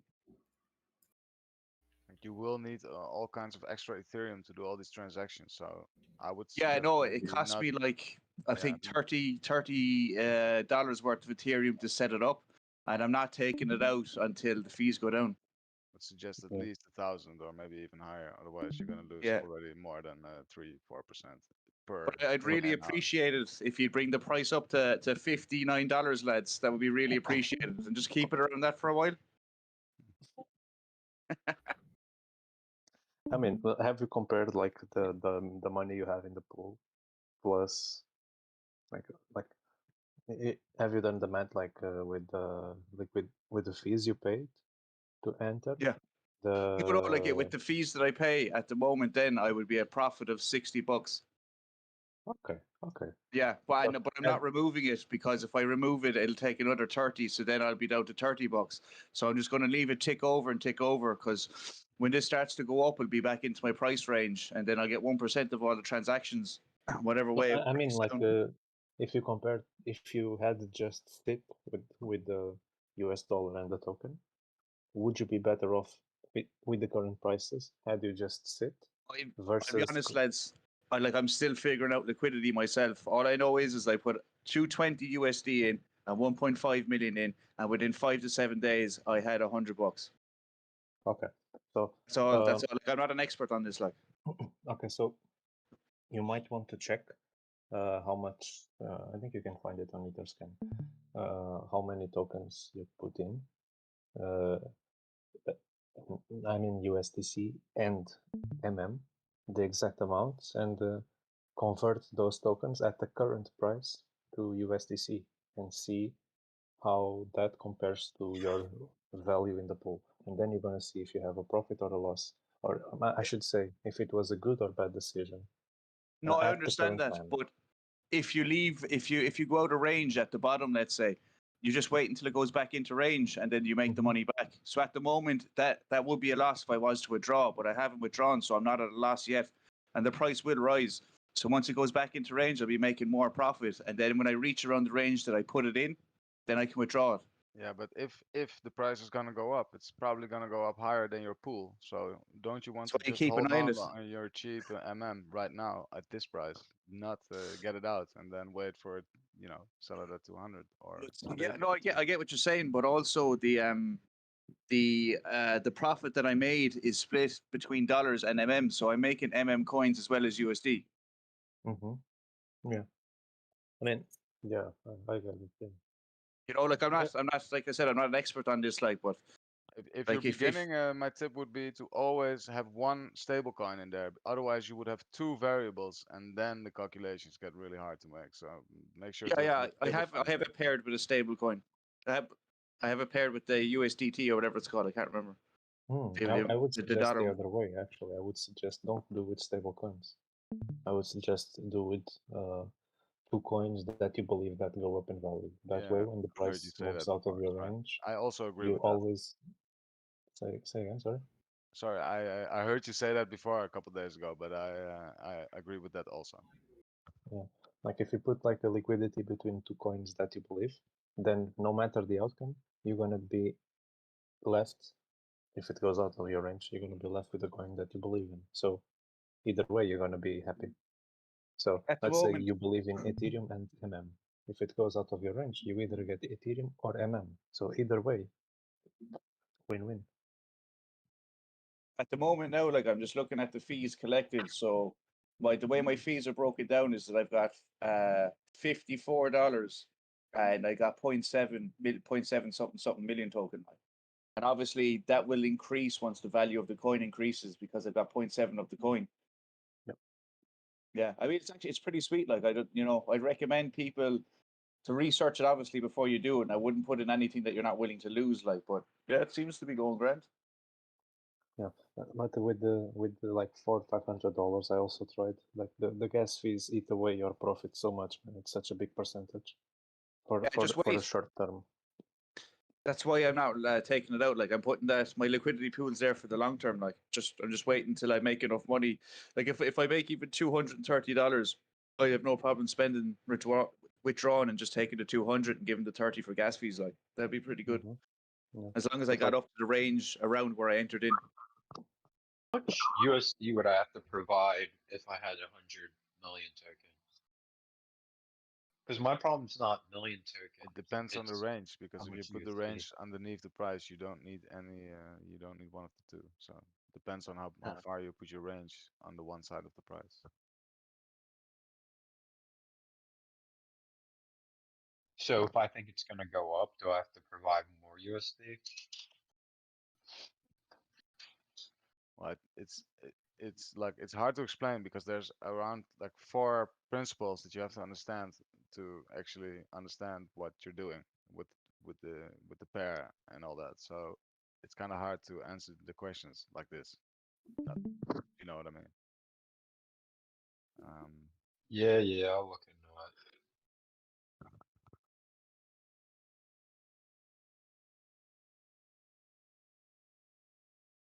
Have you guys ever paid taxes on your crypto profits? No, fuck the government. Just, I'm I keep joking. I'm reinvesting joking, in by more the way. Of course I did IRS. I would never, ever falsely report my taxes. I just keep reinvesting my profits into more crypto to make more profits. Yeah. I mean, yeah. Why do That you want to doesn't go back matter in to the fiat US. money? As soon as you buy another crypto in the US with a certain crypto, you have to pay taxes on whatever you profited off that crypto. But that's only if you take the money out, right? Yes. No, if you Yeah, have I think so. Ethereum and you buy Bitcoin with Ethereum, for example, you have to pay taxes on whatever the Ethereum went up. Yeah, I've heard both sides of the stories. So, but yeah, it's hard. It's hard because it's also hard because there's 52 states, and it could, of course, be different. But Here in the Netherlands, they are very, very pro cryptocurrency. Like you go out and you in the see Netherlands, they're the very pro property yeah, because you play a flat 1.2% on your property. That's it. Whatever yeah, gains no. you make doesn't matter. I don't know how would it work here in Ireland. So, I know in Portugal they don't have they don't have anything No, in Ireland, for if crypto. you took out your profit, you'd have to pay like a capital gains tax. Like if you actually Yeah. withdrew it into your bank account, then you'd have to, um, you know, notify the tax office or the revenue office, and then you get taxed on that depending on what your wages combined with what you withdrew.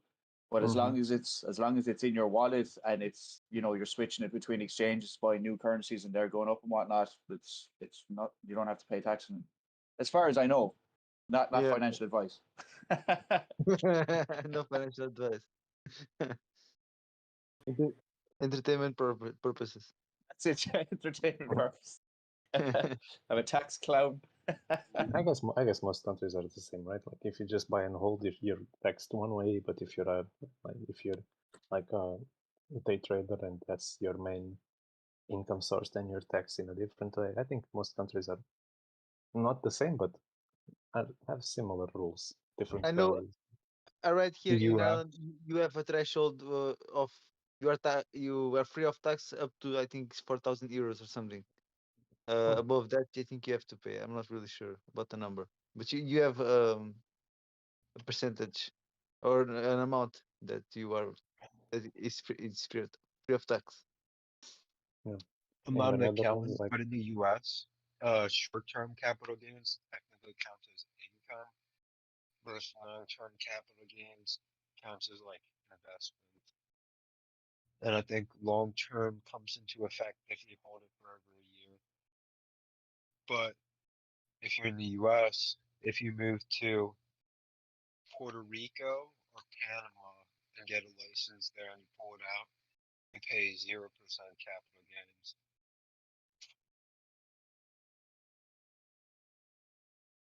like in the Netherlands, if you're a day trader, not day trader, but if you're yeah, I guess day trader. If that's your main source of income, then you're taxed like a normal job. But if you're like you buy and hold, if you treat it as property, and you buy and hold, and you expect the value to go up or something like that, then you're taxed in a completely different way. Then yeah, I was wondering, like I was making a lot of stupid purchases, like buy and sell on Binance, and I've read somewhere that if you cannot tax speculation the same way that you tax the income from a job. So I was buying I don't know, Ethereum, XRP, Shiba, a lot of cryptos, a lot of stuff, buying and selling, doing a lot of speculation. But I think that also is not taxed as a job. I think it falls under the not buy and hold, but under the property rule. I'm not sure though.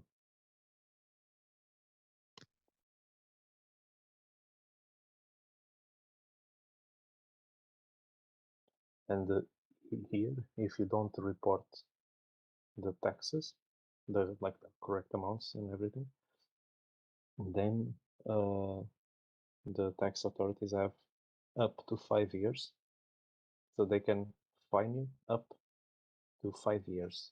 In the past, I mean, like if you did not report your cryptos 2 or 3 or 4 or 5 years ago, you can still get a fine during that period. After 5 years, you're good. So I guess you just have to hide it for 5 years. That's all you need. and that they can the fines that you're gonna get is the amount of tax you should pay, up to 3 times that value, up like until 300% that amount.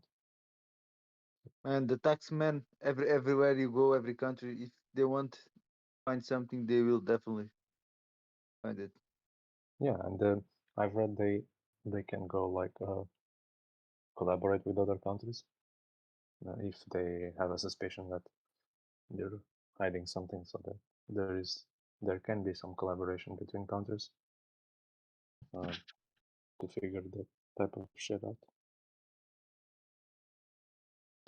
Already start planning for when we get millionaires. All declared our taxes properly, everything clean, so we can enjoy the profits. Just donate it to charity and claim it back. That's it. Open up a limited company, donate it in the name, just claim it back. Sorted. Or a foundation. Yeah, a foundation. So Foundation, yeah. And the charity, yeah. Yeah. Same thing. I've opened up a charity if you want to donate.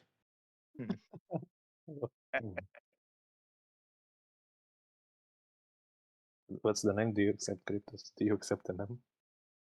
Called the Million Foundation. Oh wow! Okay, cool, man. Yeah, yeah. I noticed I'll send you the wallet address there in a while, lads. Don't worry. That's cool, man. Foundation for the people who lost their money on crypto and they're depressed. That's it, yeah. Everyone gets a free Happy Meal. Then you could be a burn address, you know. Your wallet could be a burn address. So when people are frustrated, they like, fuck this token. They could burn it to your wallet. Happily, man. No bother. That would be great. Hey guys, I got a question. I was the guy who was just sharing screen with the art website, and I'm contracting artists to make nice products concerning Million and telling the story of what we're all going through, you know, talks that we just had and all those things. And I was wondering what kind of products you might like to be buying, like maybe a certain painting or maybe something more digital and yeah, that sort of stuff. So what do you think about that? Personally, I don't buy art. Not yet. So, I guess that's not a question for me.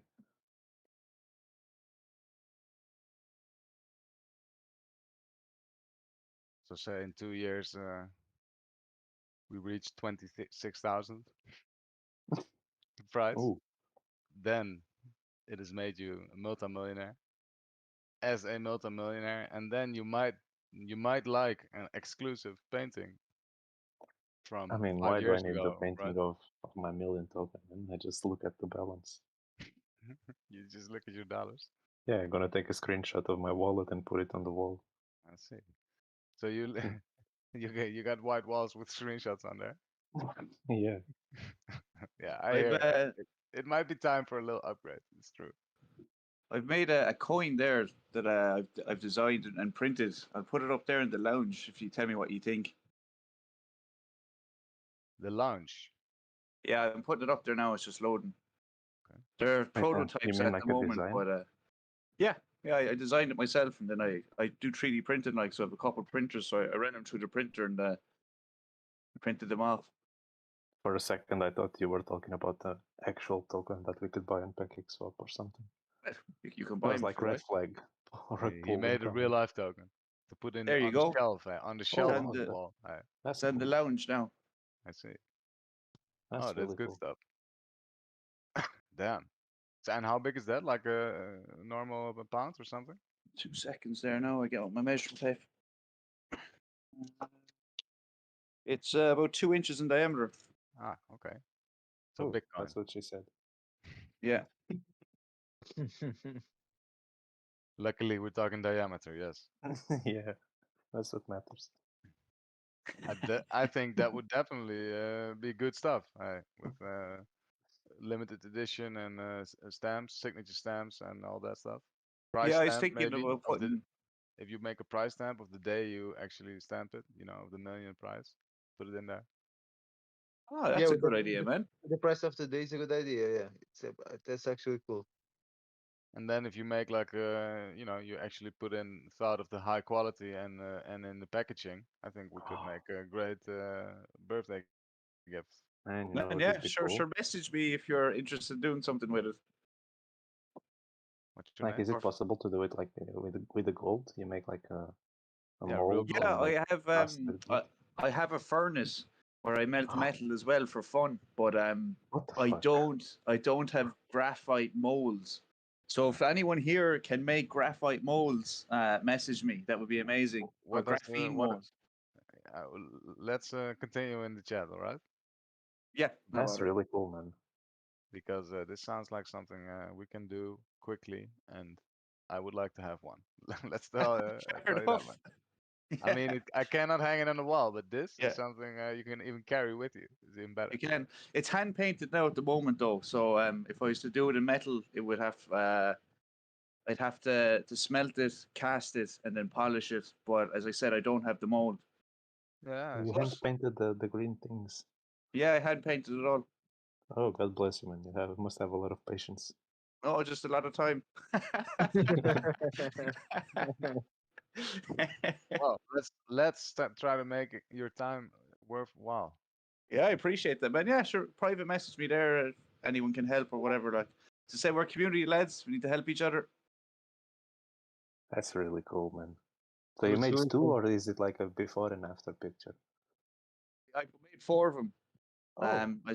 Yeah, so I was just trying different paint schemes on them. I have another one that's just completely gold, but I kind of prefer the other one. I think the gold and white it's better, isn't it? As the logos. There's some Sorry, say logos. that again. Gold and white. The tiger in white and the gold outside. But green is money. That one's nice. Yeah, makes sense. Green is money. Green candlesticks. That's good. Red one's bad.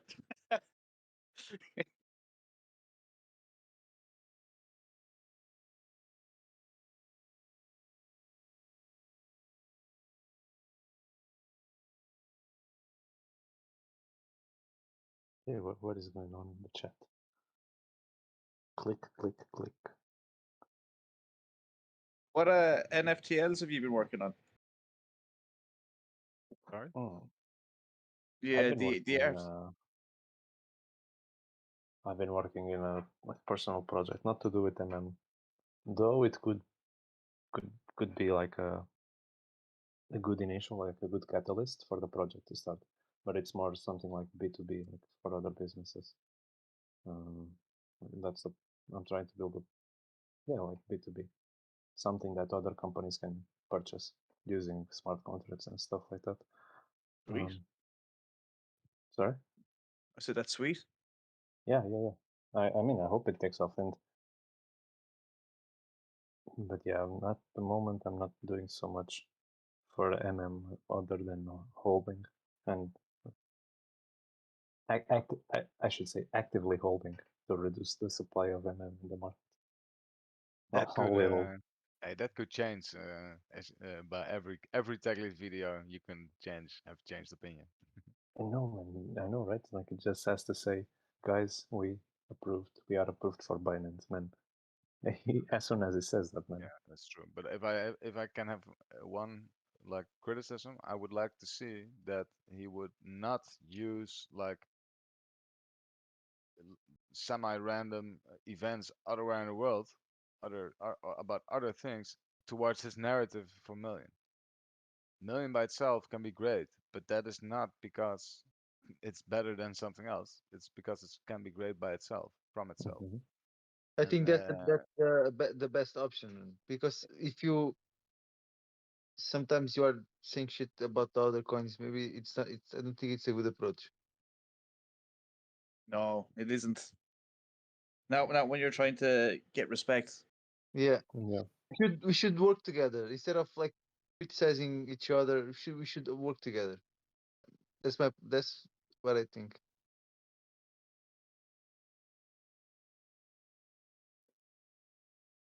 I think we should be working together as well. Like we all need to find out what we can do. and we need to just push each other. Like, you know, I mean, everyone here has something that they can do. Everyone here has a talent. Like, everyone here has a skill or an idea. Like, so, you know, we shall be pushing each other with them. But then again, it's early days.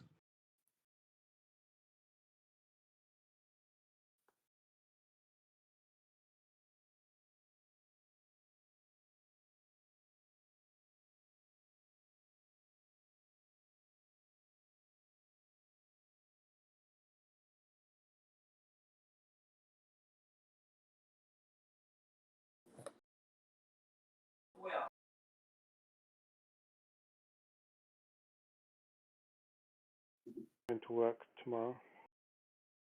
I will.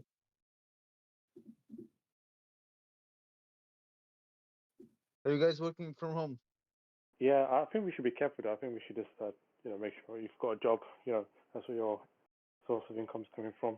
Just maybe to take a bit of break from this as well. I mean, I like the chat. I know I like to hang out in here. It's a bit addictive, though, isn't it? Mm-hmm. The other day I have to be honest, I did not like the community at all. The first day, I was like, "What the fuck is going on?" A bunch of kids just like screaming, "Million token! What the fuck?" I Right? think And then that- I saw. Yeah. Yeah, I was just gonna say and then I saw this lonely guy in the chat, the voice chat, and I said, "Fuck it, I'm gonna say hi." This is actually the first times. I mean, like random voice chats. Like I don't do this at all.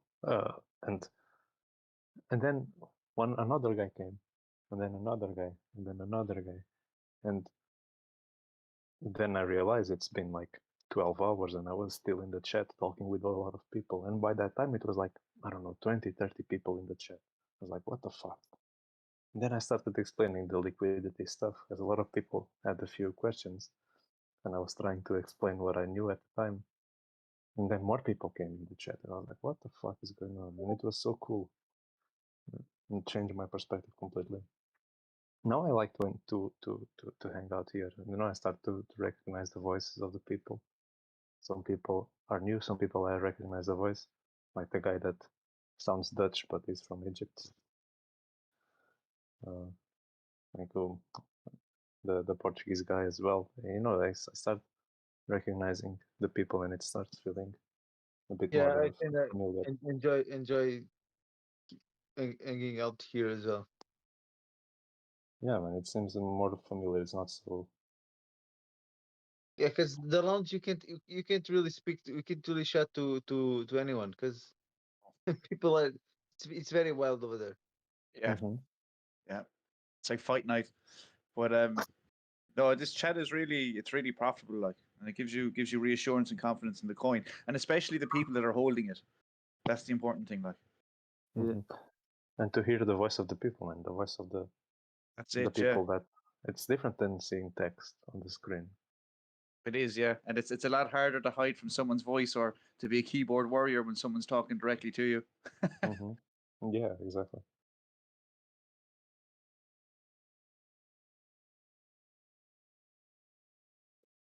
Do you guys know anything on AWS? Can't say I do, man. Yeah, I'm studying for the you call it the solution architect associate exam. Oh, okay, no. Then I know a little bit about the S3 buckets and yeah. Not much, man. I played with it like one day. Yeah, we use it in work, and now I want to get the certificate. It's kind of sponsored, so Yeah, yeah, we do as well, but we have the DevOps. They don't let me touch AWS, man. They ask me to stay away. I have to ask permission to go into the AWS. They're like, what the fuck do you want from AWS? Stay away from the clients, They say, go to Jira, take your tasks and do it.